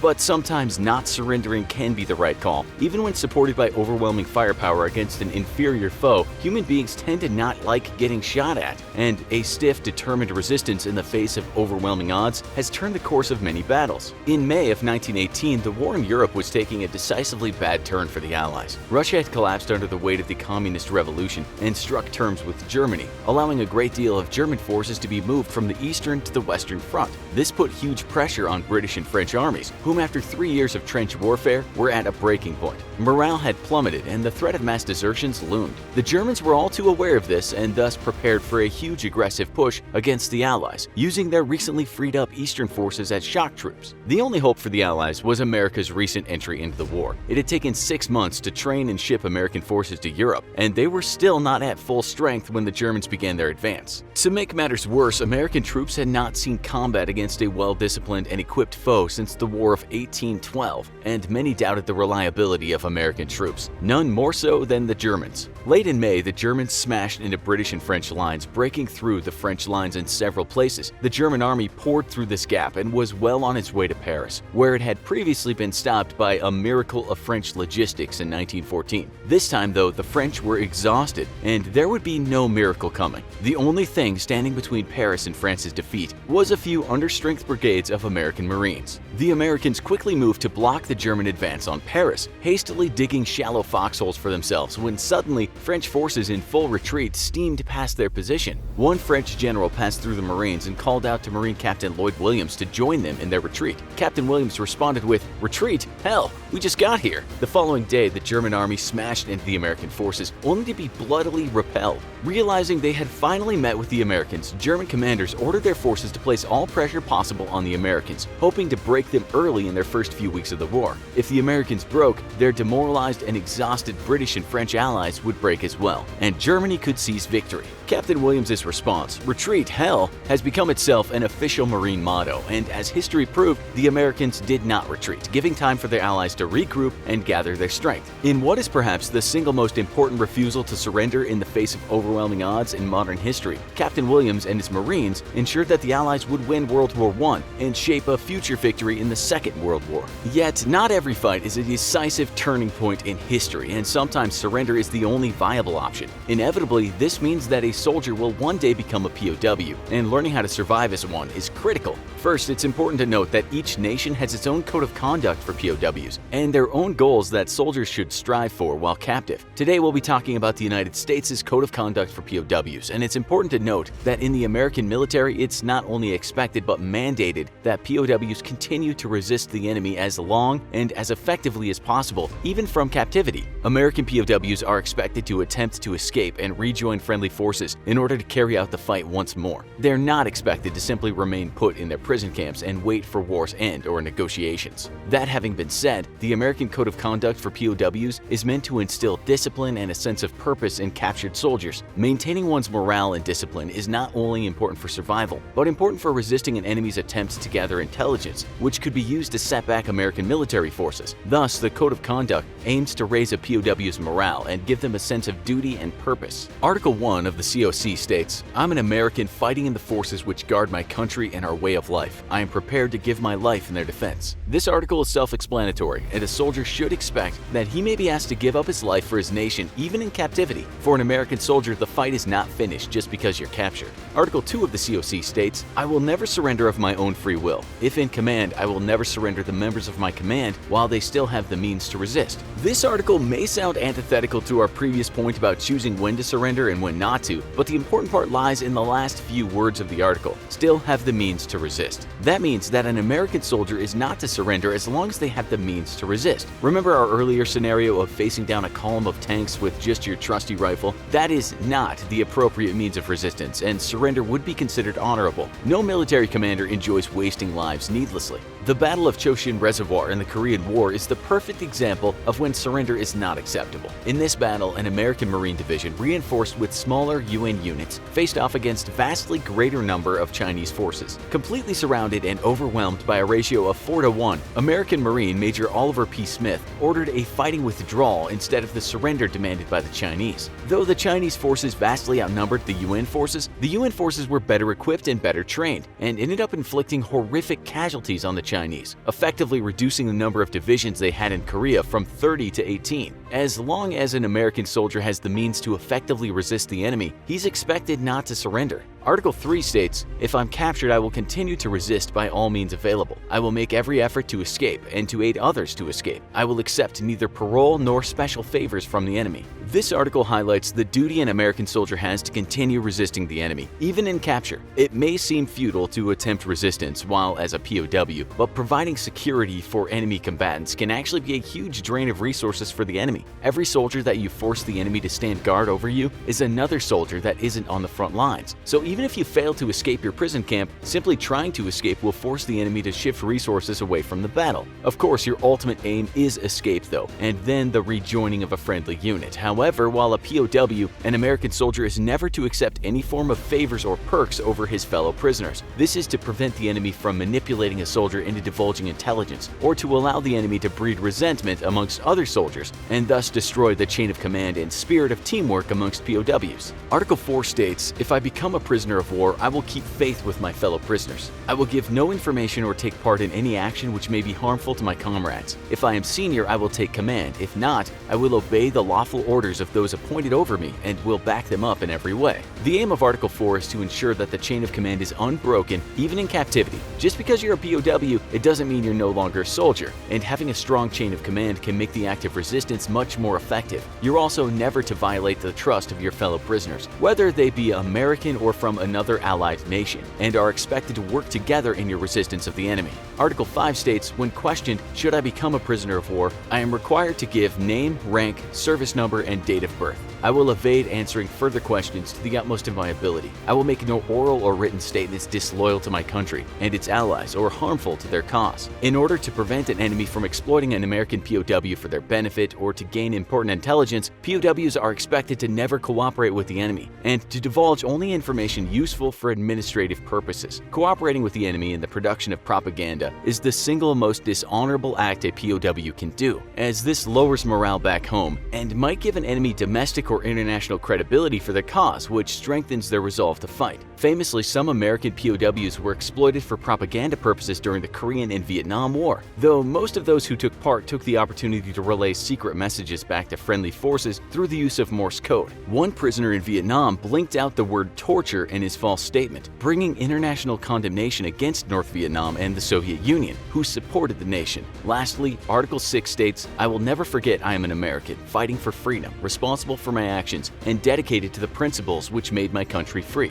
I will trust in my God and in the United States of America." Article 6 is meant to keep morale high amongst POWs, as the experience of being an enemy prisoner of war can be a very trying and stressful experience. The statement that an American soldier is fighting for freedom can certainly be questioned in several of America's recent conflicts, but when faced with an extremely stressful situation, as well as possible poor treatment or outright torture, keeping faith in one's nation is critical to resisting an enemy's attempts to gather intelligence or exploit a POW for their benefit. As with many challenging situations in life, the ultimate key to survival for a POW is to keep their spirits and their faith in the nation high. Life for a POW can be difficult and at times even outright horrible. While most nations abide by the Geneva Conventions on the treatment of prisoners of war, many Americans have fallen prey to torture and abuse. Keeping the code of conduct, however, is critical for survival as a POW, and probably best exemplified by the late American Senator John McCain's own ordeal in the infamous Hanoi Hilton. There, McCain faced torture for months on end, and yet, when offered an early release because of his father's political status, McCain refused, knowing that such release would be used as a propaganda tool by the North Vietnamese. Instead, he chose to suffer alongside his fellow inmates until they were released together. McCain not only exemplified the American code of conduct for prisoners of war, but the most heroic qualities of a soldier. Has someone such as a teacher, parent, or coach ever had a high expectation for you, and though you were sure you couldn't do it, you worked really hard and achieved or even exceeded the goal? Congratulations, you just experienced the Pygmalion effect. The Pygmalion or Rosenthal effect can be boiled down to a single statement. Higher expectations lead to higher performance. Your positive belief about a person's capabilities impact your behavior toward the person, which in turn influences the person's beliefs about themselves. How they feel about themselves impacts their own behavior toward you. This confirms and strengthens your original beliefs about them and so on, basically creating a cycle of challenging positivity. The term comes from the Greek mythology about a sculptor named Pygmalion who carved an ivory statue of a woman so perfect that he fell in love with his creation. In despair, Pygmalion prayed to Venus, the goddess of love, asking her to bring him a woman like the statue. She was so inspired by his love that she brought the statue to life. Yeah, the secondary name for this phenomenon makes more sense to us. In 1963, Harvard psychologist Robert Rosenthal tried an experiment using a controlled laboratory environment. He had two groups of students coach rats through a maze, misinforming one group that their rats were especially bred to be smart and maze bright, while telling the other group that their rats were dumb and maze dull. In actuality, there was no difference between the two groups of rats. All were just ordinary lab rats and randomly assigned to the bright or dull group. However, during the experiment, the smart rats far outperformed the dumb rats. This showed that the expectations of the coaches and how they trained their rats as a result of those expectations affected the behavior of the rats. Based on the success with this experiment, Rosenthal conducted a large study, this time with humans at an elementary school. Working with the principal Lenore F. Jacobson, Rosenthal administered an IQ test to the students at Spruce Elementary School in South San Francisco. Afterwards, teachers were told that some of the students were intellectual bloomers and should do better academically as compared to their classmates. The teachers were given a list of the bloomers' names. In reality, randomly, 20% of the students were designated as intellectual bloomers. Over the next school year, the designated bloomers excelled as predicted. At the end of the study, 8 months later, Rosenthal once again tested the students using the same IQ test. In all grades, students both in the 20% bloomer group and in the regular student control group showed an average gain in IQ from the first IQ test to the second IQ test. However, the intellectual bloomers group gained more IQ points on average relative to the regular students. Overall, in grades 1st through 6th, the bloomer group showed about a 12-point gain as compared to an 8.5-point gain for the control group. First and second grade bloomers showed significant IQ gains, on average upward of 27 points. This led to the conclusion that teacher expectations in their students' potential, particularly for young children, can influence student achievement. Rosenthal's study reverberated through the education system. Basically, everyone has great potential if only their teacher would encourage it. Rosenthal's experiment was somewhat controversial and criticized for weak methodology. Some felt that the IQ test Rosenthal used was flawed. Teachers at the school ended up feeling angry and betrayed. Since then, researchers have endeavored to recreate Rosenthal's study with varying degrees of success. Results seem to be most fruitful when a teacher's behavior is subconsciously driven, meaning that results tend to be not as strong when a teacher consciously creates expectations and alters their actions, as opposed to truly believing in someone and acting accordingly. Even so, the Pygmalion effect is a powerful tool, and skills for encouraging the effect are taught in educator and leadership management courses and are practiced in business, militaries, and schools around the world. So, what happens when a person has a negative expectation of you? Yes, the opposite of the Pygmalion effect is true. Lower expectations lead to lower performance. It's called the Golem effect. The effect is named after the Golem, a magical clay creature in Jewish mythology. In one legend, the Golem was here in Jewish mythology to protect the Jews of Prague. However, over time, the Golem was corrupted to the point of being a danger to those he was supposed to serve and had to be destroyed. As you can imagine, the Pygmalion and Golem effects can have a severe ramification when teacher, boss, or coach, etc. has a personal bias for or against a particular ethnicity, gender, or frankly any other way people categorize other people. Also, both effects are self-fulfilling prophecies. Whether the expectations come from us or others, the effect manifests in the same fashion. An interesting, non-scientific experiment variation on these phenomenon was carried out by teacher Iowan Jane Elliott in 1968. Searching for a way to explain racism to her all-white third-grade class the day after Martin Luther King was assassinated,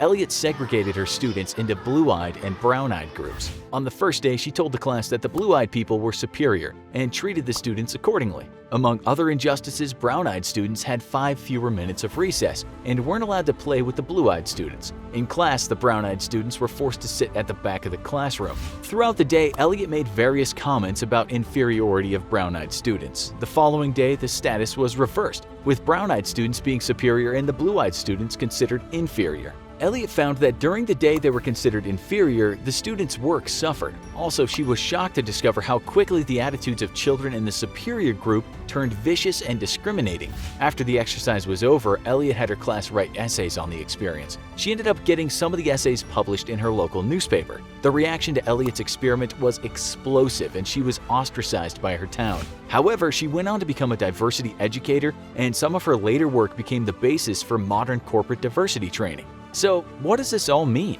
Well, unfortunately, you can't control people's opinions of you. The truth is that ultimately, no matter how amazing you are, someone's probably going to have a negative opinion of you and treat you accordingly. So our best suggestion is to Pygmalion yourself. The mentor, teacher, or boss you want or need simply may not show up in your life. You can spend valuable time waiting around for them, or you can do some personal work and create some aspects of such a relationship in yourself. So, how can you apply the Pygmalion effect to your personal, academic, or professional life? Have high expectations for yourself and set ambitious goals to reach. What would you like your life to look like a year from now? 5 years from now? Create a goal map for yourself, listing out smaller steps to take that lead to achieving a big goal. Don't forget to build in rewards for achieving various mini goals along the way to a bigger challenge. Try to develop and improve your sense of personal responsibility. Explore and cultivate your strengths and passions. What do you like to do? What are you interested in? Sure, work on weaknesses too, but focus on your strengths. Improving a weakness frequently means that you can go from mediocre to okay or not bad, but when you work on your strengths, you can strive for mastery or excellence. Manage your weaknesses so they aren't hindrances, but put the majority of your energy into cultivating your strengths. Write out a personal pep talk that you can read aloud when you're frustrated, anxious, discouraged, or having a bad day. Your pep talk should mention some of your past achievements, things you like about yourself, and plans for the future. Surround yourself with thoughtful, positive people who support you and your goals and have goals of their own they're striving toward. Sometimes it's not possible to remove negative or unhealthy people from your life. As much as possible, ignore the haters. Are you who the others say you are, or are you who you want to be? You can also practice the Pygmalion effect with other people. You don't have to be their teacher or boss to be a force for positive change in their life. Have high yet realistic expectations of them. Listen attentively during conversations and don't cut your conversation partner off while they're speaking. Offer encouragement, be respectful, and value other people's time. In the famous book, The 7 Habits of Highly Effective People, Powerful Lessons in Personal Change, Stephen R. Covey says, "Treat a man as he is, and he'll remain as he is. Treat a man as he can and should be, and he'll become as he can and should be." How can that quote play out in your life? If you're a child of the 1980s or earlier, or just an avid movie watcher, then there's a great possibility that you have a somewhat irrational fear of sinking in a pit of quicksand. For years, quicksand has been a common catastrophe for characters in film and television, such as The Princess Bride, Indiana Jones and the Kingdom of the Crystal Skull, and I Love Lucy. While this gag may provide any city dweller with some exotic tension, is quicksand actually a crisis we should prepare for? Today on the Infographics Show, we'll uncover the dangers of quicksand and the best ways to escape if you find yourself in that slippery situation. Unfortunately for some adventure lovers, very few of these movies and TV examples can actually stand up against scientific scrutiny. It's common to see a scene with a character panicked, thrashing, screaming, and sinking, oftentimes drowning, completely submerged by the muddy ground. Like in the case of Sheriff Denver Kid in the 1978 western Hot Lead and Cold Feet, where only his hat remained on the surface. If there are so many on-screen portrayals of death or near-death experiences by quicksand, why are there so few actual cases of people meeting their demise this way? Mostly because Hollywood has it wrong. Let's break down why this commonality in movies has duped the public perception of quicksand, and what the real-life dangers of quicksand actually are. Quicksand is often found on riverbanks, near lakes, marshes, or near coastal areas. It happens when two phases of matter, liquid and solid, meet.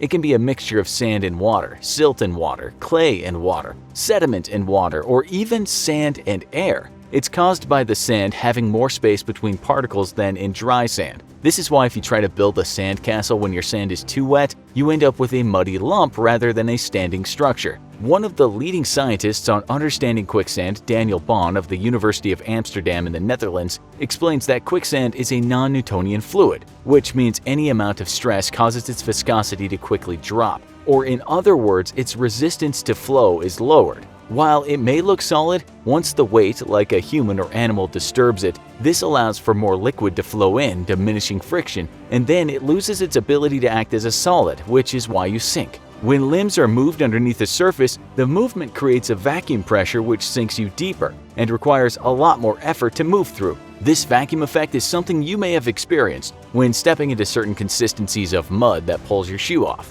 While you might be scared if you find yourself suddenly sinking into the earth, don't panic too hard. Continued movements like flailing or swimming keeps the mixture more like a liquid, causing you to sink. When you stop flailing and you start saying your final goodbyes, crying or screaming, you may realize you've actually stopped sinking. This is all due to basic physics. The average human has a density of about 1 gram per milliliter, while the average density of quicksand is about 2 grams per milliliter. So you'd only sink halfway even if you did everything wrong. This is because your legs are quite dense, but the lungs in your torso are buoyant enough to keep you out of serious trouble. This means that the Hollywood depiction of people getting sucked into quicksand and drowning is actually impossible, and at no point would the quicksand reach above your head. What a relief! But not really. If you find yourself stuck, it's no easy feat to free yourself from the insane pressure underneath the surface. There have been cases of quicksand deaths, but it's never as fast as the movies portray. Usually deaths occur from exhaustion, sun exposure, or if you're in the unfortunate situation of being stuck near the ocean where the high tide will likely kill you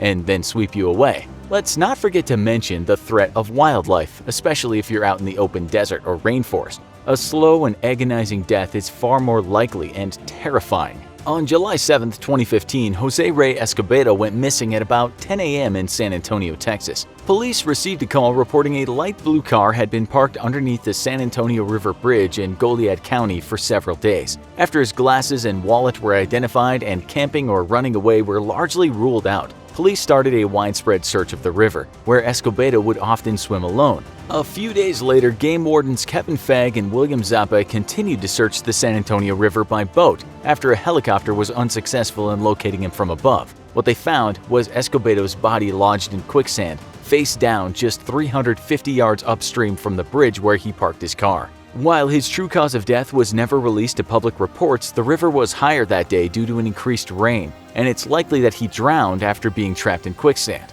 Another interesting factor in Bond's study was how intense the pressure is underneath the surface. He concluded that to pull a foot out of quicksand at a rate of 1 centimeter per second would require the same force needed to lift a medium-sized car. So unless you're a superhero or have a party of friends who aren't stuck, it's likely impossible that you'll be able to free yourself by pulling yourself out. Those who get stuck for hours or even a whole day will likely suffer permanent nerve damage, chest pain, or potentially lose an entire limb due to the high amounts of pressure on the body's lower half. So what do you do if you find yourself knees, waist, or chest deep in this unforgiving substance? The first thing any expert will tell you is don't panic. Call for help if possible, but it's not a strong strategy to have a friend reach over and try to pull you out, as you have a higher risk of pulling them in with you than of them actually being able to pull you out. Fast, panicked, and frantic movements will only expedite the sinking. The next move you should make is to remove any heavy objects off your person, like backpacks and your shoes if you're able to. Shoes can be particularly problematic because shoes with flexible soles can act as suction cups, and the suctioning effect can make freeing yourself even more difficult. Once you found your legs are stuck, it's important to move them slowly and deliberately, as exhaustion is a major threat because the getting out process could take hours if you're in deep enough. Next, wiggle your legs to allow water and space to flow through and loosen the cement-like sand. While it's not always possible, attempt to move backwards toward the more solid dirt, not forward to risk your head getting stuck. Then it's time to redistribute your weight, which is the key of the whole operation. If you're ankle or knee deep, slowly sit down, or if you're waist deep, lean on your back. While it might sound that this tactic would sink you further, a pit of quicksand is like a swimming pool. If you're standing, you'll sink, but if you attempt to lie on your back and spread out, you'll float to the surface. Continue to wiggle and calmly work at getting one leg unstuck at a time. Eventually, once one leg is free, you just have to continue working to free your other one by wiggling and crawling back to the hard land. You'll probably be exhausted and sunburned, but you'll have survived a daunting task, which many a movie and cartoon character are unable to say. So there it is, and while dangerous because of other contributing factors like terrain, heat, or wildlife, quicksand can't actually kill you like most of us thought it could growing up and watching old cartoons and westerns. You won't sink above your head or get sucked into the earth, although you will really get stuck, and it could take hours to free yourself. And if you're by the ocean, this could be deadly when high tide hits, so work deliberately. It's finally happened. Doomsday is upon us, but you are ready. You peer out the window at the mass hysteria of the local populace and shake your head. Although you're not a doomsday prepper or conspiracy nut, you are practical and ready for anything. You know how important it is to be prepared for any scenario, which is why you created a survival kit. What goes into the survival kit was a difficult decision to make, but you did a lot of research and planning. Now you're ready for almost anything, except for a giant kaiju, but can anyone be ready really for giant monsters from a different dimension? You're no stranger to different ways our society could fall apart, or scenarios that could cause the world as we know it to come to an end. You've watched all the infographic show's videos because they're super interesting, fun, and educational. You know it's true. You've come across videos about how to survive in a homeland invasion, a zombie apocalypse, and a nuclear winter. You're ready. But one thing that's needed in all crisis scenarios is a survival kit. You did a lot of research into what goes into a survival kit just to make sure you're prepared for anything. The first thing you realized while gathering data was that you need the correct container, something secure and easy to carry. You settle on a hiking backpack, but a duffel bag could work just as well. Your backpack is durable, waterproof, and easy to carry around with you wherever you go. You also make sure that each item in your survival kit is in an airtight plastic bag. This is to reduce the risk of anything getting wet or contaminated. The last thing you want in an emergency is soggy food or wet medicine. You've given a lot of thought to what's the most likely doomsday scenario, but you decide that the world we live in is a crazy place. So you must be ready for anything at all times. You make sure to maintain your kit and check on its contents at regular intervals. You keep it easily accessible in a cool, dry place to ensure your canned food and other supplies are in optimal condition.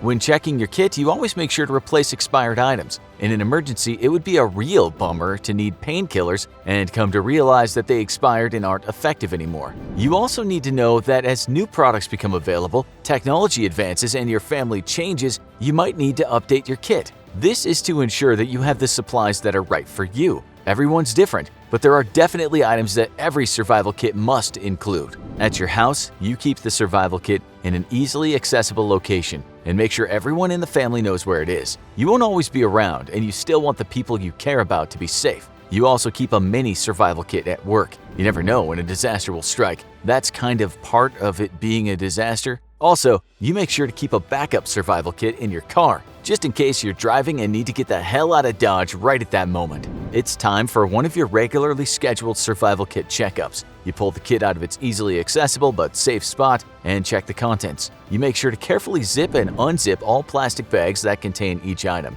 You know it's imperative to maintain the integrity and cleanliness of the survival kit. Nothing gets in and nothing gets out without your say-so. You first check your water supply. This is potentially the most vital item in the survival kit. A human can go for more than 3 weeks with no food, but can only last 3 to 4 days without water. It's important to have 1 gallon of water per person per day for at least 3 days. Yes, you know that this will make your survival kit heavy, but it's better than dying of dehydration, right? You also make sure you have water purification tablets. If your water supply runs out, you need to make sure you can clean any water you locate to keep from getting sick. Unfortunately, harmful microbes love living and hiding in water. You go with iodine tablets because they're cheap and easy to find. You take out the water and place it to the side. Next, you take inventory of your food. You have 3 days worth of food, but in an emergency, that could last you much longer. The food doesn't take up quite as much space as the water. You only have non-perishable food, the bulk of which is rice, pasta, beans, and oats. These foods are full of nutrients that your body will need when in survival mode.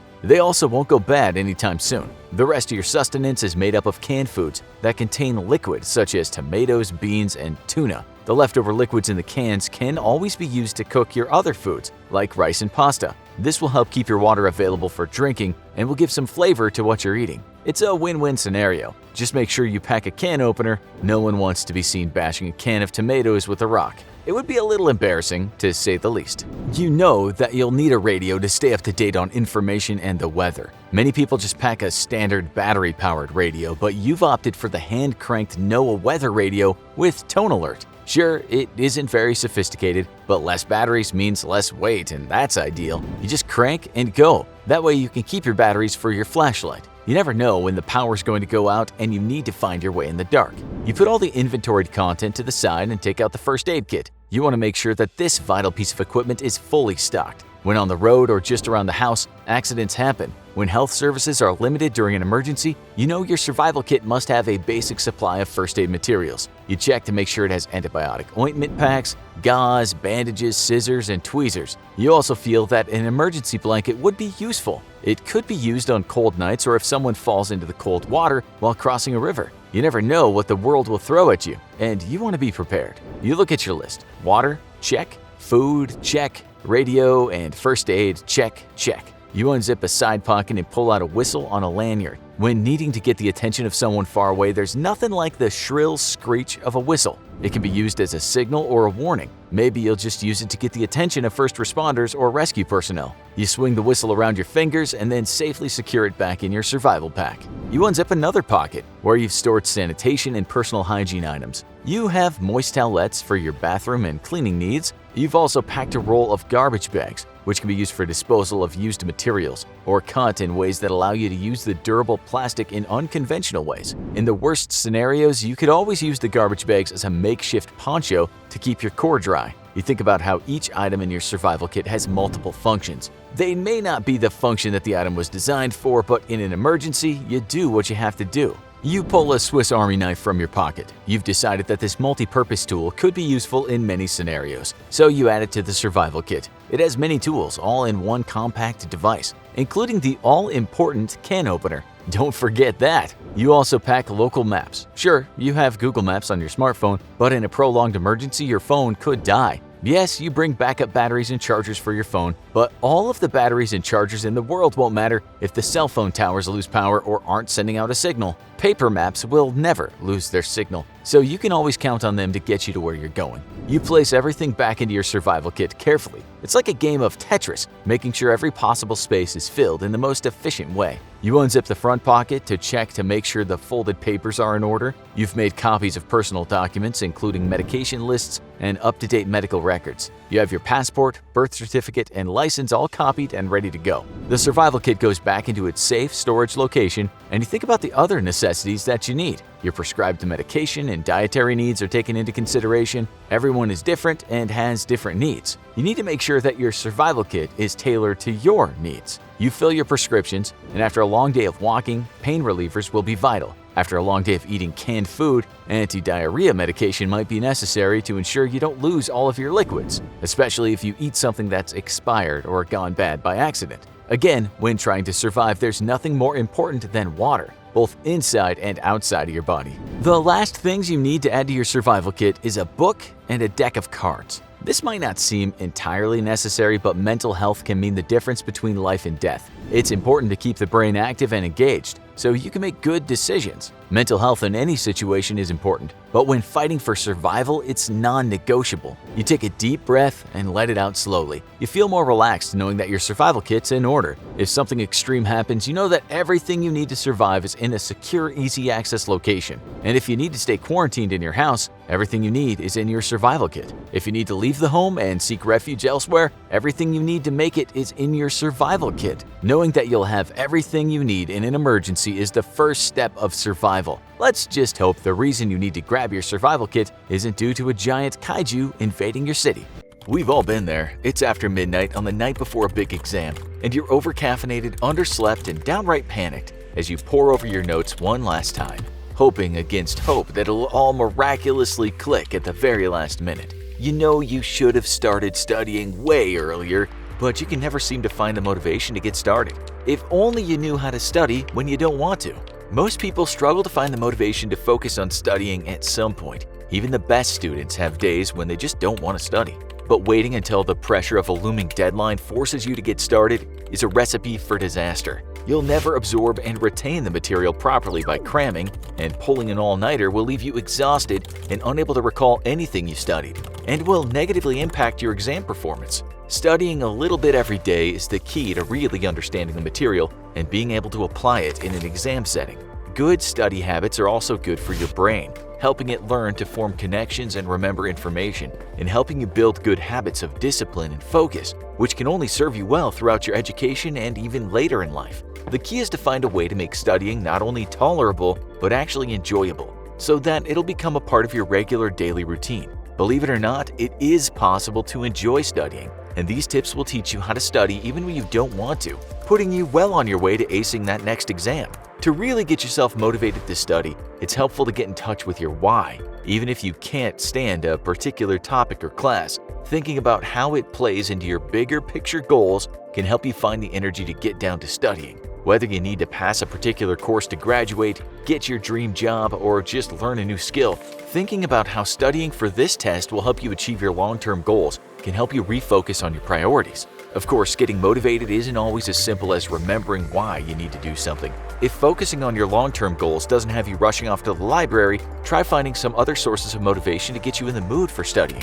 YouTube is full of inspirational and motivational videos, like this one, and you can find plenty of podcasts or articles online that'll help you get in the mood for studying.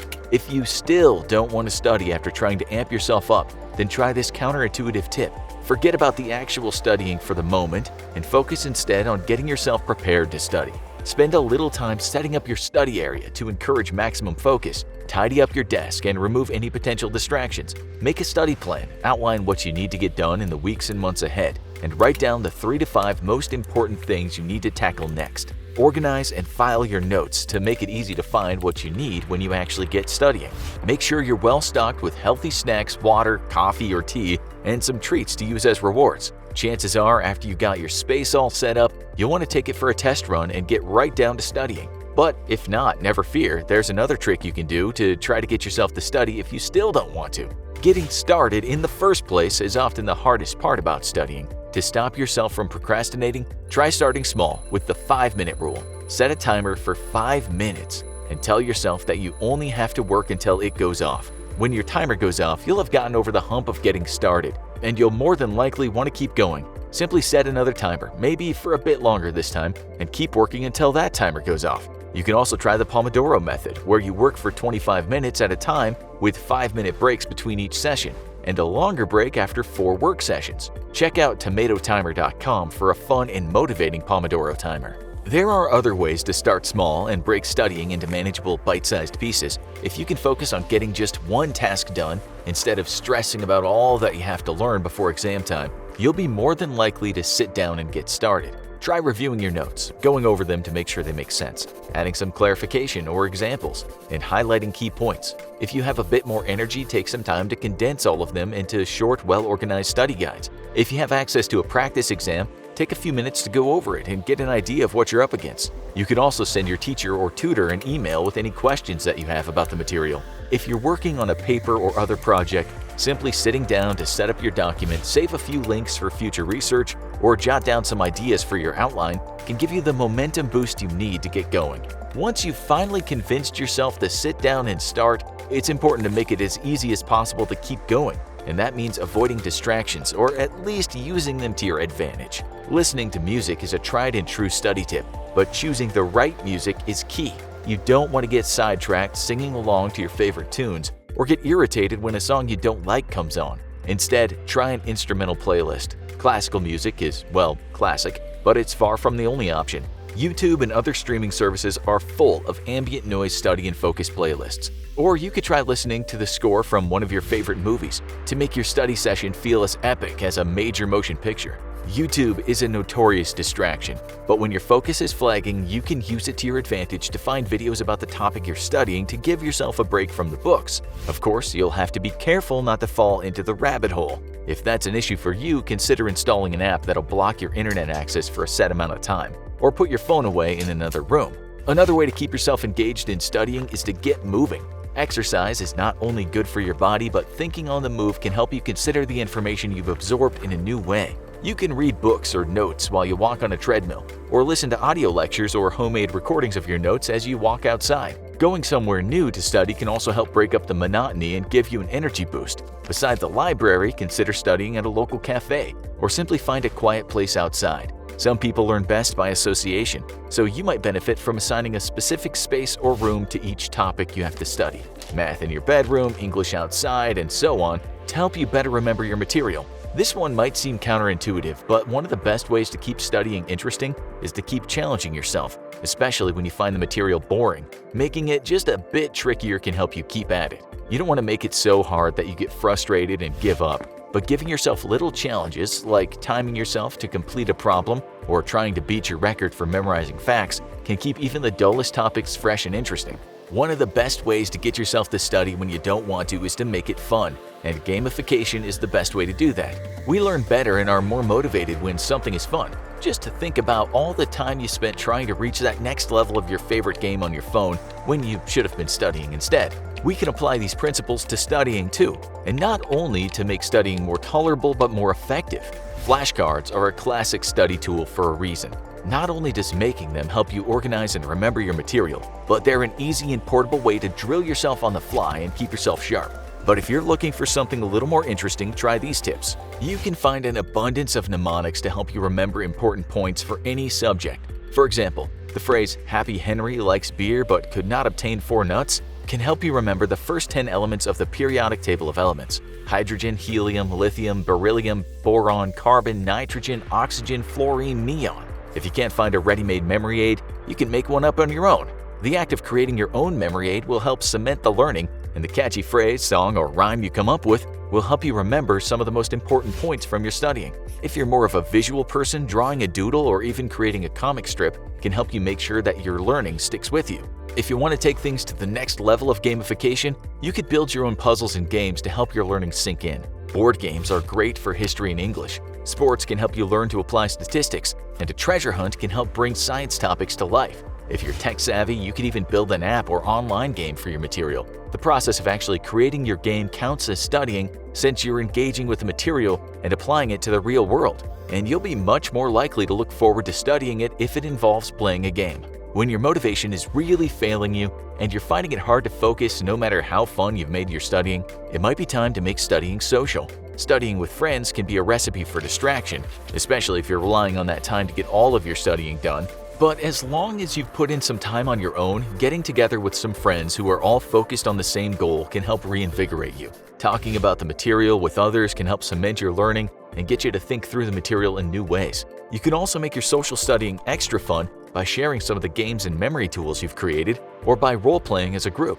You can also play some group games together, like study-themed Truth or Dare, where you have to complete a study dare like writing a paragraph or answering a problem if you don't know the answer to the truth question. Studying with friends can be a nice way to make studying more fun. Just make sure you stay on topic. Finally, it's important to reward yourself for a job well done. If you've achieved your study goals, make sure to pat yourself on the back. Positive reinforcement will make your brain want to repeat the activity to get that good feeling again. If you're the type of person who loves buying fresh school supplies, consider treating yourself to a nice new notebook or some fancy pens to encourage you to keep studying. Plus, neat and attractive notes can actually help you better absorb the information. If you need more immediate gratification, check out writtenkitten.com. This ingenious website will show you a different picture of an adorable kitten for every 100 words that you type. Whatever form your studying takes, it's important to take breaks to refresh and reward yourself. Don't just zone out on the TV or get lost on social media though. Take the time to check in with some friends, go for a walk, or play a sport instead. Exercise helps improve concentration and boosts your mood. Some of these tips for how to study when you don't want to may seem a little weird or wild, but according to the Oxford Royal Academy, the golden rule of studying is nothing is silly if it helps. Whether you're playing your own history board game, wandering around singing about chemistry, or role-playing a character from your English novel, if it helps you get an A and gets you to studying when you don't want to, then we say go ahead and embrace the weird. Happy studying! Recent international crime statistics that we've just invented state that 98% of all people will one day be locked in the trunk of a car. Whether you're simply picking a great place for hide and seek, or have run afoul of the mob and find yourself on the way to the docks to sleep with the fishes, knowing how to escape from the trunk of a car can save your life. Now, it might not sound like a big idea, so you're locked in the trunk of a car, or the boot, as your cousins across the pond might call it. So what? Eventually, someone will come along and find you. And in the meantime, you got a great place to take a mid-work power nap without interruptions. Well, getting locked in the car is dangerous to you, just like it's dangerous to our furry friends or small children. It's 70 degrees out, a perfectly pleasant autumn day with a cool breeze. You're just gonna pop into the store for a bit. Your pooch or your little brother will be perfectly fine in the car alone. To ensure their safety, you're rolling the windows up. After all, there's crazy people out there looking to hurt pets and or young children. Now, you know better, so you wouldn't do this in summertime, but a cool 70 degrees is barely t-shirt weather anymore. Congratulations, you've just killed your favorite pet. Because even at 70 degrees, if the sun is out, your car can heat up to over 110 degrees. That's because, much like our planet, cars are greenhouses. And just like global warming will kill us in the end, whether you believe in it or not, car warming can be just as lethal, only on an exponentially faster timeline.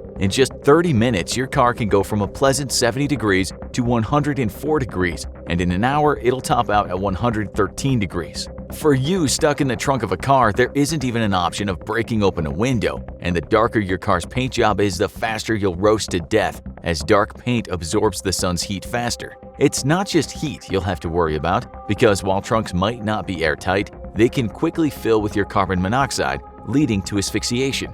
This was the fate of two small children on August 27, 2000, who climbed into the trunk of their mom's car along with their pet kitten and were found dead by their older sibling. Even more tragically, in 1998, 4 children died in one trunk incident when 2 boys aged 3 and 5 and 2 girls aged 2 and 6 all climbed into their family's car trunk after the father left it open while removing a dead battery. They quickly began to suffer from asphyxiation and heat exhaustion, and tragically the parents drove the car around for an hour with the children dying in the trunk as they desperately searched for them. So it's clear car trunks are serious business, so you better know how to escape from one. But how? Odds are you're probably in luck nowadays if you get stuck in a trunk, as nearly every vehicle dating back to 2002 features a glow-in-the-dark handle that can be pulled for quick escape.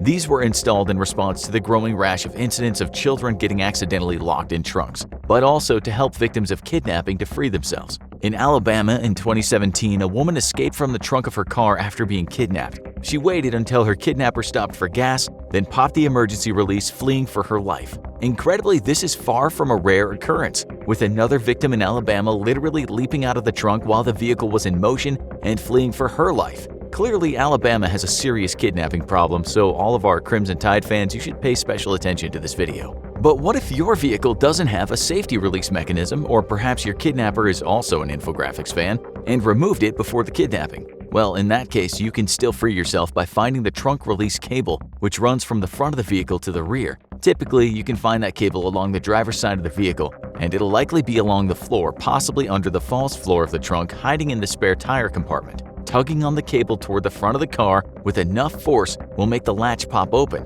but you might need tools in order to pull that off. Maybe your kidnapper removed the emergency release hatch and you're having no luck finding the trunk release cable. A last option will be to pry the trunk open from the inside, but for that you'll need tools. Search for screwdrivers, pliers, hammers, anything that can give you some leverage, and then simply get to work on any gap you can find in the actual trunk door. The latch won't hold up for long against such force, and with a bit of muscle power, you'll be able to pop it open and make your escape to freedom. What if the trunk is a no-go though? You can't find tools, or you've pried and no luck? Well, you're not helpless yet. It's time to start thinking about exiting the trunk through the car itself. Brace yourself and begin kicking the back seats. Most cars have the back seats that fold down so you can fit long items inside the trunk, and the switches that hold the seats in place are nothing more than plastic. A minute or two of strong kicks will bring the seat down, and you're one step closer to freedom. Of course, that's probably not wise if your kidnapper is still in the car, in which case you're gonna have to forget about escaping and start thinking of ways to get noticed. Feel around for the wires that run to the brake lights and push against them. With enough force, you can pop the brake light off and stick an arm through the hole, signaling to bystanders that you need help. If you can't force the light out entirely, then rip the wires out. By doing so, you increase the odds that a law enforcement officer will spot the vehicle and pull it over for faulty brakes. Lastly, if all of the above fails, it might simply be best to make as much noise as you can every time the vehicle comes to a stop. Sure, your kidnapper may threaten you with violence if you don't shut up, but let's get serious. Nobody throws another person in the trunk of a car because they're taking them for ice cream. If your kidnapper shoved you in the trunk, you can be assured that no matter what he or she might say, your ultimate fate is a deep dark hole and a bucket filled with lotion that you're encouraged to put on your skin, or else you'll get the hose again. What we're saying is, no matter what your kidnapper says, if you don't want to become a stylish skin suit, make as much noise as possible every time you can and hopefully get discovered. You can hardly believe this day is finally here. You've worked tirelessly for months to claw your way up the leaderboard, and now all that's left for you to do is ride that elevator up to the arena floor and take your place in video game history at the Fortnite World Cup. What could possibly go wrong? As the elevator doors close behind you and the car starts to rise toward the arena, you feel a shudder and then nothing. The elevator isn't moving, you're stuck, and panic immediately sets in as you frantically search your brain for any clue as to what to actually do if you're trapped in an elevator. No, no, no, you yell as you frantically mash buttons on the elevator's control panel to no effect. This can't be happening. Not right now. You can't believe your whole life is about to be ruined by a broken elevator. You've worked so hard to get here and you absolutely can't miss this opportunity. You've always loved video games, maybe a little bit too much. Your parents certainly don't understand it, but it wasn't until you saw the first ever Fortnite World Cup that you realized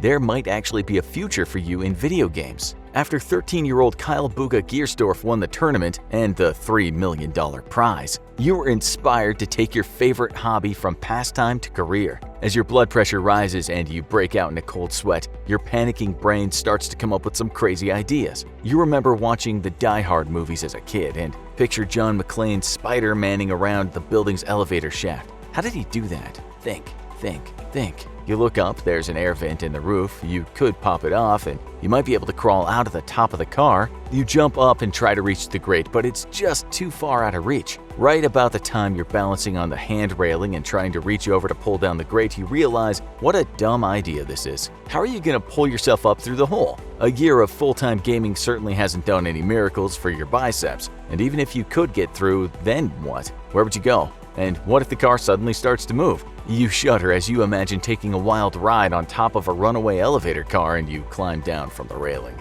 Okay, so climbing out the top isn't an option, but you need to get out of here now. Think, what can you try next? As you stand there, panting, it hits you. Of course, the door. You just pry it open and climb out. Simple. Why didn't you think of that first? You waste no time and quickly start working the doors apart. It takes quite a bit of effort for you to pry open the heavy doors, but eventually you're able to wedge them partially open. It looks like the car is stuck halfway between floors, but the gap looks plenty big enough for you to slip out. You poke your head through the door and take a quick look around the floor outside. It looks mostly deserted except for a janitor mopping at the end of the hall. As you're plotting out the best way to crawl out of the elevator, you hear footsteps running toward you and someone shouting, "Whoa, what the heck do you think you're doing? Are you crazy?" You step back into the car just as the janitor reaches the door. He lays down on the floor and peers through the gap at you, looking terrified. "What were you thinking? Are you trying to get killed?" he shouts. You start to explain about the tournament and the elevator and your dreams and how it's all falling apart, and just as you're starting to really get worked up, he stops you. "It's okay, you're gonna be fine," he says, softening. "You just need to stay calm. We're gonna get you out of there." Stay calm, you think? How can you possibly stay calm right now? Seeing your distress, the janitor starts talking. "Lucky for you, I used to work in New York City, and this ain't my first elevator mishap. In fact, I have a proven 3-step process to follow when you're trapped in an elevator. Interested?" Interested? You've never been more interested in anything except video games in your life. Yes sirree, I sure know all about elevators," he says. "Did you know that in the year 2015 alone, 51 people were injured and 5 people died in New York City elevator accidents? It's such a big problem that the mayor did a whole big old campaign about it. That's how I know all about this 3-step plan. They put ads all over the town, on the buses, the papers, on the radio. Stay put, stay safe was the tagline. You're trying to be patient and hear them out, but the clock is ticking and all this chit-chat isn't helping you get out of here. That's great and all, you say, but what's the first step to get me out of here? The janitor smiles. Step 1, he says, is don't panic. You're about to start yelling again when he cuts you off and continues. You're no good to yourself if you're so panicked that you're not thinking straight, and no one's going to be able to get in there and help you, so you might as well take some deep breaths and chill the heck out. You realize that he's right, so you try to take some slow, steady breaths and calm your racing heart. Eventually, the combination of the breathing and the janitor's calm presence and rambling stories seems to be working, and you can feel some rational thought returning to your brain. Okay, you say, I think I'm ready for step 2. Right, says the janitor. This step is very important, so pay attention. I want you to look at the control panel and find the emergency button. It's probably a big red button. You immediately flush with embarrassment. How could you be so stupid? The emergency button. Why didn't you think of that in the first place? As if he can read your thoughts, the janitor says, don't beat yourself up, kid. There's a reason that step number 1 is don't panic. It's hard to think straight when your brain is going a mile a minute. Feeling slightly better, you press the emergency call button, and within a few seconds you're connected to the stadium's maintenance department. You explain what's happened and where you are, and the person on the other end tells you just to hang tight and that help is on the way. Sure, you think as you disconnect you'll hang tight. What else are you gonna do? Step 2, the janitor says, is call for help. By law, every elevator has to have an emergency button of some kind, but if for some reason there isn't one, or if it's not working, well, you better start banging on those doors and hope someone hears you. The last thing you want to do is try to climb out on your own. You never know when the thing will start back up or let go, and that's how people get themselves killed. You understand what he's getting at, but as the minutes slip by with no sign of rescue, you start to think that you're gonna have no choice but to take the chance and crawl your way to freedom. Almost as if he can tell what you're thinking, the janitor pipes up again. Are you ready for step 3? He asks. In your relief that help is on the way, you almost forgot that there was a step 3. Sure, you say, humoring him. What's step 3? We wait! He laughs as if he just said the funniest thing in the world. You fail to see the humor in it. No matter what, it's going to take some time for help to get to you, and even some time for them to be able to get you out safely once they get here, so you might as well get comfortable. He can tell that you aren't buying into step 3, so he goes on. Now, this may not seem like an important step at all, but panicking in a situation like this can get someone hurt. Keeping calm and keeping the mood positive is a key step. If you're alone and you have a cell phone on you, that could be a useful distraction. So can a book, some deep breathing, or some mental games. If you're with other people, playing some icebreaker games can help ease the tension and keep the mood positive until help arrives. Don't worry, kid, he concludes. I'll keep you company until the help gets here. Let's see, how can we pass the time? You have an idea. You're not sure it's a good one considering the circumstances, but you have nothing better to do and you can't help but be curious. You decide to go for it. Hey, you start tentatively. Back when you worked in New York, you said you saw your fair share of elevator mishaps. What do you mean by that? Oh, sure, he says. In a city with more than 70,000 elevators, you'd be hard-pressed not to have some first-hand experience with one gone wrong. I remember my first one. It was New Year's Eve. A young man who was attending a party at the building saved the life of one of the residents when he pushed her out of the elevator as the car let go and began to fall down the shaft. He was trapped between the elevator and the door and ended up dying later at the hospital. He shakes his head sadly. There's 2 types of elevators, you see. This here's an older hydraulic model, runs on fluid-filled pistons that move the car up and down. That one was a newer electric model, uses counterbalance weight to raise and lower the car. The counterweight must have let go somehow. You know, there was another one, though, that still haunts me to this day.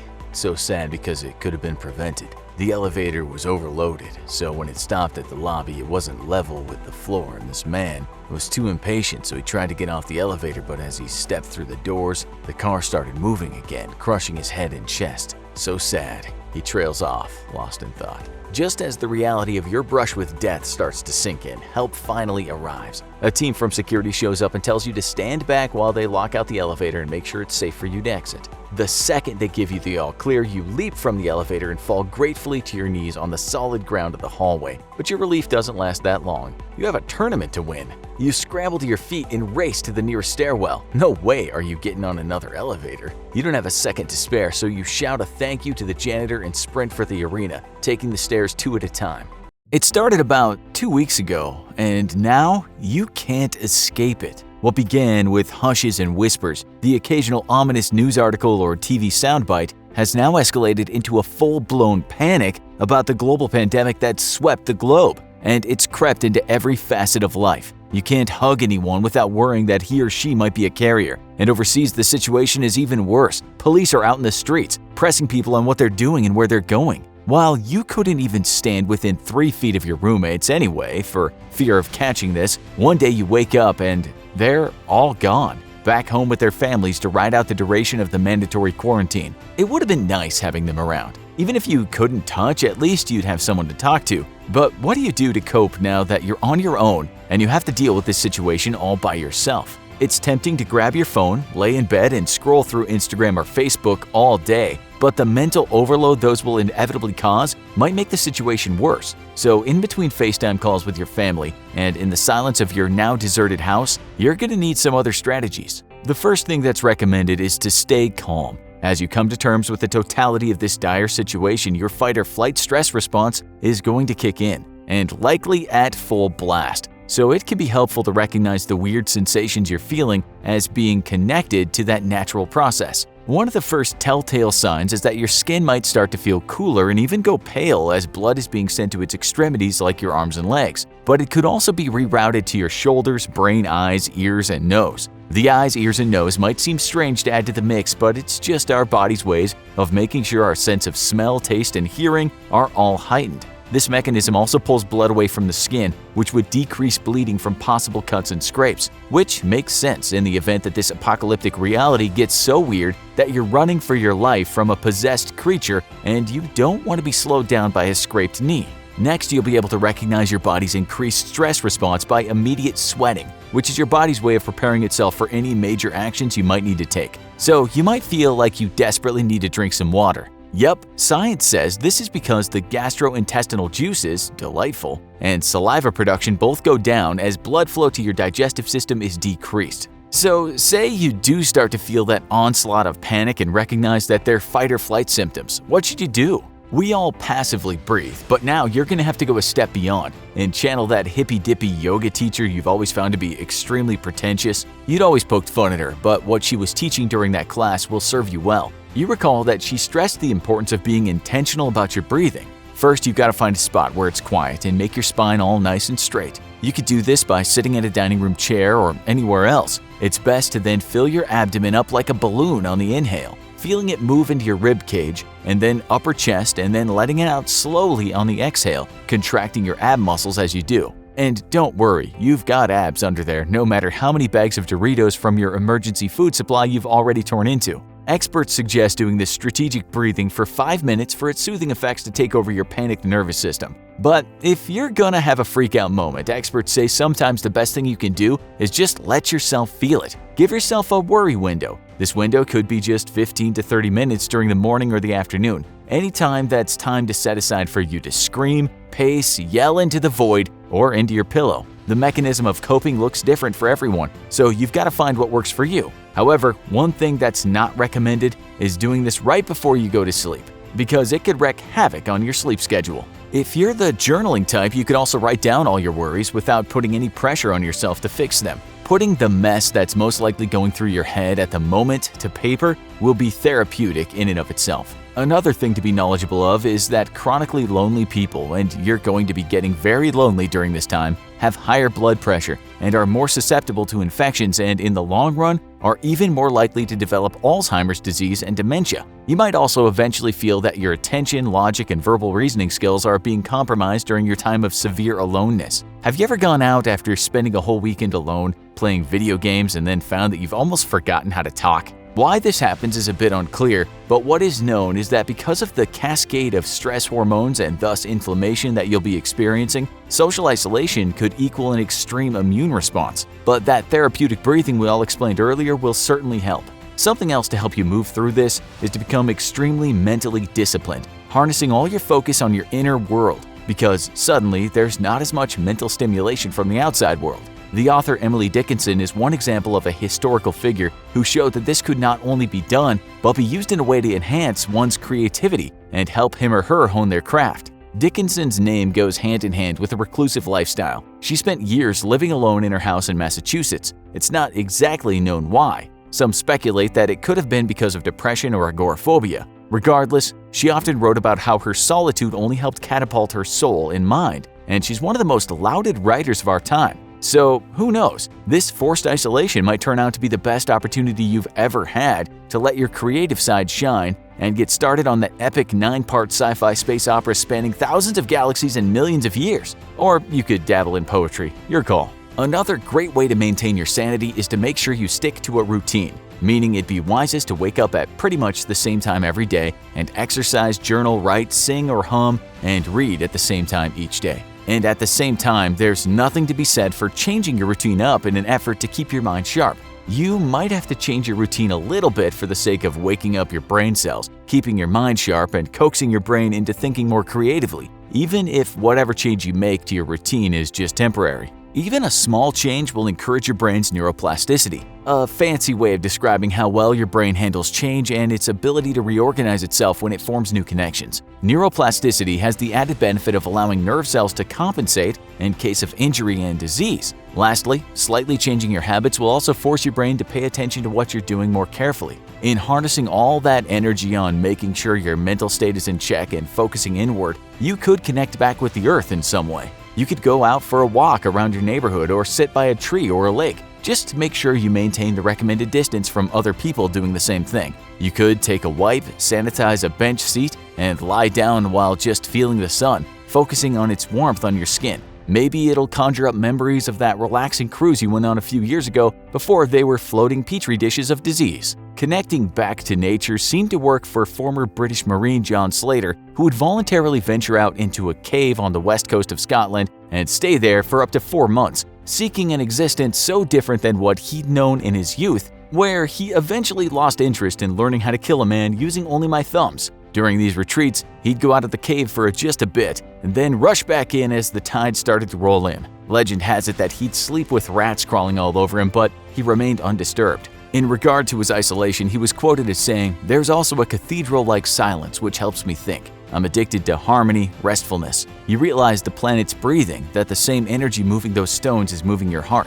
Though it seems Slater couldn't avoid the mental imbalance that all that solitude inevitably has on a person, because he reportedly wanted to one day impart to the rest of the world his mystical insights and deep cave-born wisdom on the world through a hand puppet friend he made named Muddy the Frog. Slater isn't the only person recorded who was curious as to what would happen if they remained socially isolated. On March 2, 1956, explorers Josie Lores and Antoine Seny emerged from their caves in Nice, France that they'd voluntarily isolated themselves in. 88 days for Josie, and Seny was in his for 126 days. One of the main effects, noted in the Atlantic article published in 2015, was a complete disorientation when it came to the passage of time. It seems to be that the passage of time while in the caves was completely and utterly warped. For Seny, who would allegedly sleep for 30 hours at a time and would wake up thinking he just had a short nap. But the primary reason for those wacky sleep patterns was because of the absence of sunlight or clocks, which would regulate their sleep cycles. So make sure you take down those blackout curtains and allow your body's internal clock to continue to operate normally. Something else we can gather from Lores and Seny's cave experiment was the importance of keeping mentally occupied and distracted. Lores coped by beginning the experiment with reading, but then eventually lost the desire to. So now's the time to dive into that book you never quite got around to finishing. But if your desire to read begins to taper off, you could listen to music, which was Lores' next move. And then she kept her hands busy by knitting. She was quoted saying, "I knitted and knitted some more and looked forward to the time when I would finally see the sun." So even if your interest in one hobby starts to decline, and it's likely it will, make sure you have something new to change over to. In order to keep your body in the best shape possible during this strange time and season in your life, you're going to have to keep moving. Even if you've never worked out a day in your life, now's the time to get the blood pumping by moving your limbs. Experts say exercise can relieve the pain in your knees, shoulders, and the other extremities that can get quite bad when you're mostly sitting around all day. You don't need a fancy yoga mat, and you sure as heck didn't buy one before the stores started shutting down, but you can still work out right where you are. Try some slow and steady yoga moves, mountain climbers, or jogging in place. You just had one of those crazy weekends, bouncing around town, partying from night until morning. Oh man, did you sleep after that? You get up not knowing what day it is and turn on the television. On the news, you see before you are segments of people packed into supermarkets emptying shelves. The words at the bottom of the screen are "global pandemic, public told to go into self-quarantine. Pandemic comes from the Greek word pandemos. The pan part means all and the demos part means people. So if something is a pandemic, it's spread all over the place, and that can be quite bad. The flu pandemic of 1918 killed somewhere between 20 and 50 million people. The Black Death pandemic in the 14th century took out somewhere between 75 and 200 million people, a huge chunk of the world's population at the time. We're not trying to be fearmongers here, but if one day you in fact were told by your government a pandemic was on its way or already happening and that you should prepare to stay indoors, what should you do?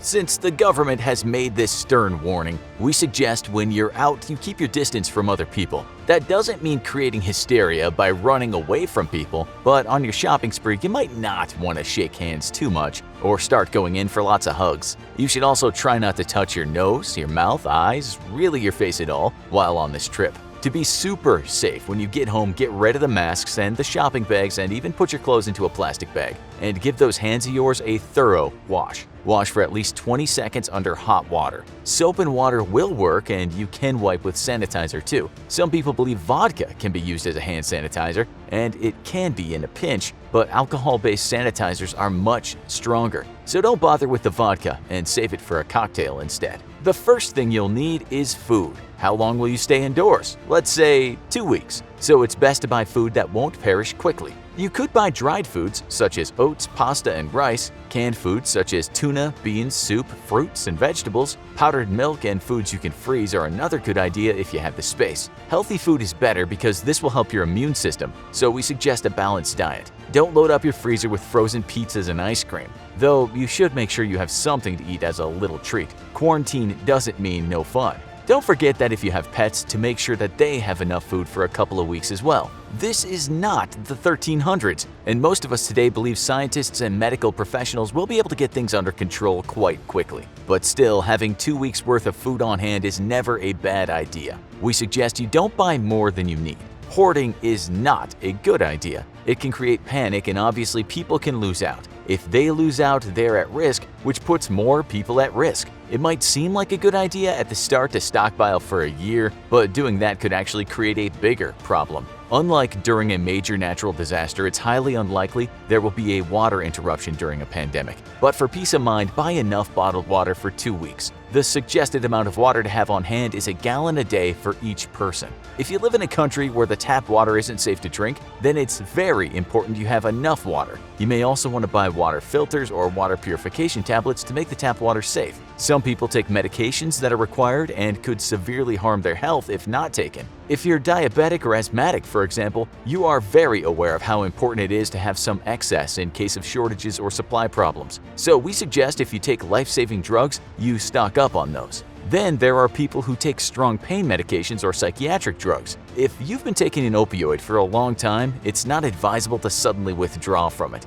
This can be painful, but also very dangerous, and even life-threatening. It's the same with anxiety medications such as Valium or Xanax. Sudden withdrawal after long-term use can cause seizures and even death. You also want to have a medical kit in your house if you're quarantined. Put in things like electrolytes and vitamins, a thermometer, and some medications for common ailments like stomach cramps or colds. Just the regular stuff you can buy over the counter. Someone might cut themselves, so have some minor bandages and antibacterial ointments. Obviously, you can only take care of minor injuries. If it's serious, you'll have to take that trip to the hospital. If someone gets sick in your house, this could be a problem because that person might already have infected another person, but they also might not have. We suggest taking that person to the hospital, and if that's not possible, put them in a separate room. If you have to touch them, wear gloves and a mask, and make sure they are wearing a mask. Again, keep washing those hands and getting rid of those masks. You'll also want to keep yourself and your house clean, so we suggest you buy things such as disinfectants. You might also want to get enough bathroom supplies such as diapers for babies, toothpaste, shampoo, feminine supplies, and toilet paper. Also buy things like laundry detergent and dishwashing liquid.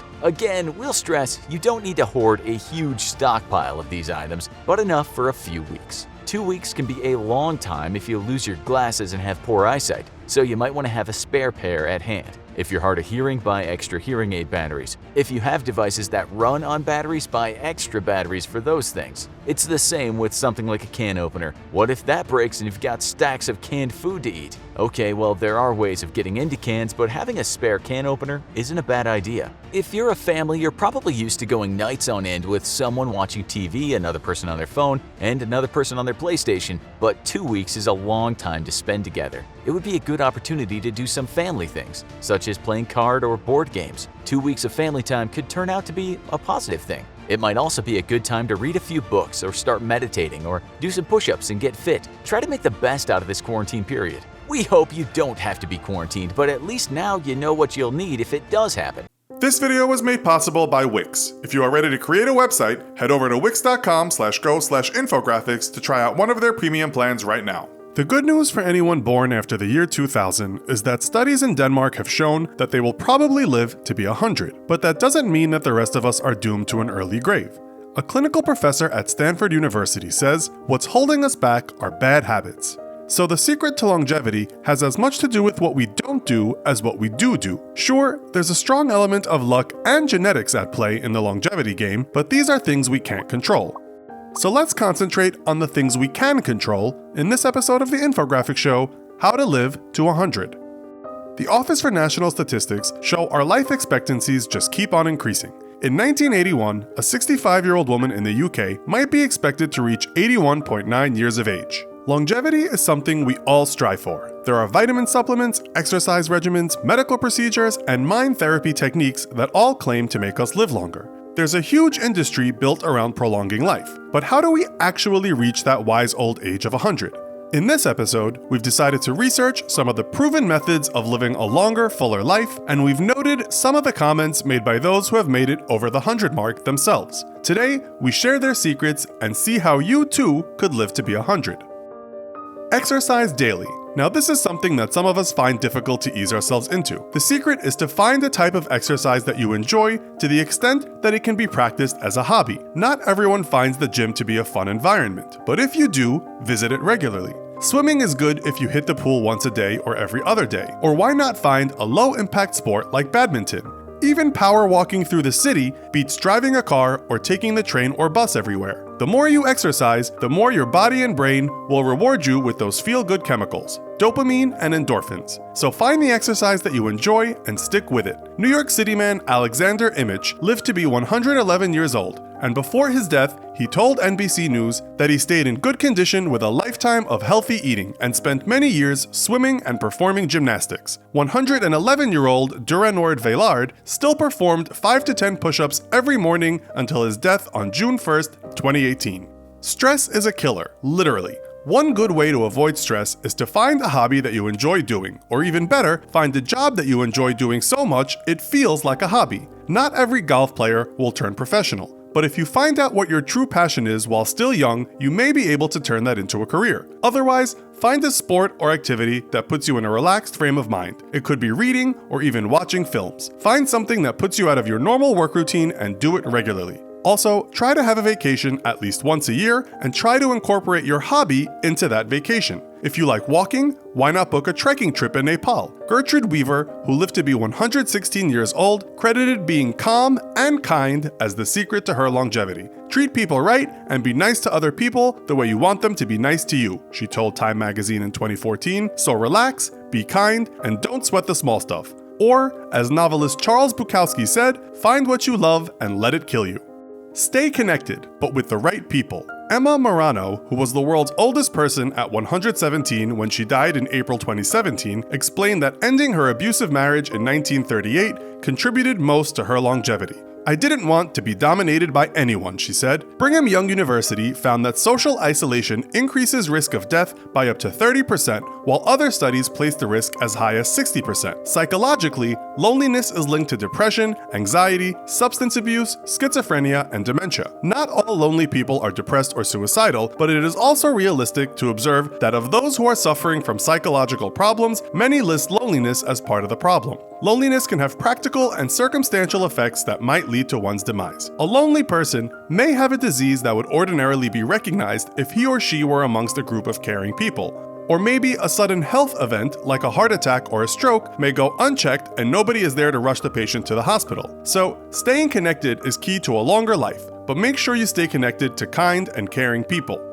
Eat well. An apple a day keeps the doctor away, or so they say. Fruits and vegetables should be an important part of our daily diet. Emma Morano ate raw eggs every day and had fondness for cookies until she checked out at age 117. It's claimed Japan has more than 50,000 people over the age of 100, and this is often attributed to the country's low-fat, fish-heavy diet. Avoid fried, fatty food, and fast food should be a once-in-a-while treat rather than a daily diet. Get screened. A regular medical checkup could catch any potentially life-threatening diseases in the early stages. However, that said, Adelina Dominguez, who died aged 114, claimed to have never taken any medications and never visited a hospital in her life. Staying slim, not smoking, and being financially secure by the age of 50 could be the secret to living longer, according to a 50-year study by researchers in Sweden. Just 10 of the study group of 855, all men born in 1913, lived until their 100th birthday. All of these 10 were non-smokers who had kept themselves slim and fit and had low cholesterol and low blood pressure. They drank no more than 4 cups of coffee a day and owned their own house by the age of 50. Dr. Lars Wilhelmsen of the Sahlgrenska at the University of Gothenburg, who has been involved in the study for the entire 50 years, said, "Our recommendation for people who aspire to centenarianism is to refrain from smoking, maintain healthy cholesterol levels, and confine themselves to 4 cups of coffee a day." It was also noted during the research that those participants who lived to 100 years old had a mother who had also lived to an advanced old age. Get enough sleep. The average American gets 1 hour less sleep than they need. Sleep is important for neuron development and general cleansing of toxins. Studies have repeatedly shown that sleep deprivation can lead to serious health issues such as high blood pressure, heart disease, cancer, diabetes, and a general increased risk of mortality. Director of the Sleep to Live Institute, Robert Oxman, says the majority of research shows that a longer sleep time is associated with better health. Don't overdose on sleep either, as research also shows that those who sleep more than 9 hours a night also have a higher risk of dying, but this may be that excessive sleep is associated with other conditions such as cancer and depression. Generally, 8 hours of sleep every night is ideal.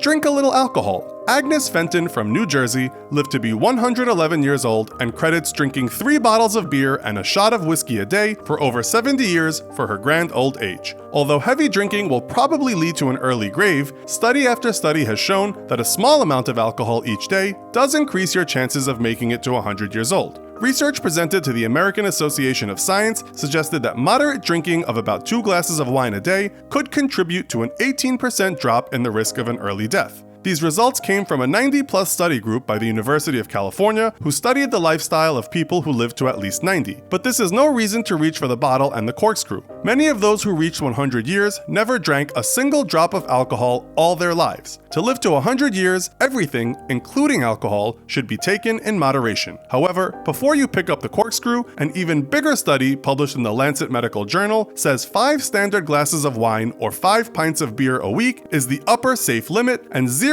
alcohol intake is the healthiest option. But all scientists agree that heavy drinking is not good for you. Here at the Infographic Show, we like to keep up with our good habits, and at the top of that list is using Wix for all our website hosting needs. Whether you're a beginner or an experienced designer, Wix has all the tools you need to make a great-looking website. You can customize any of their 500-plus templates and make them your own, or start from scratch with a completely original idea. Wix's easy-to-use layout makes designing a website a breeze. Go to wix.com/go/infographics or click the link in the description below and check out for yourself how easy it is to make a unique and stunning site that's perfect for you. So, how long do you hope to live for? And is there a secret remedy for longevity? Let us know your thoughts in the comments. Also, be sure to watch our other video called What If There Was No Money and Everything in the World Was Free. Thanks for watching, and as always, don't forget to like, share, and subscribe. See you next time!